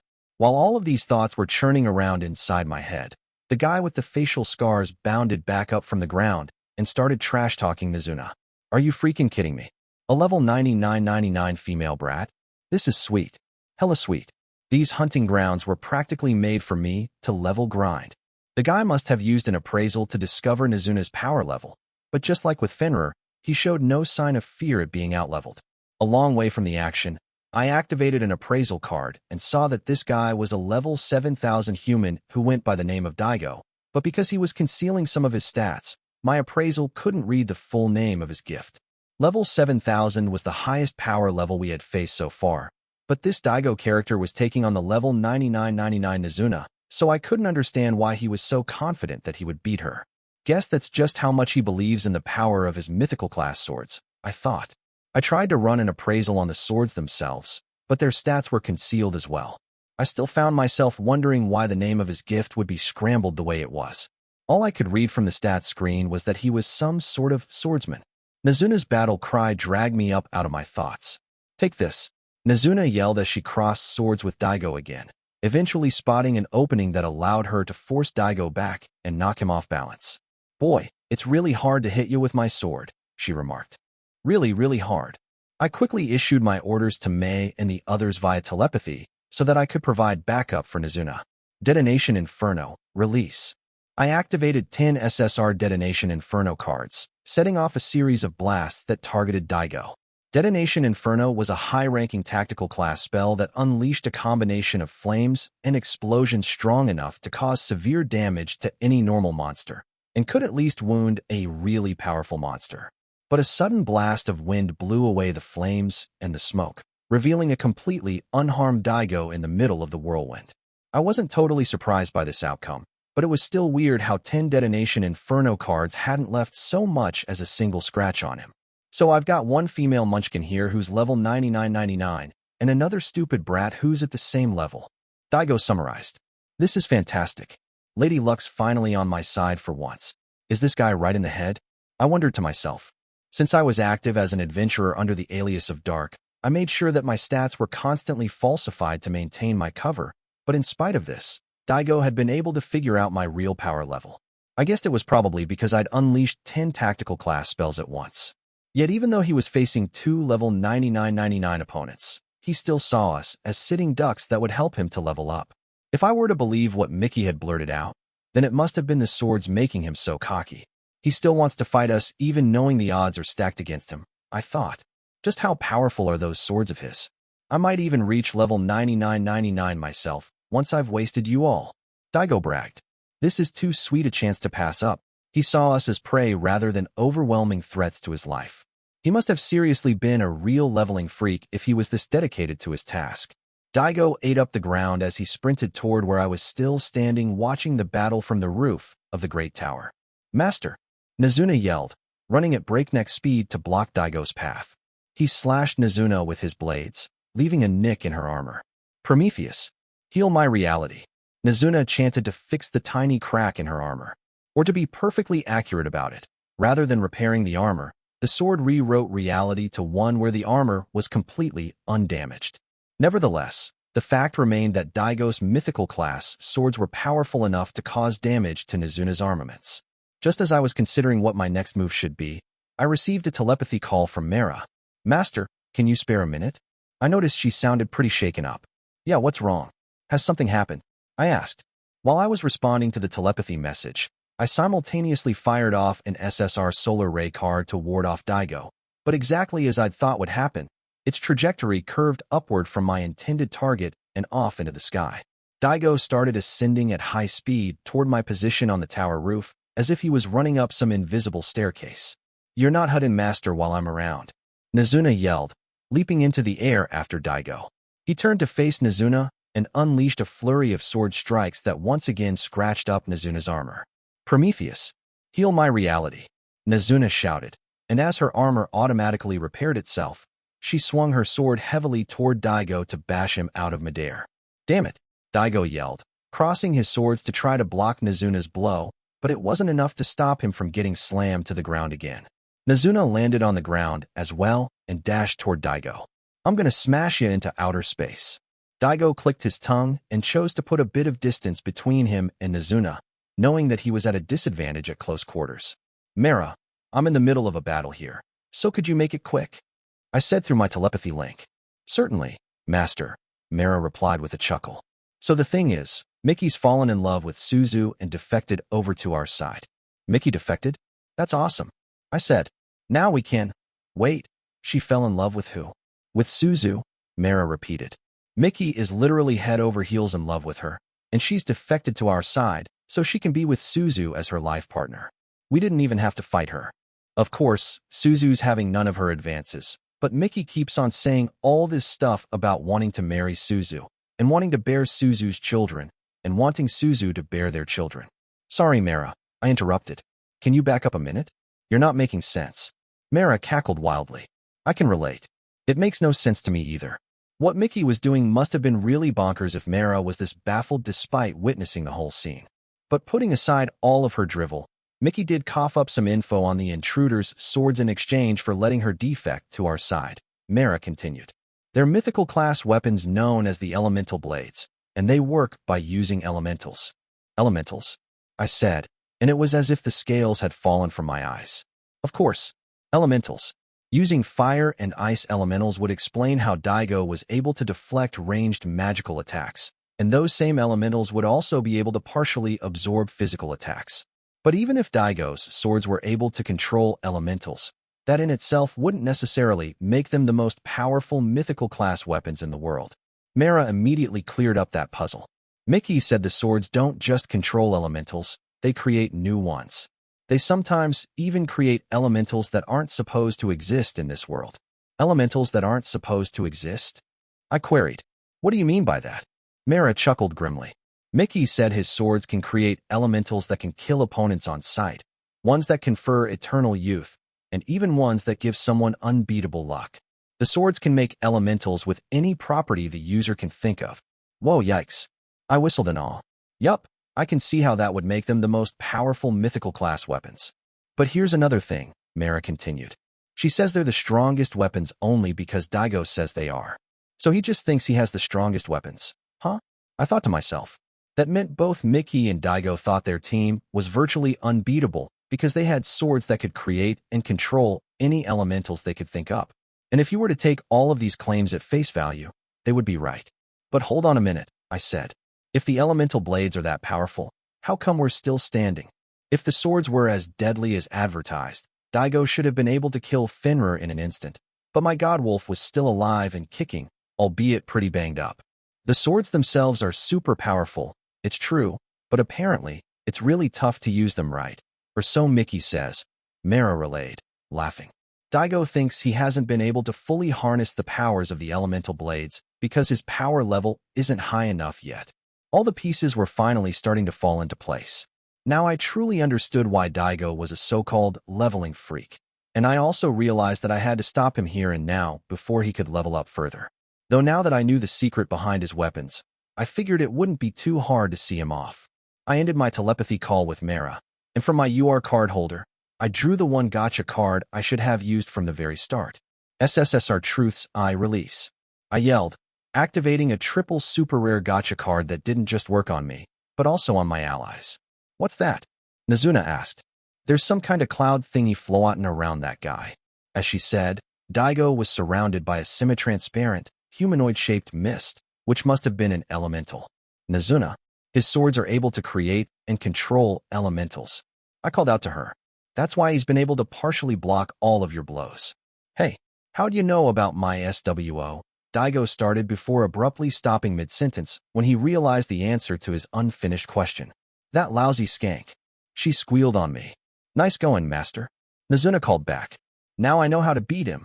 She rushed toward Daigo again, with her Prometheus held aloft. Daigo pointed his twin swords at Nazuna. Wind Elemental, rip this half-pint to shreds. The Elemental lunged at Nazuna, but now that she could see it, the Elemental was no match for the Vampire Knight and her Prometheus. We know how you fight now, so that ain't gonna work, Nazuna said as she batted away pieces of the Elemental. That means you're no match for my master, X-Face. The same Wind Elemental that had been able to tear chunks out of Fenrir was proving to be useless against Nazuna, and for the first time all battle, I could see in his eyes that Daigo feared for his safety. Chain Elemental.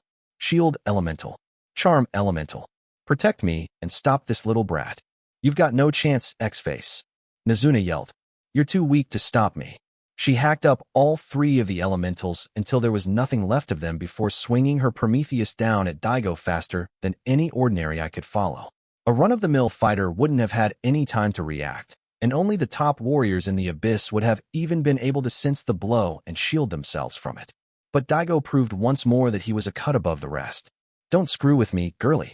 Miraculously, or by sheer grit alone, Daigo was able to block the Prometheus just in the nick of time by crossing his twin swords in front of him.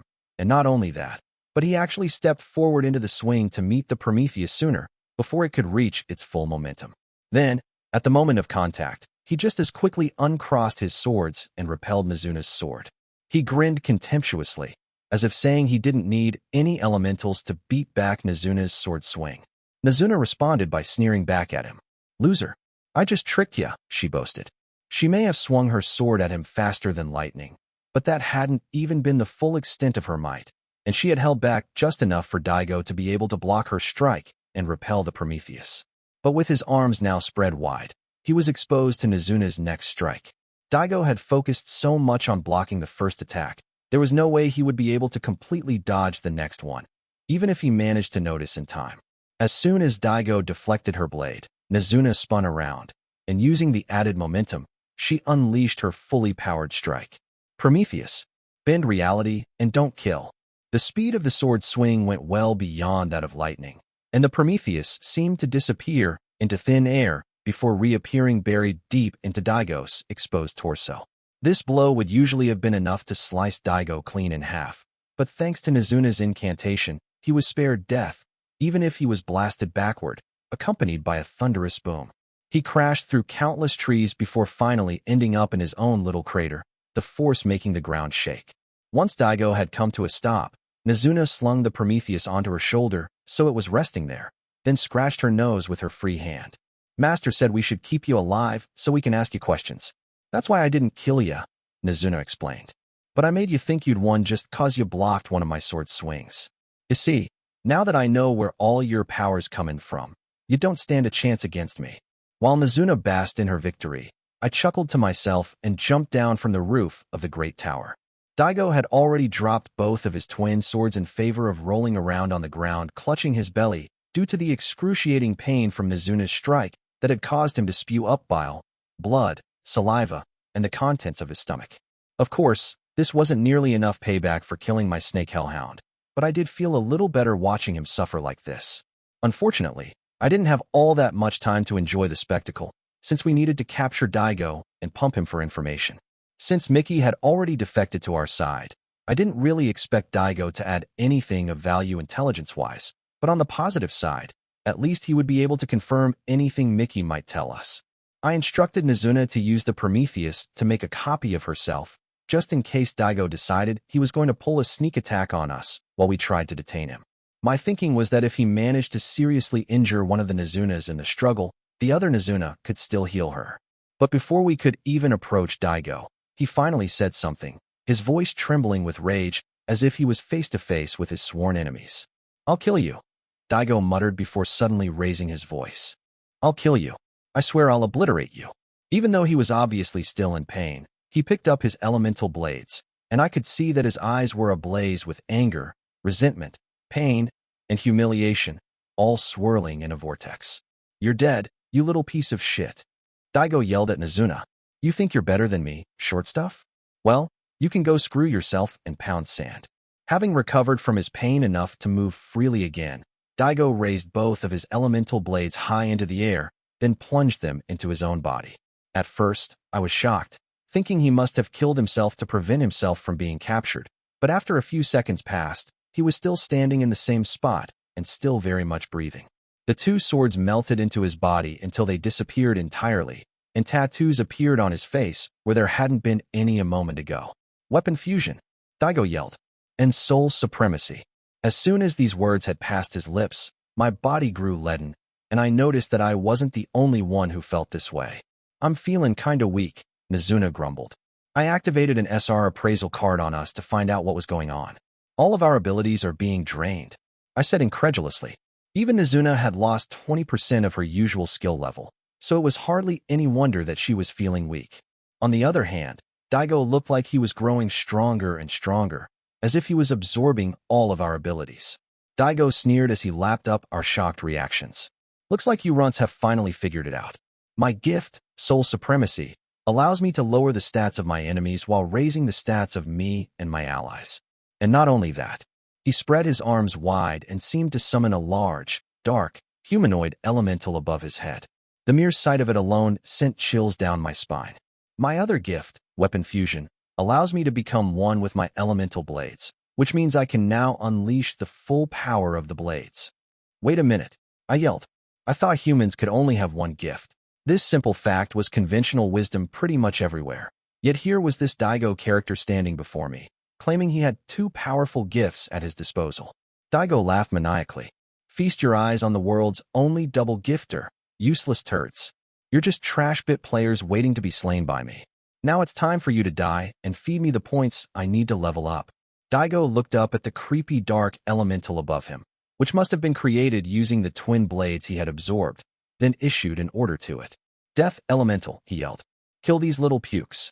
The Death Elemental screeched soundlessly, and this one act killed every tree and blade of grass in a wide area, the soil turning dry and sandy.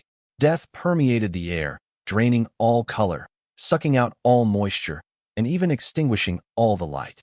Within the space of a moment, our surroundings were in total darkness. The Death Elemental had literally and figuratively killed everything within its vicinity. On seeing this barren world he had created, Daigo roared with maniacal laughter. "You pipsqueaks are dead. You hear me? Dead," Daigo yelled. "I'm completely unbeatable now. All you're good for now is dying and feeding me experience points." MWA haha ga. As it turned out, the darkness was only temporary, and the moment light broke through it again, I shut Daigo up with a single powerful punch that sent him rolling backward across the ground so fast, a cloud of dust was kicked up in his wake. It took him a good while to come to a rest, and the Death Elemental floated after Daigo as if it were worried about him. Splayed out on the ground, Daigo just about managed to raise his head, but he struggled to get his eyes to focus on me, since he was still groggy from my punch. In truth, I thought I'd hit him hard enough to knock him out cold, but it looked like I'd only done a bit of damage to his stats, nothing more. "How the hell are you still alive?" Daigo blurted out in confusion. "If you get hit by the Death Elemental, you should be dead. Even if you're resistant to instant death attacks, that shouldn't matter. It was supposed to strike you dead on the spot." "Yeah, that thing did overwhelm my resistance stats," I said. "And I'm sure I would have been killed if I hadn't used an SSR self-sacrifice card." It's a shame I had to burn one of them, though. The SSR self-sacrifice was a gacha card that basically died in my place if I ever found myself hit by an instant death attack. It was a single-use item that burned up and turned to ash on activation. But since it was only double super rare, the Unlimited Gacha produced enough of them for me and my allies in the Abyss to each carry several on our persons at all times to protect ourselves. In other words, there was zero reason for Nizuna and me to be spooked by the death elemental. Anyway, how long are you going to just lie around? I sneered, looking down on Daigo with contempt. Oh, and explain to me why you didn't use your weapon fusion trick from the start. Are there limitations to your gift? Is there a time limit? Or does it come with some kind of side effect? Daigo went pale, which told me I'd hit the nail on the head. Looks like I got it in one, I said. Now stop napping already and get up and fight me. Do you think I care if you're a double gifter? That just makes you a weirder gift wielder than most. Your gifts may be double, but my gift is unlimited. Why, you puny smartass? Daigo yelled as he shot up to his feet, and even though he was still groggy, his eyes burned with hatred. I can still make other elementals. Don't forget that I've already debuffed you turds with my soul supremacy. Don't go thinking you've won just because you can survive my death attack. Do you really think that matters? I said as I activated my UR card holder and released a whole bunch of stats-enhancing cards, which included the SSR Thought Accelerator, the SSR Sixth Sense Boost, the SSR Accelerated Speed Boost, the SSR Defense Build Enhancement, and the SSR Ability Boost. I had one other trick up my sleeve too.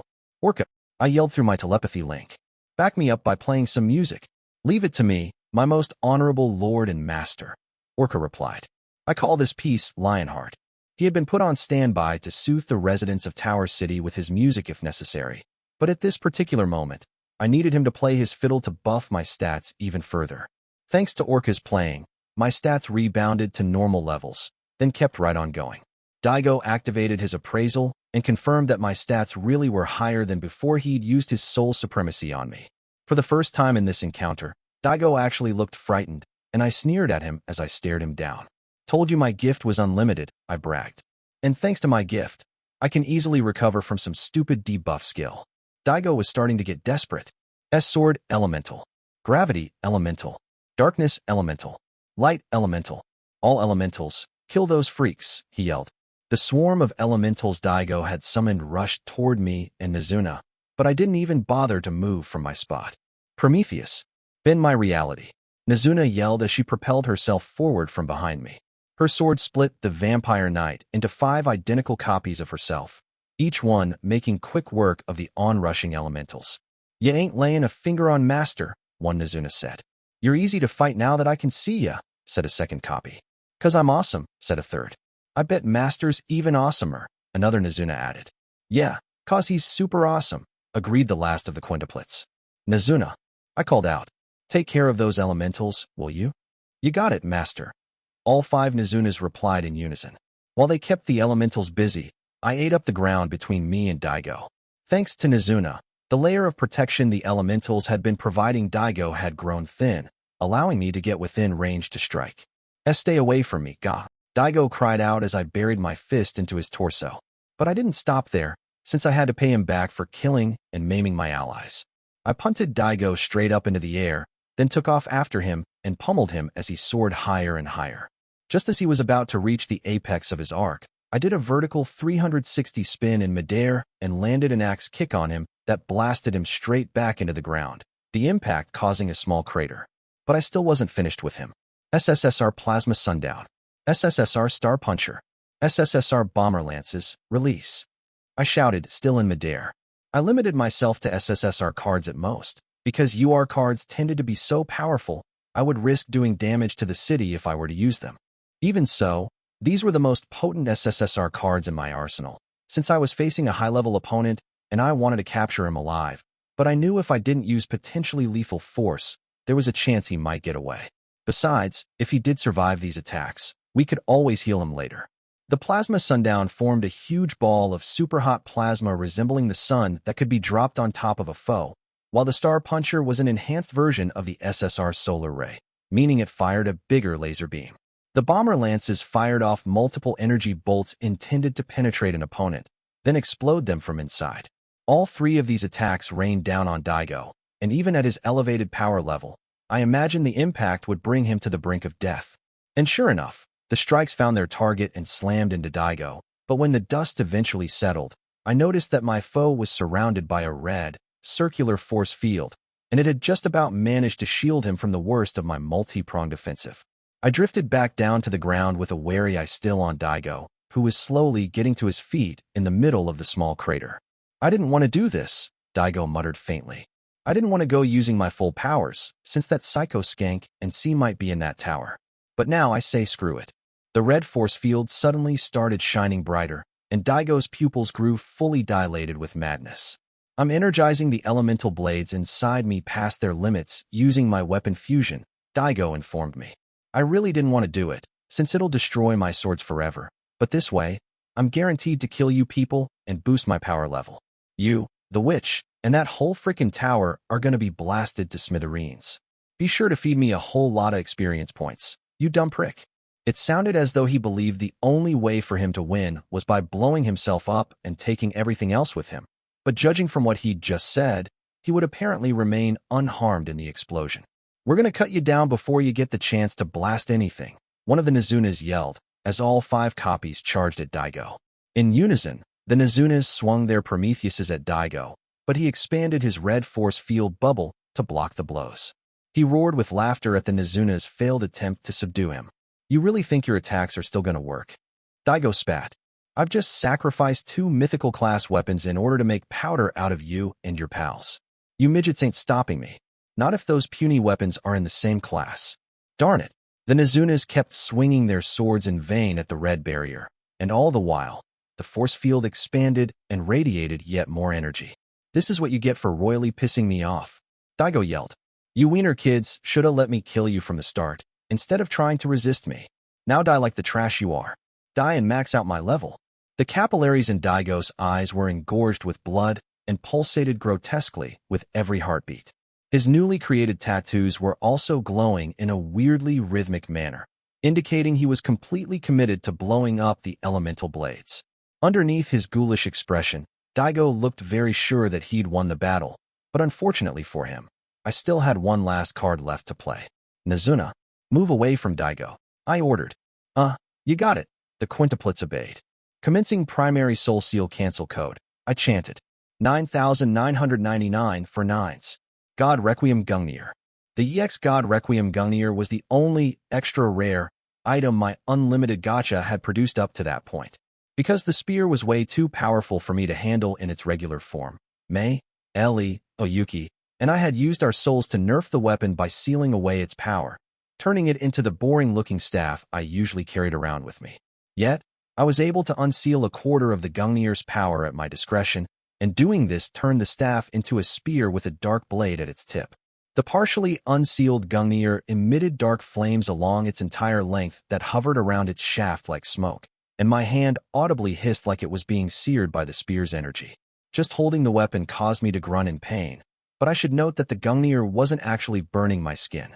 It would be more accurate to say the Gungnir's black magic was corrupting the flesh in my hand, as well as my entire body, the weapon able to penetrate my level 9999 resistance.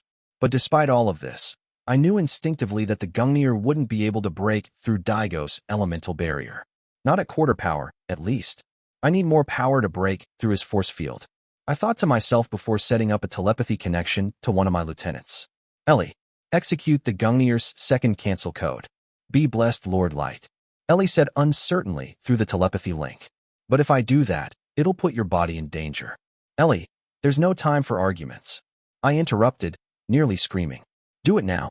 The witch choked back her emotions. As you wish, blessed Lord.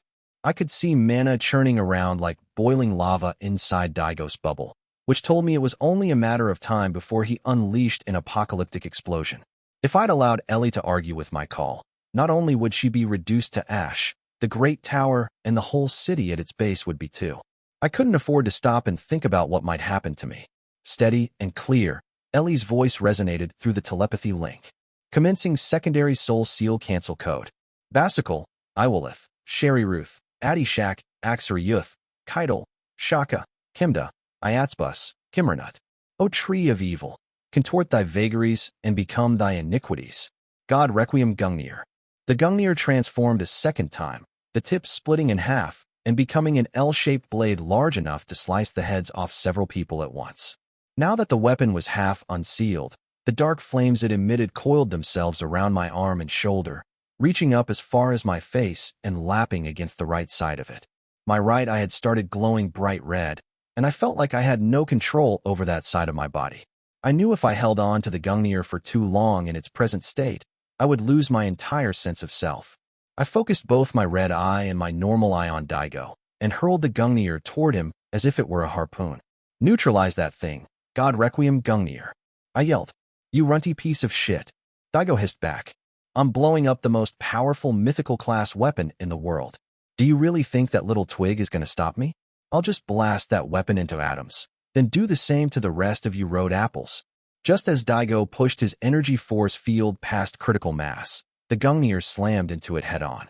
"I'll be the mightiest," Daigo declared. "I ain't going nowhere till I've murdered that bastard Hay for giving me these scars on my face.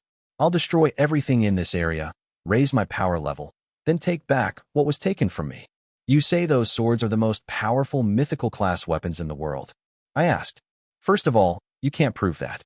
And even if you are right, they're still just a pair of mythical class swords." It was true that the elemental blades were packing enough energy to cause a devastating explosion that would turn everything over a fairly large area to soot, and Daigo was certainly powerful enough as a master to trigger such a catastrophe as a last resort. But if I took him at his word, his twin swords were merely the most powerful mythical class weapons, while I had in my hand a much more powerful Genesis class weapon that could beat his blades any day of the week. "Finish off him and his weapons, Gungnir," I yelled. Even though Daigo's crimson force field was glowing as brightly as the midday sun, the spear's dark flames twisted around like a tornado and sucked up all the energy it was putting out. Then, with the force field dispersed, the Gungnir sped toward its intended target, Daigo. "Hey, are you shitting me?" Daigo wailed. "I even sacrificed my elemental blades. This can't be happen." Before Daigo could finish his sentence, the Gungnir sucked him into its dark flames with the remnants of the popped energy bubble, completely erasing our adversary from existence. The Gungnir continued its flight into the forest, its dark flames sucking up trees and other objects in its path, but after it had traveled a certain distance, it stopped, arced back, and returned to me. Our battle with Daigo had ended, and Nizuna and I stood in the middle of the barren wasteland in the middle of the forest that had been carved out by our fighting. The great tower and the city had escaped unscathed, but I hadn't been so lucky, and half of my body had been corrupted by the half-unsealed Gungnir. Chapter 14, Interrogation. "Do we really have to do this?" Nizuna said tearfully. "Well, we could subject Blessed Lord Light to a very lengthy purification treatment, but he wouldn't be able to use his right arm at all during that time," Ellie explained. "I personally believe the decision taken by his blessedness is both logical and correct." Nizuna, Ellie, and I had returned to the bottom of the abyss, and we were all gathered in a room in my underground citadel, with me lying on a bed.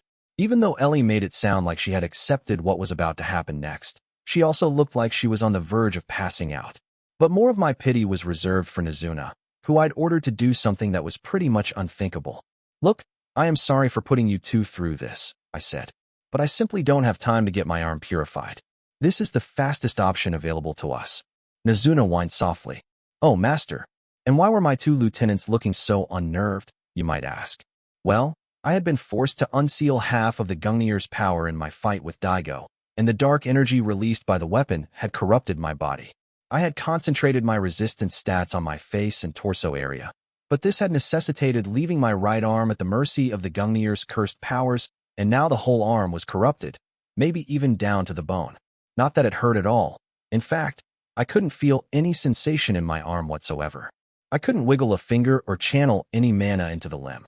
Even if I used a whole bunch of SSSR high exorcism cards, they wouldn't be able to restore my arm right away. In truth, it would probably take years of constant treatment with high exorcism cards before my arm was fully healed. But I was still in the middle of taking revenge on my sworn enemies and uncovering the truth about their betrayal, which meant I couldn't afford to be out of action for that long. For that reason, I'd asked Nizuna to use her Prometheus to amputate my arm, and I'd laid it on a chopping block, ready to be sliced off. Ellie would then use her ultimate class healing spell to regrow my arm. Due to my elevated power level, It was next to impossible for a lesser blade to even scratch me, let alone cut off one of my limbs. The Prometheus, however, was a different matter. Problem was, Nizuna's loyalty to me meant she was understandably reluctant to hurt me in any way, and I could see that the prospect was equally horrifying for Ellie. But I really had to get this whole thing over and done with quickly because I needed to interrogate Mickey, and I had a lot I wanted to ask her about. Ellie, Nizuna, I'm sorry for making this so hard for you too, I said. But I need this to be done now so that I can use my arm again. And Nizuna, make sure you cut it off with one good swing. If you have to take more than one swing, it's gonna hurt. A lot. Nizuna whimpered sadly as tears welled up in her eyes, but she responded with a small nod before taking a few deep breaths to steel herself for the unpleasant task ahead. Oh, okay, Ellie, said Nizuna. Here I go. Ready when you are, Nizuna, Ellie replied. Nizuna gulped down a couple more deep breaths, then raised her sword. Prometheus, sharpen my reality. These words made Nizuna's blade sharper, if that was even possible. She aimed for my right shoulder and, with a smooth downward motion, cleanly chopped off my corrupted arm. The amputation was so neat, it was like I'd never had an arm there in the first place. With her grimoire open in her hands, Ellie immediately recited the incantation for her ultimate class spell. Magic power, highly blessed. Save him from the brink of death. Though we take our lives in vain, spare his exit from this plane. Bestow on him the light of life, and delay his trip to paradise. Ultimate leaf. I screamed as new bone, nerves, blood vessels, muscles, skin, and fat sprouted from the open wound in my shoulder to create a new arm. The experience was incredibly painful and altogether gross, but it was all over in a matter of seconds. Unlike my old corrupted arm, which had looked like it was made out of ink, my new arm looked and felt healthy. I didn't like the way the process had left me drenched from head to toe in cold sweat, but my joy at finally being able to feel something from my right hand again trumped any feelings of disgust. I sat up and swung my legs over the side of the bed as I gingerly tested the feeling in my new limb. Thanks, you too. I got my arm back. Master, are you still hurt anywhere? Nizuna asked, still on the verge of tears. I'm fine, honestly, I replied. But thanks for worrying about me, Nizuna. I tenderly touched her on the cheek to calm her down, and she grabbed my hand to stroke her cheek properly with it. Ellie felt a mix of jealousy and relief as she watched on. Bless Lord Light. What should we do with your amputated arm? If I may have your permission, I'd like to keep it for research purposes. Do what you like with it, I said. After all, there's a whole bunch of stuff we don't know about the Gungnir and its dark energy. And you say you're able to read more text when you do an appraisal on the Gungnir now? Ellie said. Yeah, I said. I was surprised when I first checked it out. For some reason or other, most of the Gungnir's stats were obscured, and an appraisal had originally described the weapon as a spear. But after removing the second seal and beating Daigo with it, the main description for the weapon now read, a spear. I don't know whether it's because we removed the second seal, because we beat a master with it, or because it swallowed up the elemental blades, I said. All I can say for sure is the Gungnir is full of mysteries. That much is certain, Ellie agreed. So if you find anything out, let me know, I told Ellie. Understood, your blessedness, she replied with a bow. When she arose, I wordlessly beckoned her closer, and she obeyed, despite eyeing me curiously, trying to guess my intentions. When she was within reach, I used my free left hand to stroke her cheek. Thank you, Ellie, I said tenderly. Because of you, I got my arm back. Be blessed, Lord Light. Ellie said, initially shocked by my actions. I only did what you requested me to do. Then again, I could never say no to your divine touch. Ellie tried to maintain a degree of respectability in front of Nizuna, but she eventually gave in, and I stroked both of my lieutenant's cheeks to their satisfaction. Afterward, I took a bath, put on a change of clothes, then went off to question Mickey, both excited and somewhat nervous about the kind of mind-blowing secrets I would surely hear from her. It didn't take Ellie, Nizuna, and me long to reach the part of the training grounds where we were holding Mickey, the master we had caught spying in Tower City. Oh, you're finally here. Mickey chirped. I was wondering how long you were going to keep Mickey waiting. Mickey had been tied to a chair and blindfolded, and she wasn't wearing the respectable dress she'd had on when we fought her, but had changed into what I could only assume was her usual garb, hot pants, thigh-high boots, and a wide-sleeved jacket that she wore off the shoulder, exposing a tiny top that looked more like a bra. Her outfit showed a lot of skin, plus her belly button, and to complete the casual look, she'd let her hair down. We had cuffed Mickey's hands and feet, and placed an SSSR curse collar around her neck. This gacha item had the ability to reduce the power level, mana, and physical skills of the wearer, as well as suppressing the powers of whatever gift they wielded, and it couldn't be removed without the help of someone else. But since Mickey was a master, even with a reduced power level, she still posed a threat, so we had decided to restrain her further by casting a strategic class spell, the Dornfesseln. May was already there, watching over Mickey, as was Suzu, who was a very relevant party to the proceedings. In addition to these two, I had also brought 2 more level 9999 lieutenants with me, who would be able to keep Mickey under control if she decided to resist. As for my 4th SUR warrior, Oyuki, I'd assigned her to carry out surveillance around the Great Tower in case there were any other intruders. If I had to pass judgment on it, I would have said this setup to prevent Mickey from escaping was foolproof, because not only were her powers debuffed, she also wasn't able to break free of the Dornfesseln, which was designed to hold max-level fighters. And even if she did manage to break free of its steely vines, she would find herself having to fight her way through 4 level 9999 opponents, plus Suzu. May and Suzu bowed the moment they saw me. Then May proceeded to update me on the situation. While you were away, Master Light, our subject showed no signs of doing anything suspicious. All she did was talk to us during your absence. However, what is it, May? I asked. May took a moment to choose her words carefully before relating the issue to me. Our subject appears to be completely infatuated with Suzu, and she has been repeatedly directing comments toward her, many of which were repulsive. May paused and corrected herself, many of which were unsuitable for a polite audience. As such, I would recommend that you rethink your participation in this interrogation, Master Light. It's okay, May, I assured her. She has important information that I need to hear for myself, no matter how jarring her words may be. But thanks for looking out for me. No, I apologize for speaking out of turn, May replied, still looking concerned. Part of me wanted to ask her why she was so worried, but I was too focused on the prospect of questioning Mickey to pursue the matter any further. I turned to look at our prisoner, who was bound but not gagged, which meant she would be able to speak to us normally. Ellie, is it true that you're not able to read her memory? I asked. Yes, blessed Lord, Ellie replied. The oath bee she implanted into her right cheek seems to be preventing me from performing that particular spell. We don't know what kind of pledge she made to the bee, so I felt a mind probe was too risky. While the oath bee looked like a weak summon, it was actually a bee that imparted a powerful haze, according to Ellie. Under normal circumstances, Mickey would have used the oath bee to tag an adversary and force them to be bound to some kind of oath, such as one stopping them from killing people. Breaking the oath would lead to the person's death, and Mickey was able to give the oath bee whatever condition she wished. So she might have made an oath to die if we tried to extract any sort of information from her, even through means of torture? I summarized. Indeed, blessed Lord, Ellie replied. And you're not able to cancel the oath bee or find out what the vow was? I pressed. Please forgive me, your blessedness, Ellie apologized. The oath bee uses a very peculiar spell that I'm not familiar with, and it seems that nobody is able to analyze an oath bee once it has entered a body. Even the SSSR High Exorcism cards were unable to cancel the effects of the oath bee, and we weren't able to gouge out Mickey's cheek and make a new one using Ellie's ultimate leaf spell either, because while the oath bee had left a bee-shaped tattoo on Mickey's cheek, the haze affected her whole soul. It seemed Mickey had thought of everything when she marked herself with the oath bee. So we're not able to torture her for information, read her mind, or use drugs of any kind to make her talk. I summarized. Correctamundo. Mickey butted in. I'll only tell you what I want when I want.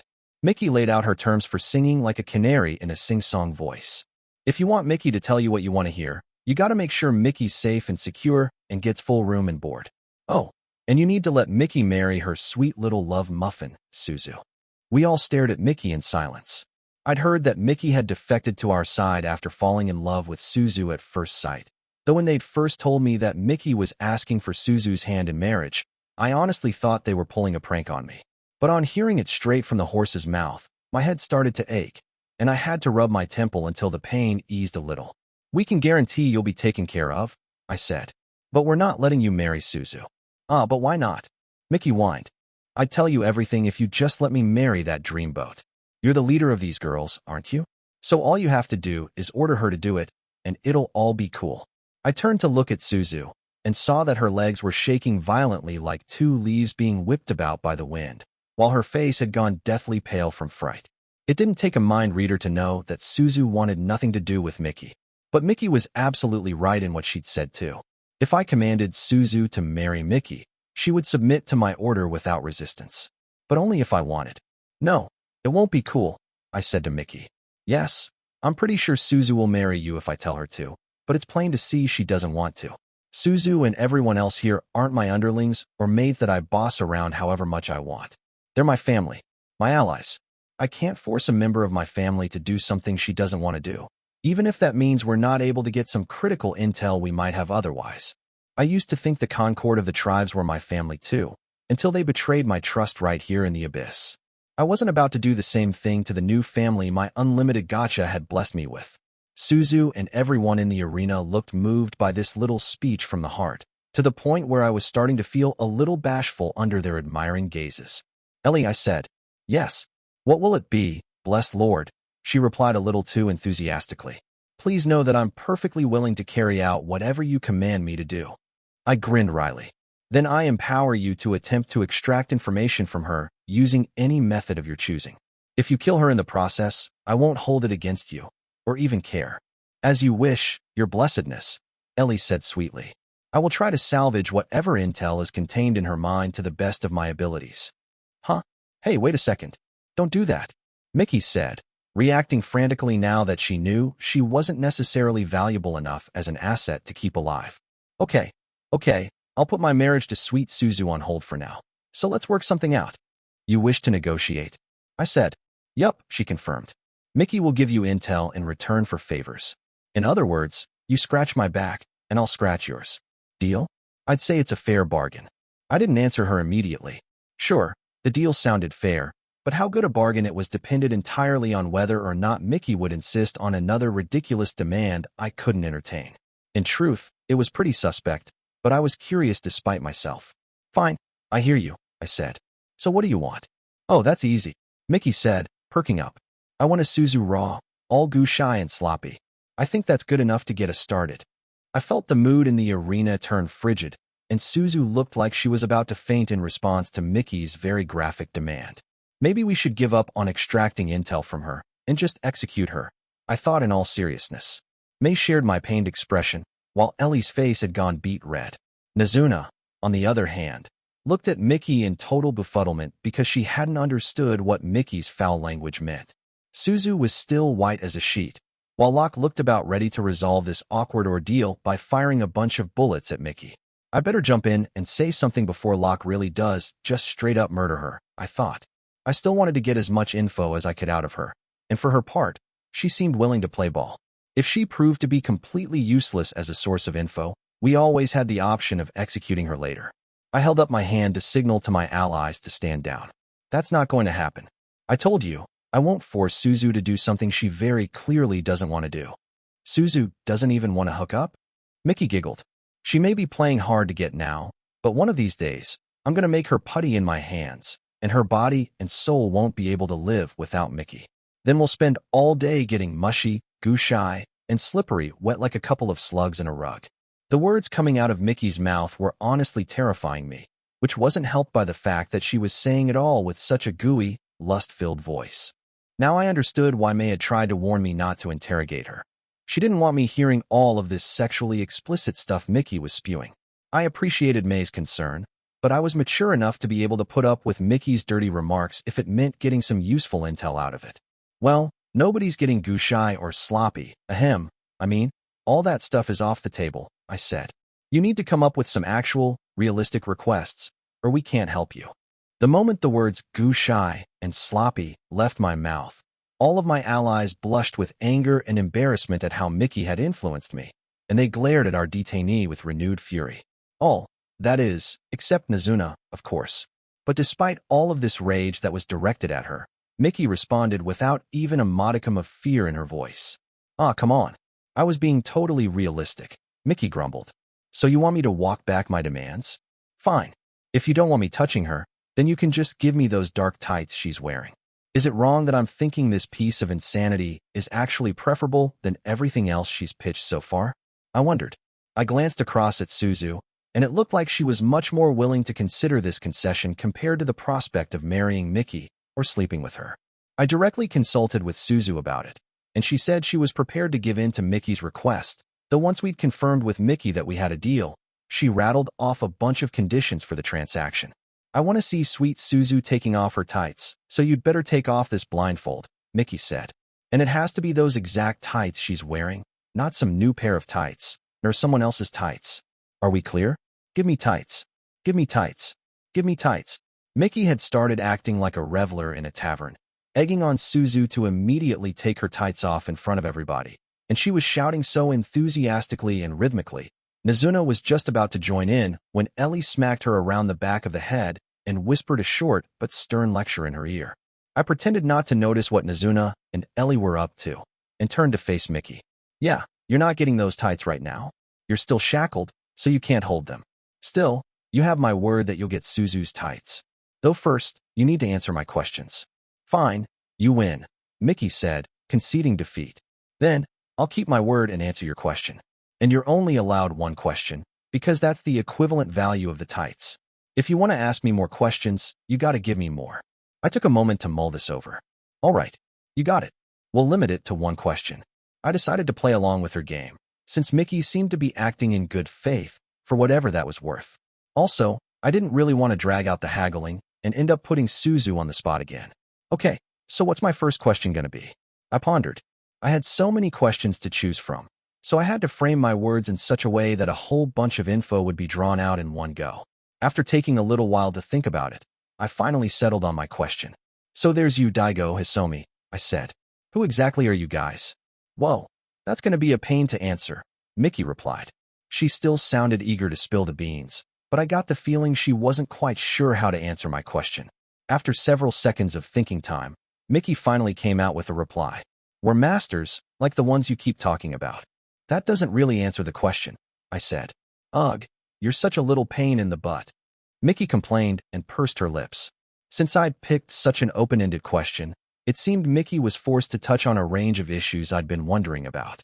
Masters are basically souls the Almighty Sea has brought to this world at the end of our past lives, Mickey said. Our souls retain all our memories from our previous lives. Wait, you're all souls that had previous lives? I asked. Yup, we're people who used to live totally different lives in the past, Mickey said. All masters remember their previous lives, and C was the one who brought all of our souls here. Mickey paused momentarily, then continued what was turning into a rather lengthy explanation. Masters are divided into two factions. One worships C, the other sees him as the enemy. Hisomi and the other masters in the Dragonuda Empire are hostile to C, while Mickey's faction in the Demonkin Nation worships C. Both factions are always fighting because of our different views. Well, anyway, I came to investigate the Great Tower to see if the Almighty Sea was here, and to find out if the Dragonuda masters were planning something. And if those other masters had been plotting something, I was meant to figure out how to stop them. Also, even though I say my faction worships C, it's not like we have a religion with a church or anything. The masters in my faction follow C because we want him to grant whatever wishes we have. She stopped to give me some time to process all of this new information. First of all, there were two factions of masters that were opposed to each other, based on their stances alone. While I was lost in thought, Mickey snickered.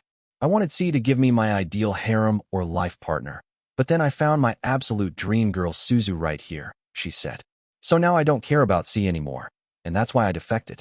Suzu held her breath, as if she were trying to keep herself from getting sick. She was so put off by the kind of stuff that was coming out of Mickey's mouth. I could see the goosebumps on her skin. The Dragonuda masters see C as the enemy, but they know they can't beat C, so they're working on an escape plan to get away from him, Mickey explained.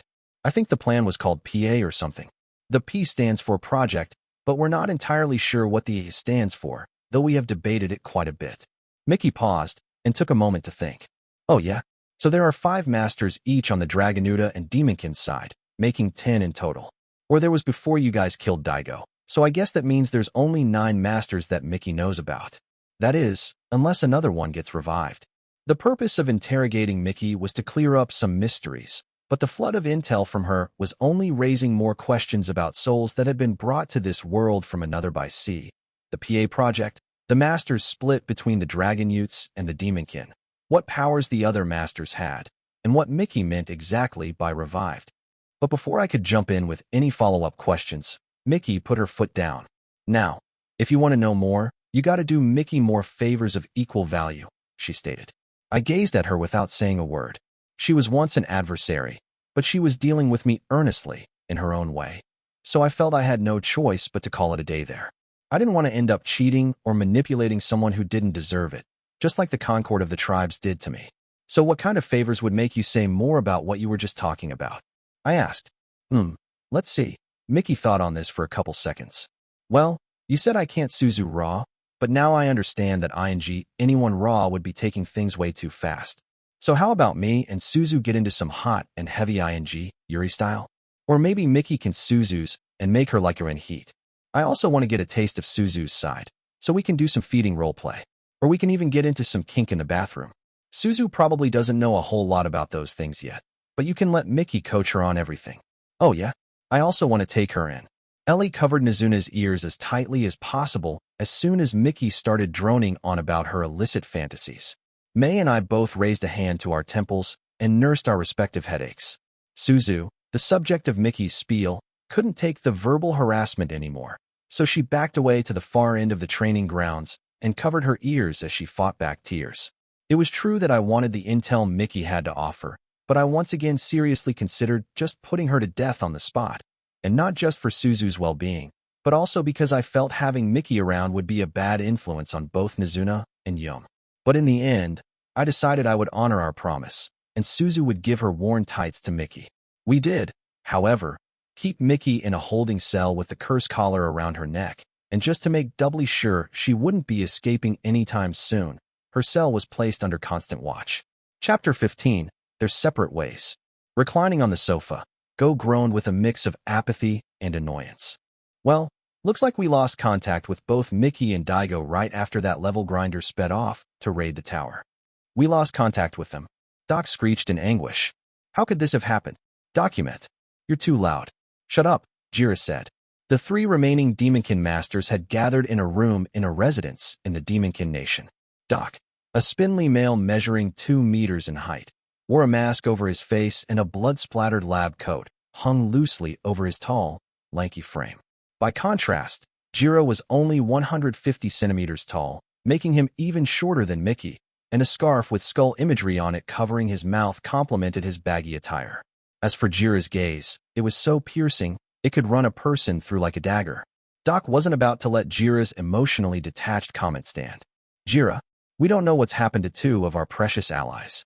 If we can't mourn their loss now, when can we mourn them? Said shut up, Jira repeated. Or else, I'll make you. One of Jira's arms moved under his baggy clothes, and although Doc didn't consider himself a fighter as such, the room would almost certainly be reduced to rubble if the 2 masters started battling. It didn't come to that, however, because Go intervened by loudly stamping his feet on the floor to get the pair's attention. Don't get me wrong, I ain't against you 2 getting into a death match, but I ain't finished talking yet, Go said. Once I'm all done speaking, you can have your little cat fight. Anyway, if Daigo and Mickey are both missing, that means something's definitely up with that great tower. Mickey may not be a natural-born brawler, but Daigo? Sure, that guy's a leveling freak cause he ain't A-list yet, but he's got 2 gifts in those elemental blades of his, and they should have done a whole lot of damage to anyone looking to take him out. Yet he's gone like a ghost. Must have been formidable, his opponent. Jira speculated in short, staccato phrases, as was his way. Wicked Witch of the Tower? I'd like to slash her throat. He grinned under his scarf, like a serial killer out for blood.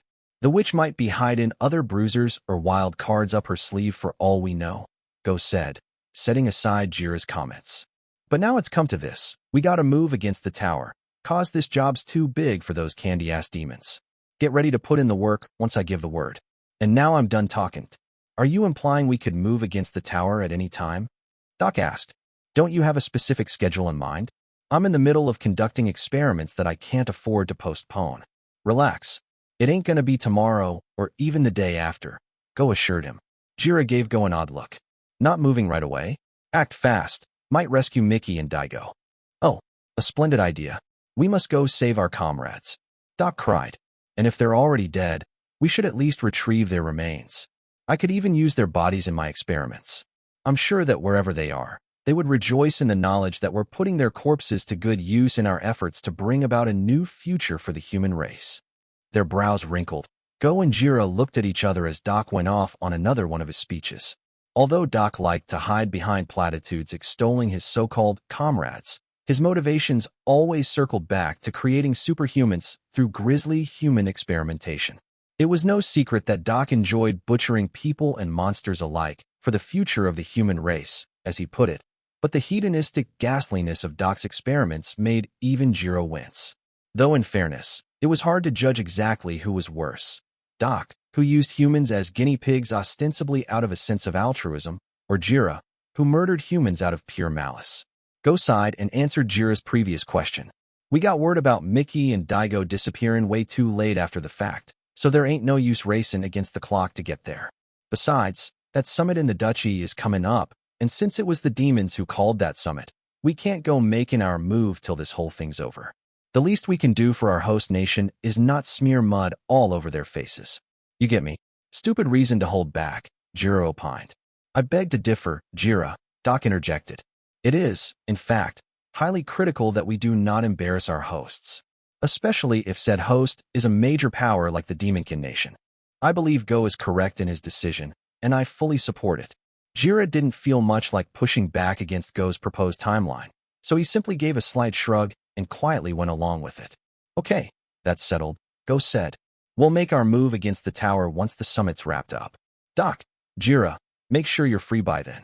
The two other masters answered in the affirmative, effectively finalizing the plans for this cadre's eventual retaliation against the Great Tower. Mickey, at roughly the same time that the masters and the Demonkin Nation were having their fateful meeting, Silica was on the second floor of her shop and staring into Mickey's former bedroom, which had been stripped completely bare. The last time Silica had seen Mickey was on the day her neighborhood conducted an emergency evacuation drill that saw all the participants relocating to the Great Tower. A fairy maid had accidentally spilled soup down Mickey's dress, and another fairy maid had taken Mickey up to the second floor to change into some clean clothes. A short time later, while Silica was finishing up her food, she had felt the ground shake, and the fairy maids had come out and informed everyone on the first floor that a high-level monster had appeared in the forest nearby. The drill turned into a real shelter-in-place situation, and the fairy maids kept the residents in the Great Tower for their own protection. Once the crisis had been resolved, Silica and the rest of the residents were allowed to return home, but she decided to stick around and wait for Mickey to come down from upstairs. However, she never showed. Silica eventually asked a fairy maid where her friend was. Mickey, the fairy maid pondered. I have no idea who that is. Silica felt a chill run down her spine on hearing these words, and she immediately ran home to her shop, rushed upstairs to Mickey's bedroom, flung open the door, and found the room completely empty. None of Mickey's belongings were there, and the bed, chair, desk, and closet had all been removed too. It was like nobody had ever been in the bedroom in the first place. While Silica was over at the tower, the fairy maids had removed everything Mickey had used from the shop, including the utensils. They've completely erased her, Silica realized. Though she had no idea why the city had given Mickey the same punishment as that one man who had attempted to sexually assault one of the fairy maids. I mean, Mickey's a girl, and I did warn her in no uncertain terms not to even think about attacking the fairy maids, so I don't think she would have done that, Silica thought. And if she could rule that out, it meant Mickey had committed an offense just as grave as attempted assault, if not more so. Silica knew there were only a few crimes that fit that particular bill. Was she a spy who came here to get dirt on the Great Witch in the tower? Silica asked herself. That would make some sense. The fact that the shop had been cleared of everything that Mickey either owned or had used while here could have indicated that the fairy maids had gathered up everything that might serve as evidence of Mickey's presumed espionage. In light of this possibility, Silica decided not to dwell on Mickey's disappearance any longer and act like she'd never lived with her here in the shop. But as she gazed into the empty bedroom in silence, Silica couldn't help thinking about her former friend. After all, people simply weren't capable of forgetting about someone just like that. After several more moments of scanning the bedroom, Silica went downstairs to get the store ready for opening alone. She had too much work to do and too little time to do it all to be standing around, wallowing in her own sentimentality. I was sitting at my desk in my executive office in the abyss with both May and Ellie in front of me. May was standing like usual, while Ellie was down on one knee with her head bowed in apology. Blessed Lord Light, Ellie began. I deeply, deeply regret allowing an adversary to contaminate our city. Please punish me for my unforgivable negligence. Ellie was clearly talking about Mickey, the Demonkin master who managed to infiltrate Tower City and send back information to the other masters in her faction, which led to one of them, Daigo, attacking the Great Tower. Mickey told us it had been crazy hard to get into the city, but once she was inside, everything was easy breezy. The truth was, we did have a highly rigorous screening process for anyone entering the city, in order to weed out any spies or other unwanted intruders. Everyone underwent an appraisal scan and other background checks, but Mickey had been able to slip through that particular layer of security and send intelligence back to Daigo. Because Ellie was the administrator of both the Great Tower and the city, she felt responsible for Mickey's infiltration. I sighed and leaned back in my chair. Ellie, your strong sense of accountability is undoubtedly one of your good points, but we can't lay the blame for Mickey infiltrating the city at anyone's door. In fact, if someone should take the blame for being spied on, it should be me. Ellie reflexively lifted her head in shock. Oh no, your blessedness. You are absolutely not to blame. Thanks for the vote of confidence, Ellie. I replied with a smile. But I didn't find anything wrong in how the screening process was being conducted, and I wasn't keen on the idea of setting up a creepy surveillance state where the private lives of our residents would be constantly monitored. For starters, I didn't know how we'd explain to people that we would be watching them while they ate, relieved themselves, changed clothes, or did what husbands and wives get up to in their bedrooms. Though I had since come to realize that these privacy concerns were overly simplistic and had opened the door to near disaster. So with that being the case, I'm not going to blame anyone for this incident, I reiterated. Oh, but blessed Lord Light, you must punish me, Ellie pleaded. Rewarding good work and punishing bad is essential for any organization. Ellie, I sighed. It was at this point that May spoke up for the first time since entering my office. Master Light, may I say something? I nodded at her to proceed. I thoroughly understand how much you love each and every one of us, Master Light. But I must agree with Ellie in her assessment that those who make avoidable mistakes must be disciplined for it. I implore you to accommodate her wishes, Master Light. I raised an eyebrow. You too, May. I guess everybody needs a good talking to from time to time. But Ellie didn't do anything wrong, I thought. But if they wanted to die on this hill, who was I to judge? Fine, Ellie. I'll find some way to punish you later on, I said. Will that make you happy? I thank you for acceding to my request, blessed Lord Light, Ellie said, bowing her head again. I also thank you, Master Light, May said, bowing along with Ellie. And with that settled, we moved on to the next topic. So the lesson we've learned is that it's not enough to just screen everyone who comes into the city, I said. We need to monitor the residents too. I know I said I didn't want to go peering into people's private lives, but that's now outweighed by the need to prevent another Mickey from infiltrating the city. A wise decision, Master Light, May said. Ellie nodded in agreement. I pulled out a gacha card. I didn't know what to do with this SSSR level 2864 baby Fae before, but I think the time has come to release it. The card produced a small fairy measuring only 10 centimeters in height that had no attacking capabilities, though what it did have was the ability to multiply itself as many times as it liked. Even its seemingly random power level of 2,864 was actually a pun in our written script, as it could be read as to multiply. I had once considered using the baby Fae for surveillance up on the surface world, but since it wasn't able to disguise itself as an animal like many of our other spy familiars, I'd shelved the card until this moment. Ellie, take this card and use it to establish a web of surveillance in the Great Tower in the city, I said. As you wish, blessed Lord, Ellie replied. I placed the card on a tray that was held out toward me by the fairy maid who was serving as my office attendant, and she promptly carried it over to Ellie, who took the card from the tray. Then, with that matter settled, I moved on to the final topic of discussion. So it appears I owe Lilith yet another favor, I mused. May nodded politely in the affirmative, but Ellie could only grind her teeth in frustration. While I wouldn't say that Ellie saw Lilith as her enemy exactly, she did think the princess was taking me for granted, so I was willing to bet that she wasn't sure whether to be thankful or furious that Lilith had accidentally helped to root out Mickey. After all, if it hadn't been for Lilith asking to go on an incognito tour of Tower City, we wouldn't have had the conversation with Mickey where she slipped up and revealed more than she intended. And if we'd discovered Mickey's espionage much later down the line, we might have ended up facing a bigger crisis. I pretended not to notice Ellie's obvious irritation. We'll pay Lilith back when I do bodyguard duty for her at the summit. But before that, I will need to complete a quest to raise the rank of my party. I put on my most cheerful voice when talking about my upcoming quest in order to keep things upbeat, and thankfully, May and Ellie actively took part in the conversation, though I couldn't help noticing that Ellie still seemed a little peeved right up until she left my office. As she and May walked down the hallway following their meeting with Light, Ellie voiced what was on her mind.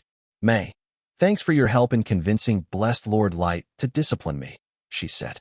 Oh, do not mention it. If it had been me in your position, I would have likewise begged Master Light to punish me, or else I would have never forgiven myself, May replied. She was neither kidding nor trying to be polite with this response. Light meant the world to her, so if she were ever to commit any kind of error, unforced or otherwise, she would beat herself up past the point of no return.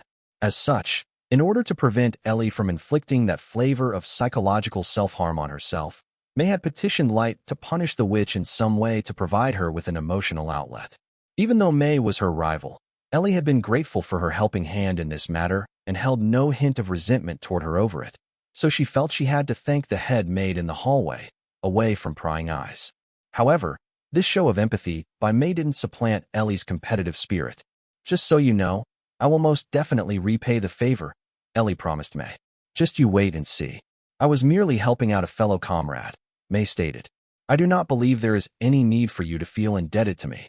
But that's unacceptable to me, Ellie blurted out. The witch didn't want to admit that she needed to pay May back, because if she didn't, she'd feel guilty every time she received Light's affection. But May picked up on this subtext anyway and responded with a rarely seen mirthful smile. It was like she was an older sister graciously allowing her younger sibling to fume, and Ellie was fully aware of this treatment. I bid you good day. Blushing with shame, Ellie turned a corner to get away from May, who watched her go without saying another word. She acts as if she can see right through me. Ellie sulked. I simply can't stand her.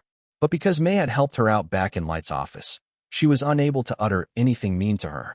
As a result, Ellie's thoughts turned to her other adversary, Lilith. I can't believe we've ended up owing that woman, she seethed internally. She uses the blessed Lord like her own personal gopher. But thanks to her, we were able to catch that execrable degenerate before it was too late. From Ellie's perspective, Lilith was just a normal human with no extraordinary talents or abilities, and she could have easily dismissed Lilith's contribution to capturing Mickey as plain old dumb luck. That is, if she didn't have such an overactive imagination. Did she know that Degenerate was a spy all along? Ellie wondered. Was that impromptu interview a ruse so that we'd notice as well? Of course, there was no way Lilith could have had any inkling ahead of time that Mickey was a spy and had simply been curious about the living conditions in the settlement-turned-city. But Ellie eschewed Occam's razor in favor of overanalyzing Lilith's motives. Was she just acting all mediocre just to fool us into lowering our guard? Ellie pondered. If so, what could her ultimate goal be? Does she genuinely wish to raise the status of humans? Or does she want us owing her so many favors that we end up becoming her pawns? Ellie rejected this last one in her head, since everybody in the Abyss had sworn absolute allegiance to Light alone, which meant no one would be able to exercise control over one of Light's servants, no matter how indebted the servant was. But even if we do take into account our loyalty to his blessedness, Ellie's mind went into overdrive as she carried on down the hallway. By the time she reached the end of it, her disdain for Lilith had been completely replaced by a sense of precaution. It remained to be seen whether this change was one for the better or the worse for Light and his allies, or for Lilith and the world at large. Extra Story 1, Heaven and Hell. Sometime before our fight with Mickey, I called Ice Heat into my office in the Abyss. You wish for me to participate in an operation? Ice Heat said. I gave a nod. We just happened upon a mole in our midst, and we plan to bait her into a trap. I want you to lead this mole into our trap.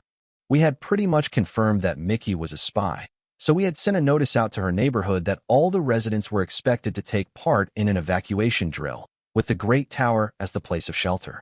The idea was to trick Mickey into coming inside the tower so that building's counterspells would nullify any teleportation magic or item she might think to use, aiding our capture of her. I decided to recruit Ice Heat to help lure Mickey to one of the large reception halls on the second floor, because there was a chance our little mole would get spooked midway and try to fight her way out. Since Mickey appeared to have a high power level, I couldn't get a fairy maid to escort her, since that would be putting that fairy maid at risk. This will be a dangerous job, I said to Ice Heat. But I believe you are the best person for it, since you're a hard-working maid who's not only powerful, but also highly competent in everything you do. You'll be alone with our target while you're luring her into our trap, but both Nizuna and I will be close by if you need us. So do you think you'll be able to take on this assignment? Of course, Master Light, Ice Heat exclaimed. I myself will accept whatever command you give me. Let me worry about the risks. I vow to carry out your orders to the fullest. Thanks, Ice Heat, I said. Once we've drawn up a complete plan of action, I'll call you and the rest in for a meeting so that we can talk it all through. Until then, wait for me to summon you. Understood, Master Light. Ice Heat bowed enthusiastically, and I smiled back approvingly. After her meeting with Light, Ice Heat finished her work in higher spirits than she would normally have let show. After work, Ice Heat ran into her friend, Mara, and she invited the Chimera to come and have dinner with her. So they went down to the cafeteria, and after taking a seat at one of the long tables, they chatted over their meal. I can't remember the last time you took me on a dinner date, Mara cackled. So what's got you in such a good mood? Ice Heat giggled. You can tell. Mara chortled in response. You're smiling from ear to ear. Anyone can tell. Mara was always teasing Ice Heat about how overly brusque she was and for her straight-laced attitude. But now the maid was grinning away without reservation as she munched away at her pasta and salad. Well, I myself can't tell you exactly what has happened due to confidentiality reasons, but I can say that Master Light has personally recruited me for a secret mission. Wow, Master personally picked you for a special mission? Mara chuckled. That would make anyone's day, hon. For her meal, Mara had what would have been called a steak if it wasn't basically just an oddly shaped slab of medium-rare meat. She tossed the hunk of meat under her skirt and ate it that way. Mara's response tickled Ice Heat's need for validation, which only broadened the grappler maid's smile. Since our battle with the White Knights, I've been passed over for the mission in the Dark Elf Islands dungeon, the exploration of the relics underneath the Dwarf Kingdom, the battles against Nano and Kavor, and the war with the Beast Folk. While everyone else has had their chance to shine, I myself have been unable to serve Master Light. But now I can finally prove my loyalty to him, and I'm very thrilled to do so. Mara laughed. Slow down, babe. You don't want to get overexcited and mess up like last time. If you do, I'll just point and laugh endlessly at you. There's no need to worry about that, Ice Heat said haughtily. I won't waste this precious opportunity by making an error. As she spoke, Ice Heat twirled pasta around her fork without a sound as etiquette demanded. Mara looked at her confident friend with more than a hint of envy. I'm not going to pry into what your secret mission is, but I'm starting to get jealous here, Mara admitted. I wonder if Master will call me up, just like he did you. Much like Ice Heat, Mara ached to prove her loyalty to Light. Even if he told her to kill herself, she would gladly do so without hesitation, though because Light treasured all of his allies, that kind of command was unthinkable. But it just went to show how absolute Mara's loyalty was. It was only natural she would feel jealous that Ice Heat had been picked for such an important mission. Ice Heat smiled as she basked in Mara's jealous gaze. Master Light hasn't told me the details of the mission yet, but even if you do end up joining, I myself will do the most to serve Master Light. Mara roared with laughter. Oh, is that a promise? Of course, Ice Heat said. Unlike you, I haven't had many chances to fight for Master Light. Okay, you got me there, Mara chuckled, knowing that she had no argument against that. After all, not only had Mara been selected to join Light on his quest in the Dwarf Kingdom ruins, she had also played a key role in the war with the Beastfolk Federation. In short, Mara couldn't be as hungry to please as Ice Heat inevitably was. Ice Heat grinned at Mara's reaction. In any case, I myself will offer up all of my ability to ensure that this mission is a success. Mara knew Ice Heat was dead serious when she said this, though at the time, she wasn't sure if this level of dedication would prove helpful or harmful. But just by looking at how Ice Heat's face was positively glowing, Mara knew her friend was practically in heaven at that moment in time. Ice Heat slammed her glass whiskey tumbler down on the cafeteria table. How could this have happened? Mara had joined Ice Heat on her drinking jag, and she emptied her own glass of alcohol before chuckling at her friend's consternation. I get what you're going through, hon, but you need to ease up on the booze, Mara warned. What's even the point anymore? Ice Heat whined. I thought I'd finally get to show Master Light my worth in battle. But then, that woman chose not to fight. Instead, she started spewing that unhinged drivel and surrendered. Why didn't she fight me to the end? Ice Heat had successfully escorted Mickey up to the second-floor reception hall in the Great Tower and trapped her inside what was basically a spacious battle arena. However, An unexpected attack by an interloper outside had led Light and Nizuna to exit the room to take care of this new foe. In their place, Mara, Jack, and Suzu had joined Ice Heat in her mission to capture Mickey. However, Mickey had instantly fallen in love with Suzu and decided to switch sides.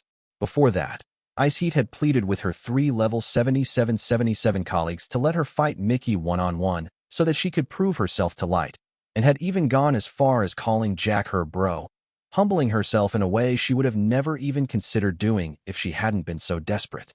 But despite everything, Mickey had brought a premature end to the fight after barely trading any blows with Ice Heat. The outcome had left the grappler maid feeling dejected enough to want to drown her sorrows. Mara didn't have much of a say when it came to listening to Ice Heat's grievances, but while she outwardly consoled her friend, she could barely contain her amusement at this turn of events. This is the first time I've ever seen Ice Heat wasted before, Mara thought. And I gotta say, she's one bad drunk. Ice Heat was too inebriated to notice that Mara was silently mocking her. The maid slumped forward with her upper body resting on the table as she continued her griping. This was supposed to be my chance to shine. Why did it have to end up this way? Am I just unlucky? Every single time, I either fail my mission or I don't get picked in the first place. Come on, buck up, Mara said, cackling. Sure, things didn't work out the way you wanted them to, but I'm sure you'll do fabulous work for Master next time. Ugh, I don't want to feel better, Ice Heat grumbled. I'm never going to be useful to Master Light. It was a real struggle for Mara not to laugh out loud at this. She actually just said wanna and gonna. I never thought I'd see the day that this complete tight ass would do that. Now, don't be like that, hun, was what Mara actually said, and she limited herself to a gentle chuckle. You always take things way too seriously. Besides, that nympho was too much of an edge case anyway. We almost never come across those kinds of weirdos, so who could have prepared for that? Ice Heat instantly sat up. Yeah, you're right, she agreed, yelling her lungs out. This setback was all the fault of that stupid girl. Mara was dumbfounded yet again by Ice Heat's yo-yoing emotions and couldn't utter a word, but in her drunken rage, the maid completely disregarded her friend's non-reaction anyway. Not only did that tramp refuse to fight me, she also said all those disgusting things to Suzu, she roared. How could she say all of that garbage without giving any regard to the time and place, or who she was talking to? She's going to set a bad example for Master Light and Lady Yum. Don't you think so? Mara chuckled nervously. Well, sure. I wouldn't want Master or his dear sister to be influenced by that skis. In fact, I wouldn't want her anywhere near them, period. So you do get what I'm saying, Mara. Ice Heat said. We must do away with that shameless strumpet sooner rather than later. I myself would hate to lose such a valuable source of information, of course, but there are still something like 8. Wait, 9. There are 9 masters left we can capture. If we all work together, that task should be easy to accomplish. Hold your horses, babe, Mara said. I'm not saying I don't sympathize with you on that, but we can't go killing that hornbag just yet. We have to wait until Master gives us the order first, and like you said, she has a bunch of intel that could prove useful. Besides, I'm not even sure we'll be able to bag another Master. We might end up leaving a whole lot of damage in our wake if we try. Master probably considered all of these things when he decided to keep that sex pervert alive. So think of Master. We'll get in trouble just for talking about killing her. Plus, I'd understand if Suzu wanted to kill her first. Fine, I'll just go yell at her instead. Ice Heat huffed. Mara cackled despite herself. Why is that your fallback plan?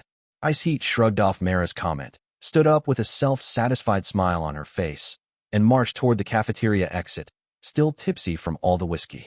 Mara glided after her, still chortling. And where do you think you're going? Mara said. Ice Heat grinned and gave a thumbs up. To give that stupid girl a piece of my mind. Now that she knew Ice Heat was serious, the color drained from Mara's face. Are you actually insane? Is it the booze that's making you do this? I'm good, Ice Heat repeated. I promise I'm sober. By the way, why have you split into 3? She's just one girl. You didn't have to go and make extra copies of yourself. Ice Heat laughed at her own joke, prompting Mara to admonish her. Good Lord, you're absolutely smashed. This only made Ice Heat laugh even more, which was completely out of character for her, and placed Mara in a bit of a dilemma. The Chimera could perhaps attempt to restrain Ice Heat by force, but the truth of the matter was that the frozen firestorm grappler would win in a struggle that came down to brute strength. She could perhaps use her unique powers to give herself the edge, but because Ice Heat was too drunk to know any better, Mara would end up having to engage in a very damaging battle in the cafeteria. If that were to happen, Light would be enraged at Mara and Ice Heat equally, regardless of whatever love he had for his allies. Since Ice Heat could not be safely restrained using physical force, an unusually frantic Mara settled for a drawn-out attempt to talk Ice Heat out of going through with her drunken stunt. But Ice Heat ignored all of her pleading and marched on down the hallways of the abyss until the pair eventually arrived at Mickey's jail cell, which was located in the deepest bowels of the dungeon. The pair encountered the level 5000 UR close combat magic golem, Dark Knight, who served as the permanent sentry of the jail, along with the fairy maids who worked alongside it. Both the Dark Knight and the fairy maids tried to stop Ice Heat, but none of them appeared to be strong enough to impede the progress of the level 7777 grappler maid. The door to Mickey's cell was made of special-grade steel, and there were apertures at the top and bottom of the door. The upper opening was meant to be for peering into the cell, while the lower slot was for serving meals. Mickey was inside the cell, still wearing the SSSR curse collar. "Hey, you little sleazebag," Ice Heat bellowed, standing in front of the cell door. "Do you have any idea what you've done to me? It's your fault. I feel so miserable. Do you even know how much grief you're putting Master Light and Suzu through?" Despite Ice Heat's rather loud screams, no answer was forthcoming from the other side of the door. Ice Heat could sense that Mickey was wide awake and rolling around in her bed, however, which meant Mickey was deliberately ignoring Ice Heat. In addition to the alcohol, Ice Heat's anger was quickly making her face go red, and she pressed her face up against the top opening and shouted again. "Don't pretend I'm not here, you wretched woman. In any case, you're being extremely rude to Master Light." Ice Heat suddenly stopped mid-sentence. At first, Ice Heat hadn't been able to make out what Mickey was doing in her cell, since the interior was so dark, but as Ice Heat's whiskey-soaked eyes adjusted to the bad lighting, she saw exactly what Mickey was up to in her bed. "Ah, Suzu. My sweet Suzu," Mickey cried, inhaling the scent from a certain piece of fabric that she had smushed against her face. "I can't get enough of your tights, Suzu. Oh God, your scent. It's filling every inch of my head and making me secrete all kinds of brain narcotics. Suzu, you're violating me with your smell. You're literally ing me right now. I'm all drugged up and you're ing my brains out. MMPH. I can't stop throbbing down there. Good God, Suzu, you smell so." Before being locked up in her cell, Mickey had received a pair of Suzu's used tights as her reward for supplying Light's team with the first batch of intel. Mickey was so obsessed with the tights, she had absolutely no idea Ice Heat was speaking to her, and since the Beamancer had covered her face with the tights, her voice had been too muffled for Ice Heat to hear at first. Now that Ice Heat was getting a good look at her adversary, she felt herself instantly sober up and shake off her drunken stupor. Ice Heat slowly backed away from the jail door like it was made of some kind of radioactive material, then turned to face the Dark Knight, the fairy maids, and the still agitated Mara. "I'm glad I didn't engage her one-on-one," Ice Heat said, her eyes indicating that she had seen everything that was wrong with the world. "I count myself lucky that I myself didn't end up being the object of her affections. Suzu has my deepest sympathies." Mara and the others nodded unanimously in response to Ice Heat's heartfelt observation, before the grappler maid departed from the jailhouse as quietly as possible, so that Mickey wouldn't notice her. Those working in the jails made sure the entrance was locked tight, the pity they felt for Suzu still fresh in their minds. Extra story 2. Ellie learns her lesson. "That woman has put me in an unimaginable predicament," Ellie grumbled. The Forbidden Witch was drafting a report that she would later submit to Light at her desk in her private quarters, surrounded by shelves filled with books of all kinds, from thick spell books with highly decorative spines to grimoires clutched by skeleton hands or enclosed with vines to serve as a warning not to open them. There were also non-spell books with cuter spines on the shelves, their pages filled with poems, fairy tales, and whatnot. For Ellie was an avid reader who snapped up whatever books the Unlimited Gacha spat out. She often recommended books to Nizuna for her to read, as a way of broadening her knowledge, but the Vampire Knight just as quickly refused. On top of all the books, Ellie's room was also cluttered with sorcery-related instruments, unfinished drawings of magic circles, and various potted plants she used for making elixirs.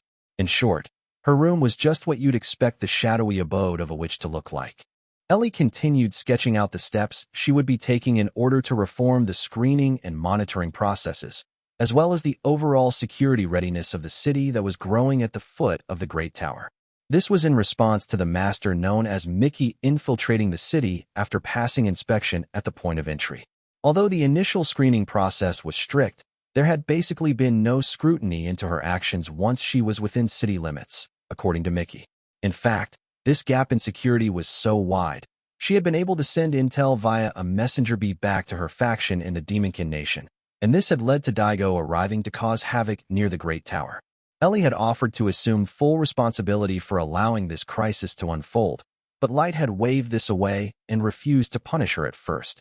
However, the thought of having caused harm to her beloved dungeon lord without some kind of penalty coming her way because of it was completely unacceptable to Ellie, and May had intervened to convince Light to punish the super witch at a later date, despite his misgivings.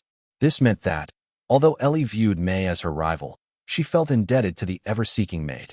The pain Ellie felt at having allowed Light to be put in danger was still fresh and comparable to having her heart gouged out.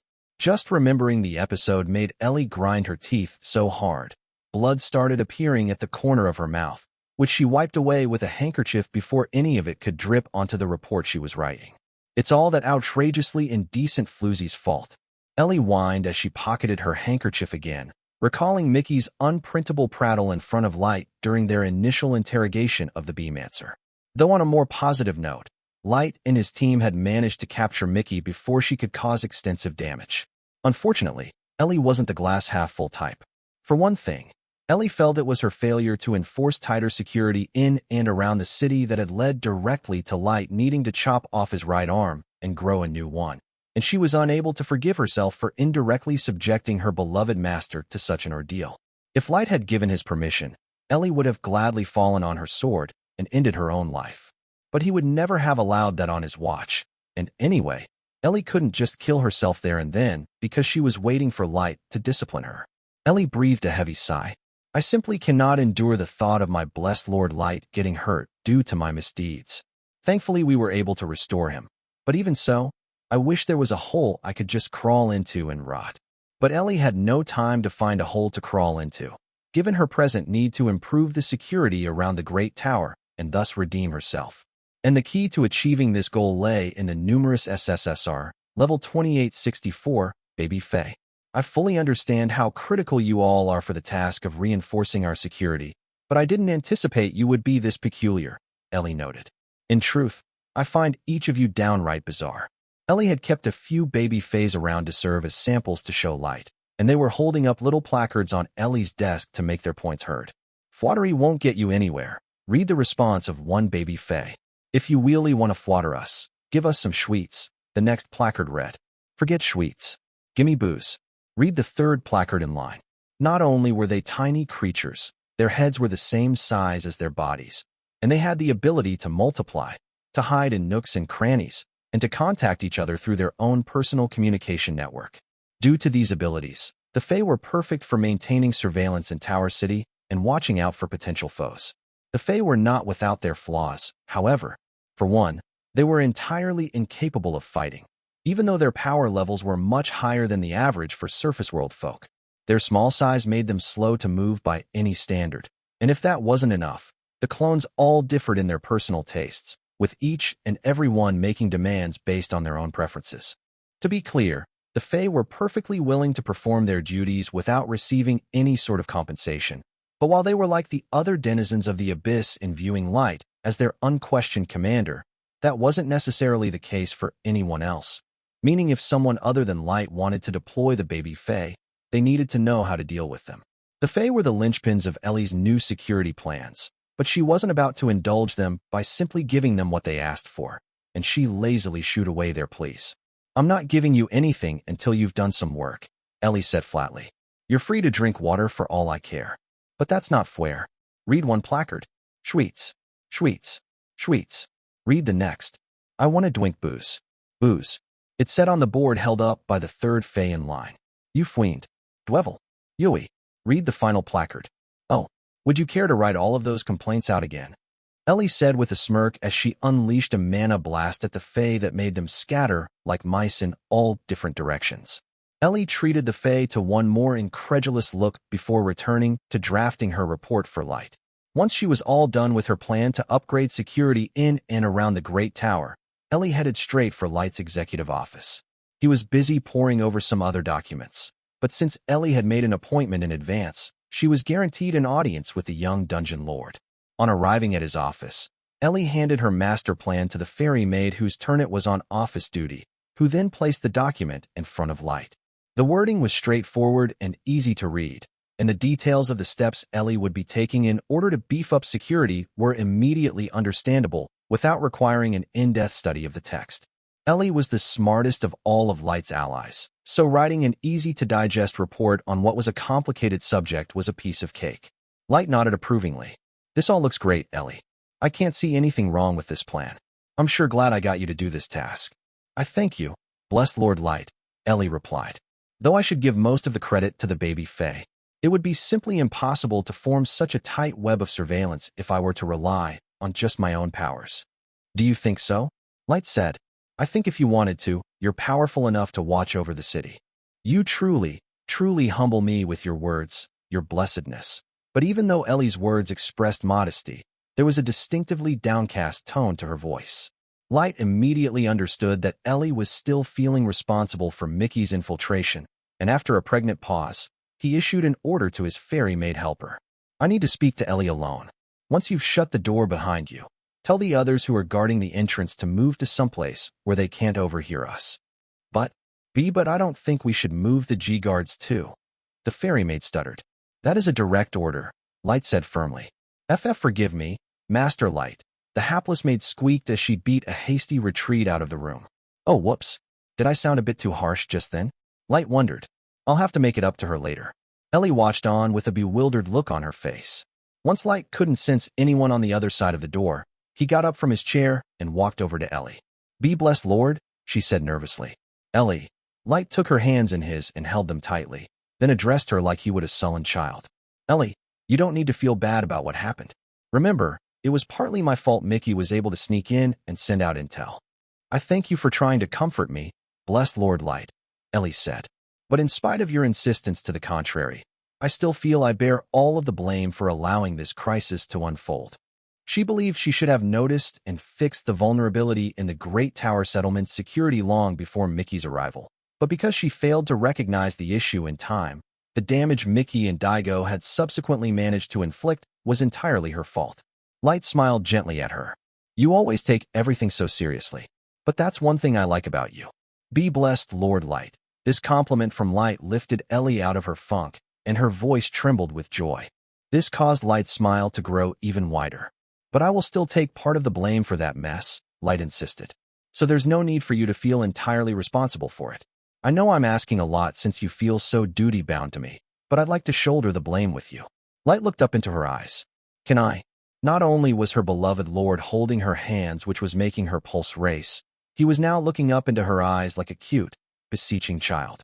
The puppy dog treatment actually wasn't intentional on Light's part and was largely down to the height difference between them, but it was enough to make Ellie's heart nearly leap out of her chest. Above all else, the mere thought of Light showing her this much concern was giving Ellie such a thrill. She felt like her brain was about to melt. If I was any less self-aware, I would be moaning and squealing my lungs out like that debauched girl at a moment like this," Ellie thought to herself. Of course, the Forbidden Witch had far too much pride to debase herself in such a manner in front of Light, though she could feel herself blushing to the tips of her tapered ears. Ellie stuttered, her voice barely above a whisper. "I could work with that. Thanks, Ellie, for doing this for me," Light said. Why, you're WL. Ellie's emotions were so all over the place. She had even started uncharacteristically slurring her words. Ellie left Light's executive office with a silly smile on her face that stretched from ear to ear. She practically skipped down the hallway, and along the way, she happened to pass Nazuna, who was licking away at a lollipop. Nazuna sauntered over to greet her friend, but paused when she saw the weird look on her face. Ellie," Nazuna said uncertainly. "What's happened to you? Your face is looking all rubbery." Ellie giggled and stretched her hands out toward Nazuna's face. "Hey, ow. Stop pulling my cheeks," Nazuna protested, but Ellie refused to stop punishing her for making such a flippant remark about her appearance. Ellie's face was still red from her heart-to-heart with Light, so she also felt an underlying need to distract Nazuna, meaning she wouldn't be breaking free from the witch's ecstatic grip for quite some time to come. Extra Story 3. Yum is sick? Yum pursed her lips and made a disgruntled noise as she lay in bed. "No pouting now, Yum. I said, sitting at her bedside. You need to stay there and rest. But I feel fine, Yum whined. Why do I have to lie in bed? Because my diagnosis is that you have come down with the common cold, Miss Yum, explained Ellie, who was also in Yum's bedroom. The fairy maids noticed you weren't feeling well and informed me immediately. I believe all of the psychological exhaustion that you have been suppressing has finally come to the surface now that you have grown accustomed to your life down here in the abyss. We managed to cure most of the symptoms of your cold with a potion, but we can't magic away your fatigue. As such, you need at least 1 day's bed rest so that you can fully recover your stamina, Miss Yum. In response, Yum made another disgruntled noise, but decided against arguing with Ellie. When the fairy maids serving Yum had gone to wake her that morning, they had noticed her face was flushed and that she seemed to be feeling awful in general, so they had immediately contacted me about my sister's condition. I was really spooked when I first heard the news, but after Ellie had taken a look at Yum, we discerned that it was just a cold that could easily be taken care of using one of the potions my Unlimited Gacha had spit out. Thanks to the potion, Yum thought she was totally fine again, but the elixir was no replacement for bed rest, no matter how much she railed against it. I breathed a sigh of relief and stroked Yum's head. I'll make time in my schedule to come visit you as much as I can, but you need to stay in bed, you hear? Boo, Yum moaned. Do you promise? Sure thing. Cross my heart, I said with a smile, which Yum returned. Then, I turned to Ellie. And thank you for curing her. Oh, but I hardly did anything, blessed Lord, Ellie said, a bashful smile spreading across her face. After all, the potion I used was from your divine gift. She then turned to address Yum. I'm sure you'll get bored lying in bed all day, so I'll bring you some books to read. You will, Yum said, lighting up.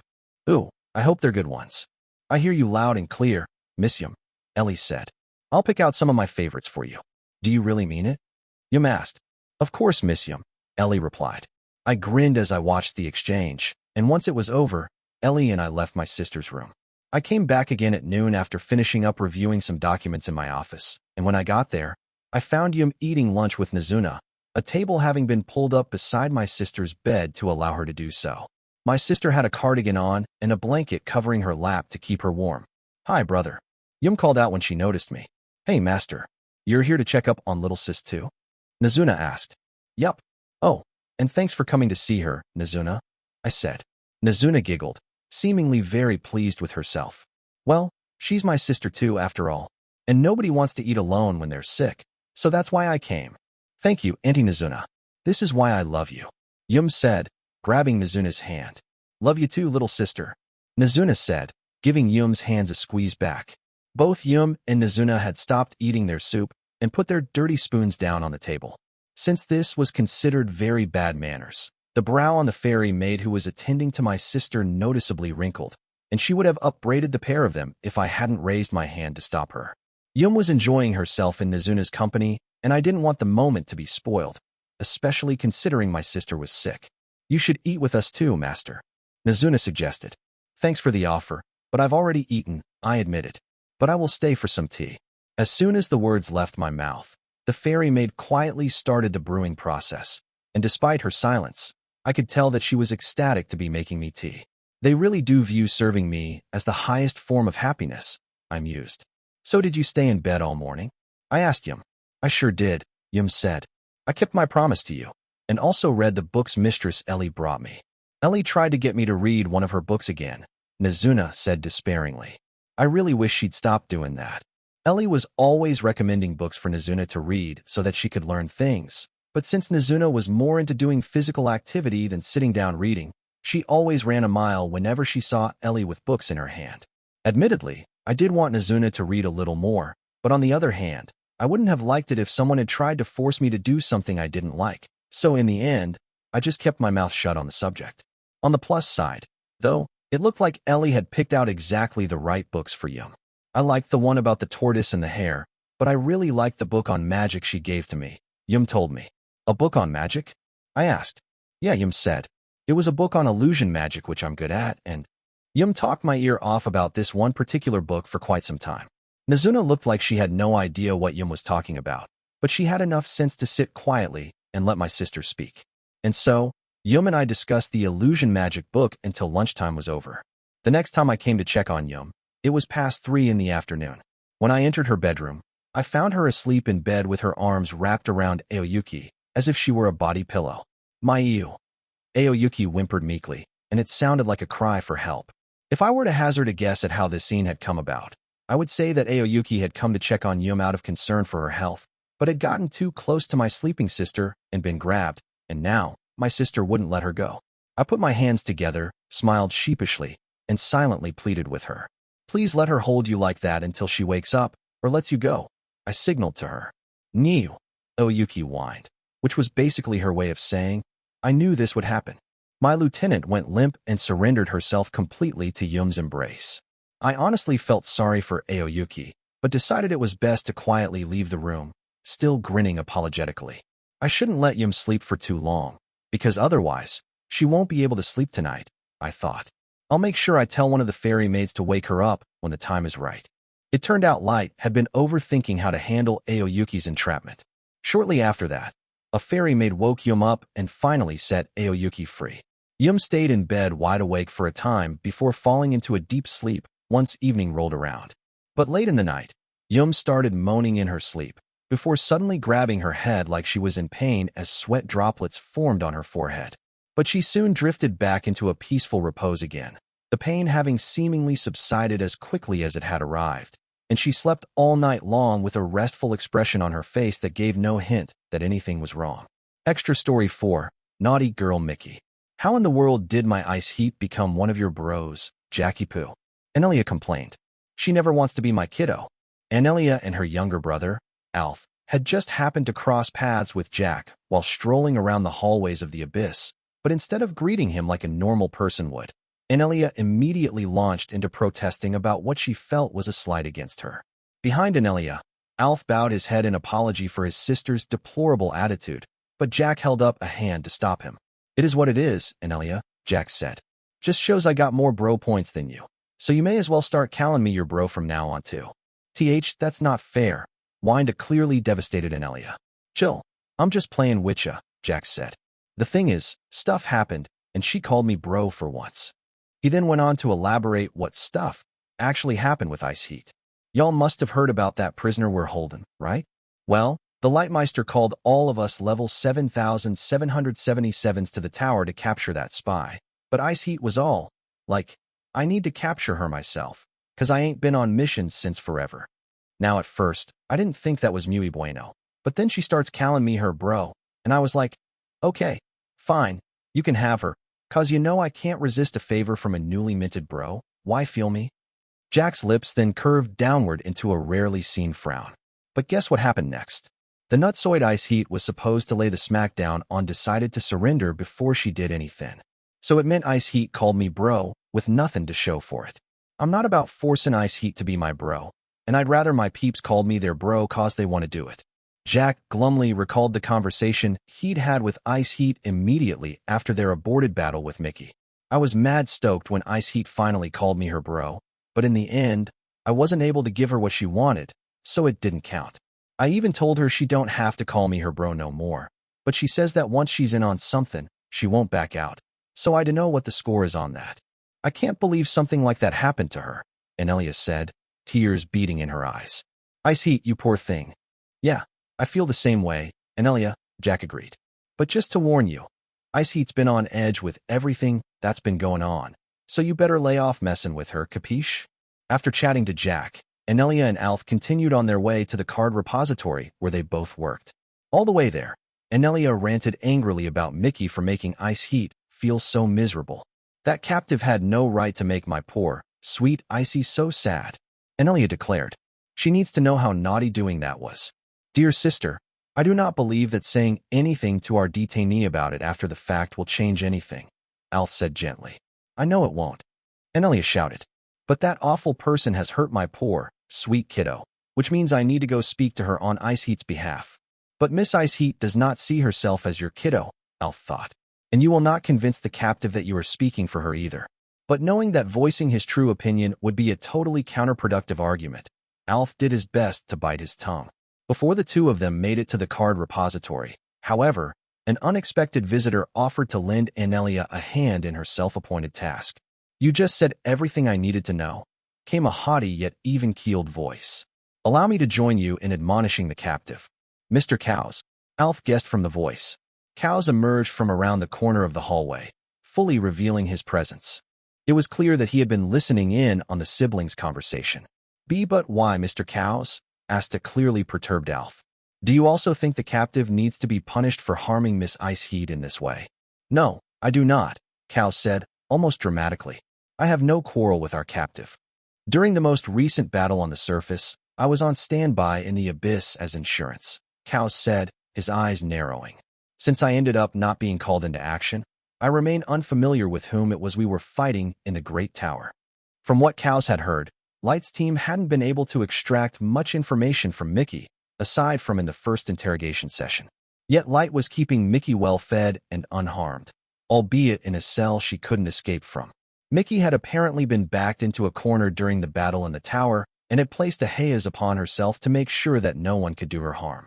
Putting all of these pieces together, Cows had determined that Mickey was an extremely crafty opponent, the likes of which he had never heard of before, and on top of that, he was told that simply speaking to Mickey was unsafe. This naturally served to whet his curiosity about who this formidable Mickey character was. It appears that while our captive cannot escape from her cell, she is not only as crazy as a fox, but also an extremely dangerous individual, Cows said. Given this description of her, I wanted to see her in person. However, I'm not confident that I alone will get the necessary permission to visit the detainee, which means I'll need you and N. Cows paused, then begrudgingly corrected himself. And Ms. Anelia to make petitions to see the captive at the same time that I make mine in order to raise the certainty that we will all get access to the prisoner. Anelia giggled. Ah, are you worried about the mean old prisoner hurting me? Is that why you decided to tag along, honey? You're so sweet to worry about me. Faced with Anelia's radiant smile, Cows simply averted his eyes huffily. He knew it was more trouble than it was worth to try to mount a rebuttal to this, and moreover, Anelia's interpretation of the situation wasn't entirely off the mark either, which left a bitter taste in his mouth. So it is safe to assume that you two will have no problem in making a petition along with mine? Cows asked, pointedly ignoring Anelia's remark. Of course we can do that, kiddo, Anelia said, a sunny smile on her face. It's a-okay with me. And I shall come along too, out of concern for my dear sister, Alf stated, his own smile more out of knowing resignation. Since Anelia and Alf were in charge of one of the busiest sections of the abyss, the pair and Cows had to arrange a good time and date for them all to meet Mickey. Once they had settled on an appropriate schedule, Cows departed to write up the request, while Anelia and Alf went off to work in the card repository. You, Anelia, and Alf want to see Mickey face to face.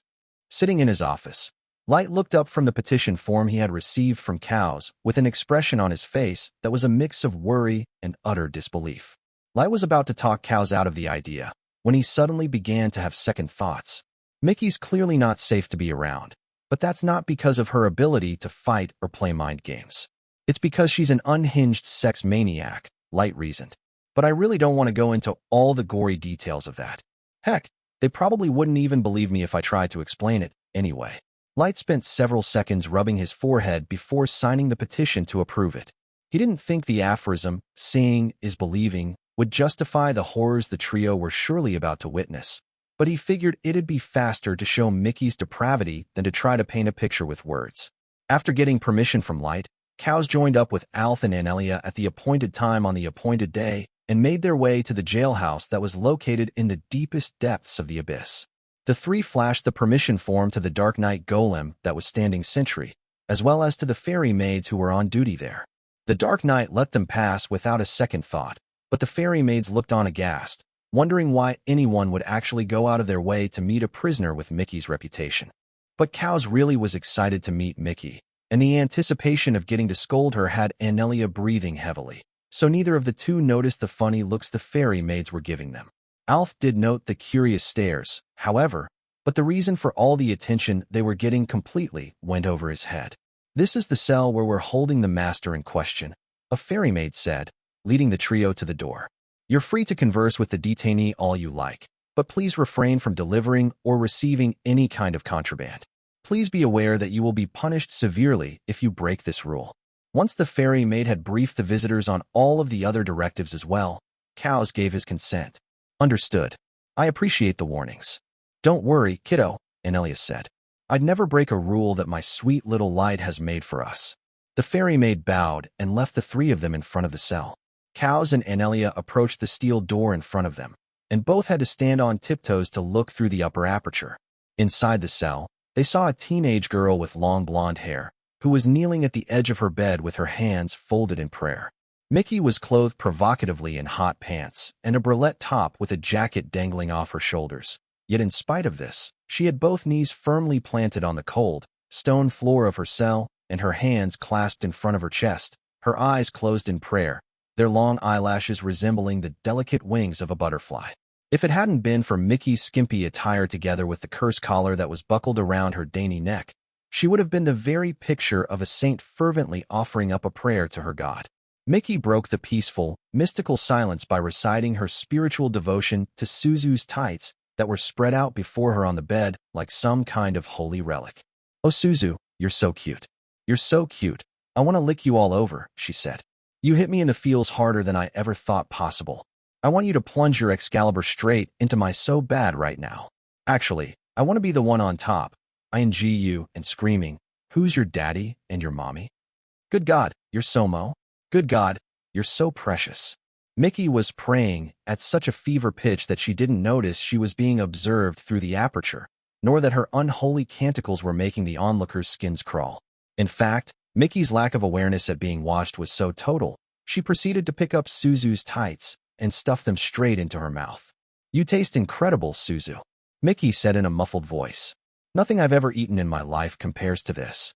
You give me eternal life, sweet Suzu." It was at this point that Mickey's eyes rolled back due to extreme arousal, and she flopped sideways onto the floor before convulsing violently like a fish that had washed up onto a pier.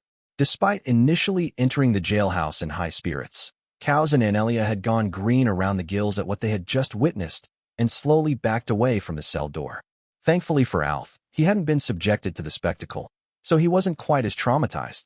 But since he had still heard every word that had passed Mickey's lips, he had gone pale imagining the abomination his sister and Cows had seen inside the cell. The three visitors made sure they didn't make a sound as they slunk away from the jailhouse, for fear that the foul creature in the detention cell would notice that it had guests. Once they were well out of earshot, Cows finally allowed the muscles in his face to twitch and shudder. "What did I just witness?" Cows asked himself. "That girl must never be my kiddo," stated a clearly shaken Anelia. "I cannot imagine how Miss Suzu must be feeling, knowing that she has caught the eye of that depraved creature," Alf said. From that short encounter alone, all three understood deep down to their very souls exactly why everyone considered Mickey to be so unsafe. Still in a state of shock, Anelia, Alf, and Cows retreated as far away from the jailhouse doors as they could. A few days later, Cows handed Light another document, though this one was a strongly worded statement calling for Mickey's immediate execution. It said that despite the master potentially having extensive intelligence value, she was too much of a problematic and traumatizing risk to keep around.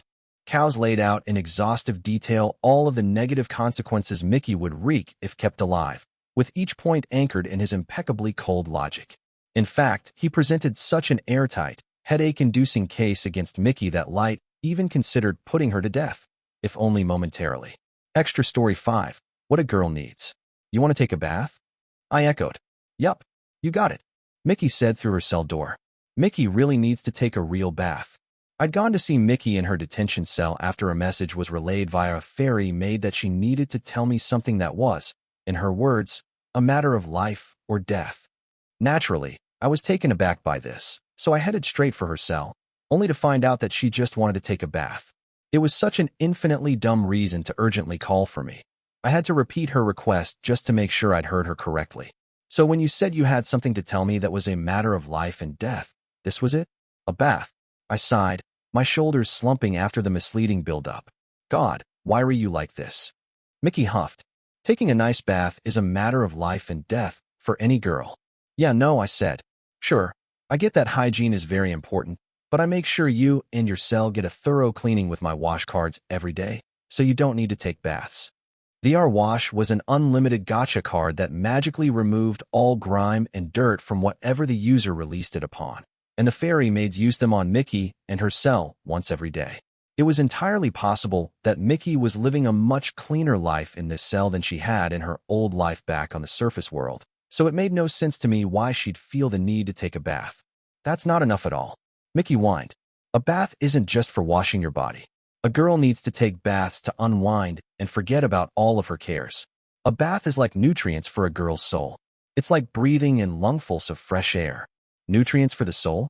I glanced across at May, who I'd brought along as my bodyguard just in case Mickey decided to try something. 3 years ago, when the Concord of the tribes had first trapped me in the abyss, I had taken a bath in a tub for the first time in my life with May. I had spent days grinding up to level 1000 by throwing rocks at monsters she had captured, and to mark the occasion, she had used her magistrings to fashion a bathtub for me.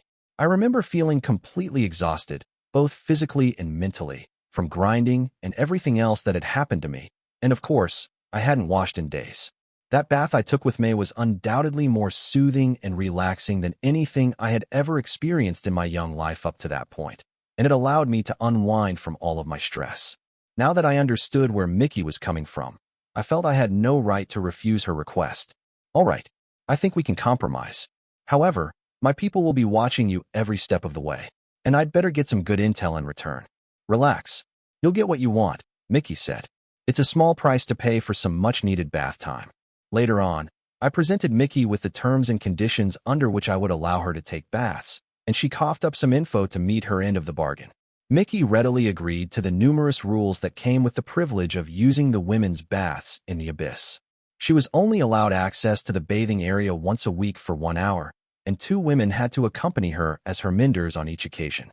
She wasn't allowed to bring anything to the baths besides a towel and a change of clothes, and she had to obey any and all orders from her attendants, or else find herself forcibly returned to her detention cell before the full hour was up. In the event of an emergency, she would need to end her bath prematurely and return to her cell, and so on and so forth. After reviewing the long list of conditions, Mickey signed the contract and used her newfound privileges that very night. Wow, you guys have a super huge bath hall. Bigger than I'd ever imagined. Mickey cooed, standing in the entrance to the women's baths and peering around the room with only a towel to preserve her modesty and the curse collar around her neck. There were all sorts of baths available, including milky baths, fruit baths, and baths with different varieties of flowers floating about in them, and the vast facility also had a sauna, as well as a shower room. These baths were used by nearly every woman in the abyss, but Mickey was brought here late at night so that the space could easily be declared off-limits to everyone else. Of course, there was the option of taking her to one of the many private bathrooms in the abyss, but those spaces were only designed to fit one person, meaning Mickey's menders would have found themselves tightly crammed in. Mara, one of Mickey's handlers on this particular evening, cackled at the teenager's reaction. We didn't come here to hear your thoughts about the place, Cupcake, so just hurry up and wash. The other minder, Ice Heat, simply looked on in angry silence. Light had assigned the 2 level 7777 warriors the job of keeping an eye on Mickey, because picking fairy maids to do it would have put them at risk of being taken hostage by Mickey, curse collar or not. Incidentally, Light had personally made sure that Suzu was kept out of the rotation of bath menders, since Mickey would surely sexually harass the musketeer, verbally or otherwise. Mickey turned to the 2 women with her. I know you're here to watch Mickey taking a bath, but wearing your outside clothes in here is bad manners, don't you think? And besides, I really wouldn't mind if a couple of hotties like yourself joined me in the tub. Mara laughed contemptuously. And why the hell should we take a bath with you, inmate? Also, just FYI, I don't even take baths. I always wash myself using cards, hun. I concur with Mara, Ice Heat said finally. I am under no obligation to ensure that a total degenerate like you has a pleasurable time in here. If I wish to take a bath, I myself will do so once you have finished. Mara and Ice Heat both shot Mickey down, but Ice Heat's response had been particularly venomous. When she defected to Light's side, Mickey had robbed Ice Heat of her opportunity to fight the female master one-on-one and prove her worth to Light. As a result, Ice Heat now viewed Mickey as something akin to a mortal enemy, and these sentiments bled into her every word. Ugh, that blows, Mickey said impudently. That means I won't get to see you 2 naked. But wait, Tevs. I'm already turned on just knowing there are 2 gorgeous chicks watching me bathe. You always find some upside, don't you? Mara said, her customary giggle baffled and strained this time. Ice Heat had no words. her expression contorting into one of unmitigated disgust. Mickey ignored her two minders and flounced off to the washing area, officially beginning her bath time.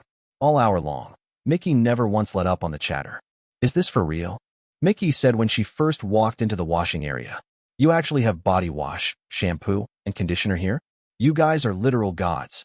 Hey, are you guys going to scrub my back?" Mickey said as she scrubbed herself. "Or I guess you don't run that type of bathhouse, do you?" "I've never been in a rose bath before," Mickey said after stepping into the relevant tub. "I can't believe how good it smells. I only wish my sweet Suzu was here, so Mickey could die and go to heaven. I still can't believe there's a sauna here." Mickey squealed with delight as she basked in the heat of the sauna room. "Your baths are just too amazing. I seriously need to find a way to get myself adopted here." Keeping her eyes firmly fixed on Mickey, Mara let out a dry, gravelly laugh. "Okay, you're enjoying this way too much now. We are never going to adopt you," Ice Heat said adamantly. "You're our prisoner, remember?" Mickey brushed off Mara's and Ice Heat's cutting comments and continued to frolic in the bath hall until her full hour was up. Once time had run out, Ice Heat and Mara wasted no time in shepherding Mickey off to the changing room with her clothes in hand, before escorting her back to her cell, which she re-entered in a buoyant mood. A few days later, Light received another request from Mickey, though this time it was written on paper. Since little girls are made of sugar and spice and everything nice, Mickey would like oodles of candies and treats with every meal, the note read. "Be sure to load my trays up with lots of yummy goodies." Since this request was clearly completely frivolous, Light considered it for the amount of time it took to raise one eyebrow before summarily rejecting it. Extra Story 6. Suzu's Trauma and Joy. Suzu was sitting on her bed in her private chambers, shivering and trembling as she hugged a stuffed doll, Maid in Light's likeness tightly to her chest. Suzu's talking musket and trusted sidekick, Locke, watched the pitiable scene from a nearby rifle stand. "It's a real shame what you're going through, partner," Locke sympathized. "I'm glad I wasn't the one that sicko fell in love with." The sicko in question was Mickey, a master affiliated with the Demonkin Nation. Light and his team had managed to trap Mickey on the second floor of the Great Tower, but Daigo's unexpected raid on the area had required Light and Nizuna to exit the tower, and they were replaced in the room by Suzu, Mara, and Jack, who had been called there to provide backup for Ice Heat. Faced with these three new opponents, Mickey ran her appraisal ability on them to gauge their abilities, before her eyes happened to land on a single line in Suzu's stats that revealed she was intersex. This bit of info, along with Suzu's overall breathtaking appearance, checked all the right boxes for Mickey when it came to what she was looking for in a partner, so she immediately defected to Light's side and started badgering the gunner to marry her using the most shockingly profane terms. With Mickey's harassment still fresh in her mind, Suzu glared angrily at Locke for her weapon's failed attempt at trying to comfort her. "What do you mean I'm supposed to show more empathy?"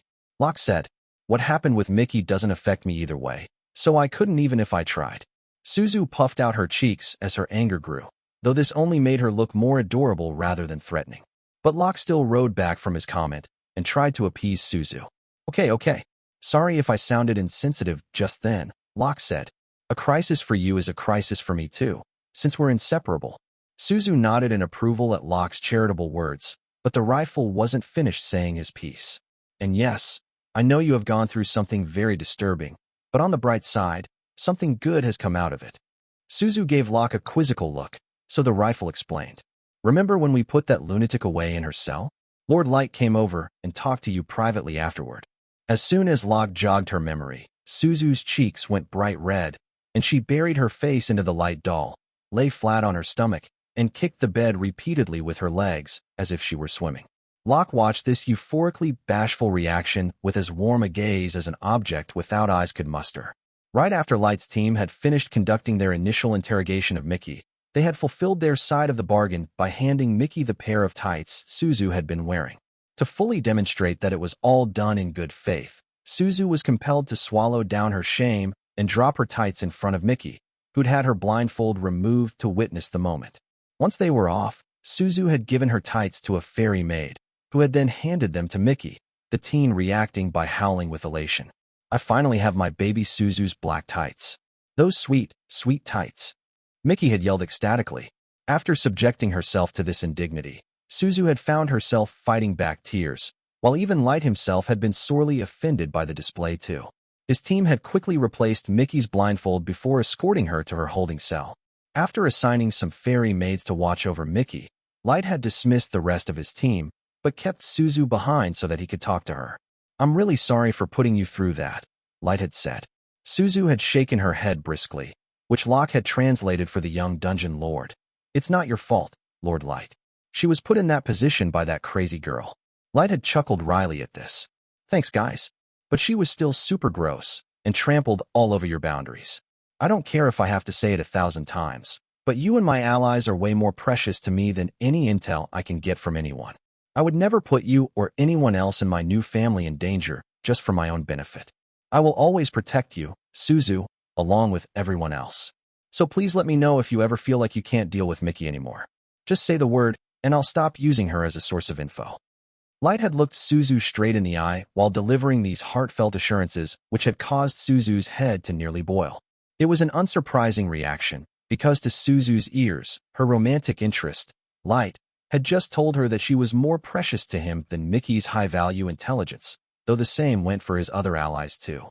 In that moment, Suzu had wanted to pat herself on the back for not slumping to the ground and rolling around in an emotional frenzy then and there. Back in Suzu's bedroom, Locke decided to air his view on it. "Man, that one really hit home. In my eyes, Lord Light's always been a heroic leader, but in that moment, he really lived up to the part." Recalling her master's words, Suzu murmured something unintelligible into the light doll that was smooshed up against her face, her ears bright red as she slammed her fist down over and over again on the blanket. Suzu's crush had told her he would protect her, and she had felt like the luckiest girl in the world hearing that. After a while, she lifted her head from the bed, her breath labored and her hair a tousled mop. While Suzu fixed her hair, Locke took the opportunity to add to his previous thoughts, now that his partner had regained her composure. "So anyway, sure, it really stinks that you caught the eye of that freaky girl, but at least Lord Light's totally on your side," Locke said. "You might not like having to deal with Mickey, but if I were in your shoes, I'd be doing everything I could to reciprocate Lord Light's devotion to you. In fact, I wouldn't give that stupid girl a second thought, now that I know Lord Light is my champion." Suzu nodded gently as she once again remembered Light's promise to her. She was prepared to do anything for her leader and secret crush. "But yeah," Locke said, "that girl's not just disgusting. She scares the living daylights out of me. And I'm an intelligent weapon. How the heck did we end up with that character here, of all people?" Suzu nodded her head vigorously to express her wholehearted agreement at this sentiment, because however much she was willing to engage with Mickey for Light's sake, the newly captured inmate still frightened her to the core. Bonus short story, The Lilith Problem. A group of 4 fairy maids were making their way to the Abyss's card repository to replenish supplies, the whole journey marked by complaints from the maid whose exaggerated cuteness overwhelmed whatever personality she had, as she grumbled away to her 3 colleagues. "I don't care if she's the royal princess of the human kingdom. She has no right to push Master Light around like that," she moaned. "The nerve of that girl, thinking she can do whatever she wants, just because she rescued Miss Yum and gave her employment." Light glinted off the glasses of the next fairy maid to speak, giving her elegantly bookish features an air of pretentiousness. "I heard what the princess asked of Master Light, but since our master sees no problem with her requests, it's not our place to find fault with her doing so." The fairy maids were discussing how Princess Lilith had asked Light for multiple favors in preparation for the momentous summit that was to be held shortly at the Principality of the Nine. Aoyuki and Ellie felt Lilith was taking advantage of the fact that she had saved Light's sister, Yum, from certain death, and the two had aired their disapproval of the favors that had been requested to Light himself. But he had replied that helping Lilith would be no big deal, causing the pair to leave it there and bite their tongues. In front of Light, at least. Elsewhere, they continued to voice the issues they had with Lilith's attitude, and their observations eventually reached the ears of the fairy maids. However, this particular quartet was sharply divided in how they viewed the situation. "I think the princess is, being way out of pocket, if anything," said the fairy maid who looked and acted like a Japanese kogel. "I mean, does she seriously need to take it that far just 'cause Master Light's so generous and junk? If I were her, I'd count myself lucky that Miss May, Miss Aoyuki, and Miss Ellie didn't murder me on the spot, you know?" I hear what you're saying, BB, but you need to dial it down a notch," interjected the 4th fairy maid who looked like a cute geek. "And Master Light said he had no problem with Princess Lilith. so I'm going to agree with him. And so, there was an even split of opinions on the matter. 2 for, 2 against. And this schism was creating tension between the fairy maids. And it wasn't just them. The lack of consensus over the so-called Lilith problem was apparent among the rest of the fairy maids too. The quartet finally arrived at the card repository, where they handed over their requisition forms and collected the gacha cards they needed. Since they had shown up at a very quiet time with no lines in sight, the fairy maids decided they would ask Anelia, the head administrator of the repository, for her thoughts on the Lilith issue. "I'll support whatever my darling Light wants," she replied with a smile and no hint of displeasure at being asked the question. "In fact, it's my duty to make sure my sweet little angel feels validated. And if anything does ever go wrong, I'll be there to fix the boo-boo. After all, it's my job to look after all of my little kiddos." Anelia had some sisterly love spare for the princess too. Plus, from what I've heard, I don't think Lilith meant anything by asking those favors. She's just a hard-working sweetie pie who's a teensy bit clueless about what's going on. But she's still a kid who has some growing up to do, so it's not her fault. Despite not being related, Anelia treated Light as if he were her kid brother, even though he was meant to be her superior. To date, nobody in the Abyss had even tried to correct this potentially disrespectful behavior, since Light had given his express permission for Anelia to treat him like a younger sibling. And because of this, the fairy maids decided to diplomatically let all the kiddo talk slide. Alf, the other repository administrator and Anelia's younger brother by blood, wasn't as diplomatic as his sister, however. "I will grant that Princess Lilith is an ambitious young woman who is somewhat lacking in worldly experience. But that is no excuse for her to act so rudely to our creator," he sniffed. "I would have preferred it if either Miss May, Miss Ayuki, or Miss Ellie had issued the princess with a stern warning upon hearing her unreasonable requests. Do you not agree, my Mohawk friend?" The Mohawk who was picking up gacha cards at Alpha's booth demurred gently. "I dunno, man. If Lord Light says he's cool with the princess and all, I don't see why we have to go making some huge thing about it, you dig?" "But sir," Alf exclaimed, utter disbelief writ large across his face.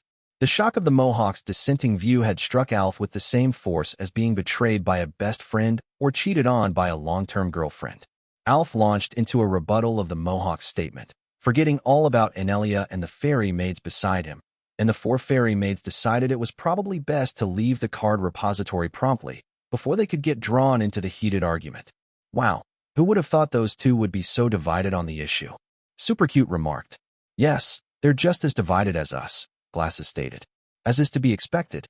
Hey, isn't that Miss Ice Heat down the hallway?" Geeky said, pointing at one of the figures in front of them. "And it seems like she's arguing about Princess Lilith with the other higher-ups." Ice Heat was indeed leading a discussion on the Lilith issue with the 3 other level 77-77 warriors, and the deputy head maid appeared to be firmly in the against camp. "I'll admit, I admire how hard she is striving to secure a better world for humans up on the surface, but I myself cannot look past how she never misses an opportunity to ask Master Light for a new favor," Ice Heat remarked, her brows fully furrowed. "Honestly, that kind of conduct goes beyond rank disrespect."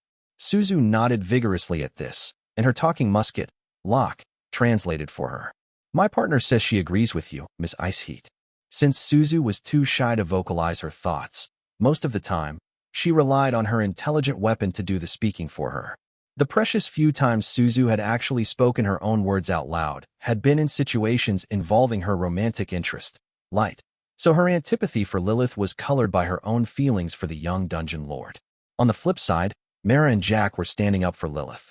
Mara cackled in her customary way before adding her own point of view. "I don't care what the princess does, just so long as Master's fine with it. And if we're being frank about it, I think the bigger problem here is the way you two are making her out to be some kind of villain behind Master's back." "Spot on, my bro," Jack said to Mara. "You gotta remember that Lilith went out of her way to save my little browski, Yum, and even took her on as a maid, of all things. She's definitely earned herself a whole lot of bro points as far as I'm concerned, and all the favors she's a skin for don't come close to settling the score neither. Sides, the Lightmeister's all gravy with hooking her up. Or are you saying Yum's life ain't worth the dues we owe Lilith?"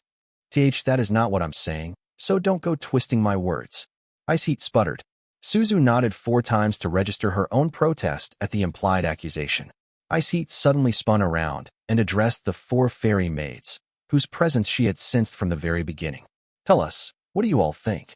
Ugh, she's seriously putting us on the spot like this? Kogel groaned. Ice Heat was in sudden need of some allies, and she figured the fairy maids would back her up since she was their supervisor. But as was already established, the foursome were split on the subject. The fairy maids gave their honest opinions to the level 7,777s, and the debate ended in deadlock, with 4 siding with Lilith and 4 against. The role of tiebreaker naturally fell to Locke, who was clearly uncomfortable with being the center of attention. I hope you're not asking me to declare a winner, Locke protested. You have to remember that no matter who wins this argument, it won't change Lord Light's mind about Princess Lilith. Of course we're aware of that. We simply want to know your opinion on it. Ice Heat pressed. And since you are Suzu's weapon, you must agree with her, yes? Suzu nodded beseechingly at Locke, causing Mara to cackle at her 2 associates. Hey, Ice Heat, don't try to pressure Locke to take your side, Mara objected. That's cheating, you know. Chill, Locke. It's all good, Jack said. You may be a magic weapon, but you'll always be my bro, so you just go ahead and say what you want. If anyone decides they got a problem with what you think, I'll smack him back in a line for you.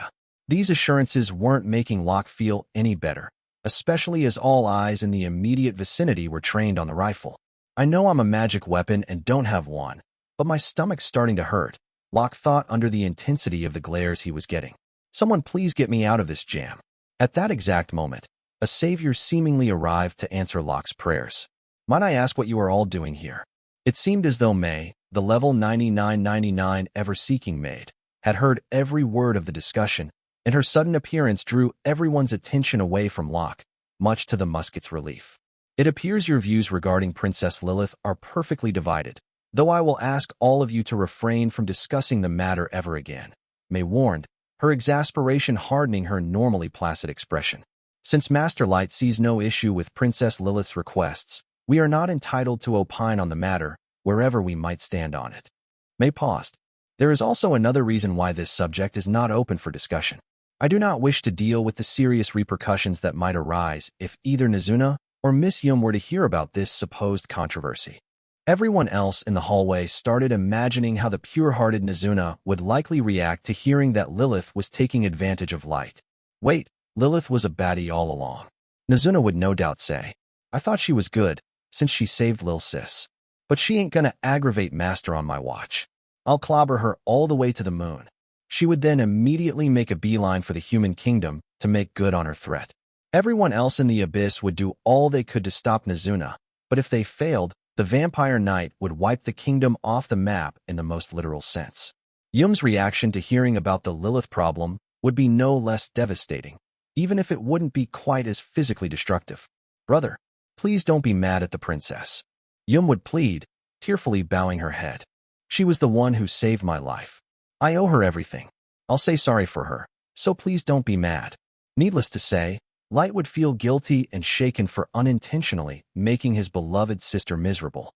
A wave of remorse washed over the 8 people in the hallway as they thought about what would happen if Nizuna or Yum were to overhear what they were saying. So you must all watch what you say, particularly around those 2, May said, continuing her admonishment of the group. From this point forward, you are not to breathe a word on this matter. If you hear anyone else discussing it, I must likewise ask you to warn that person immediately. Yes, understood, Miss May, Ice Heat said hesitantly. I will inform each and every fairy maid of this new directive. Please do that, Ice Heat, May replied. Now, if you will excuse me, I have work I must attend to.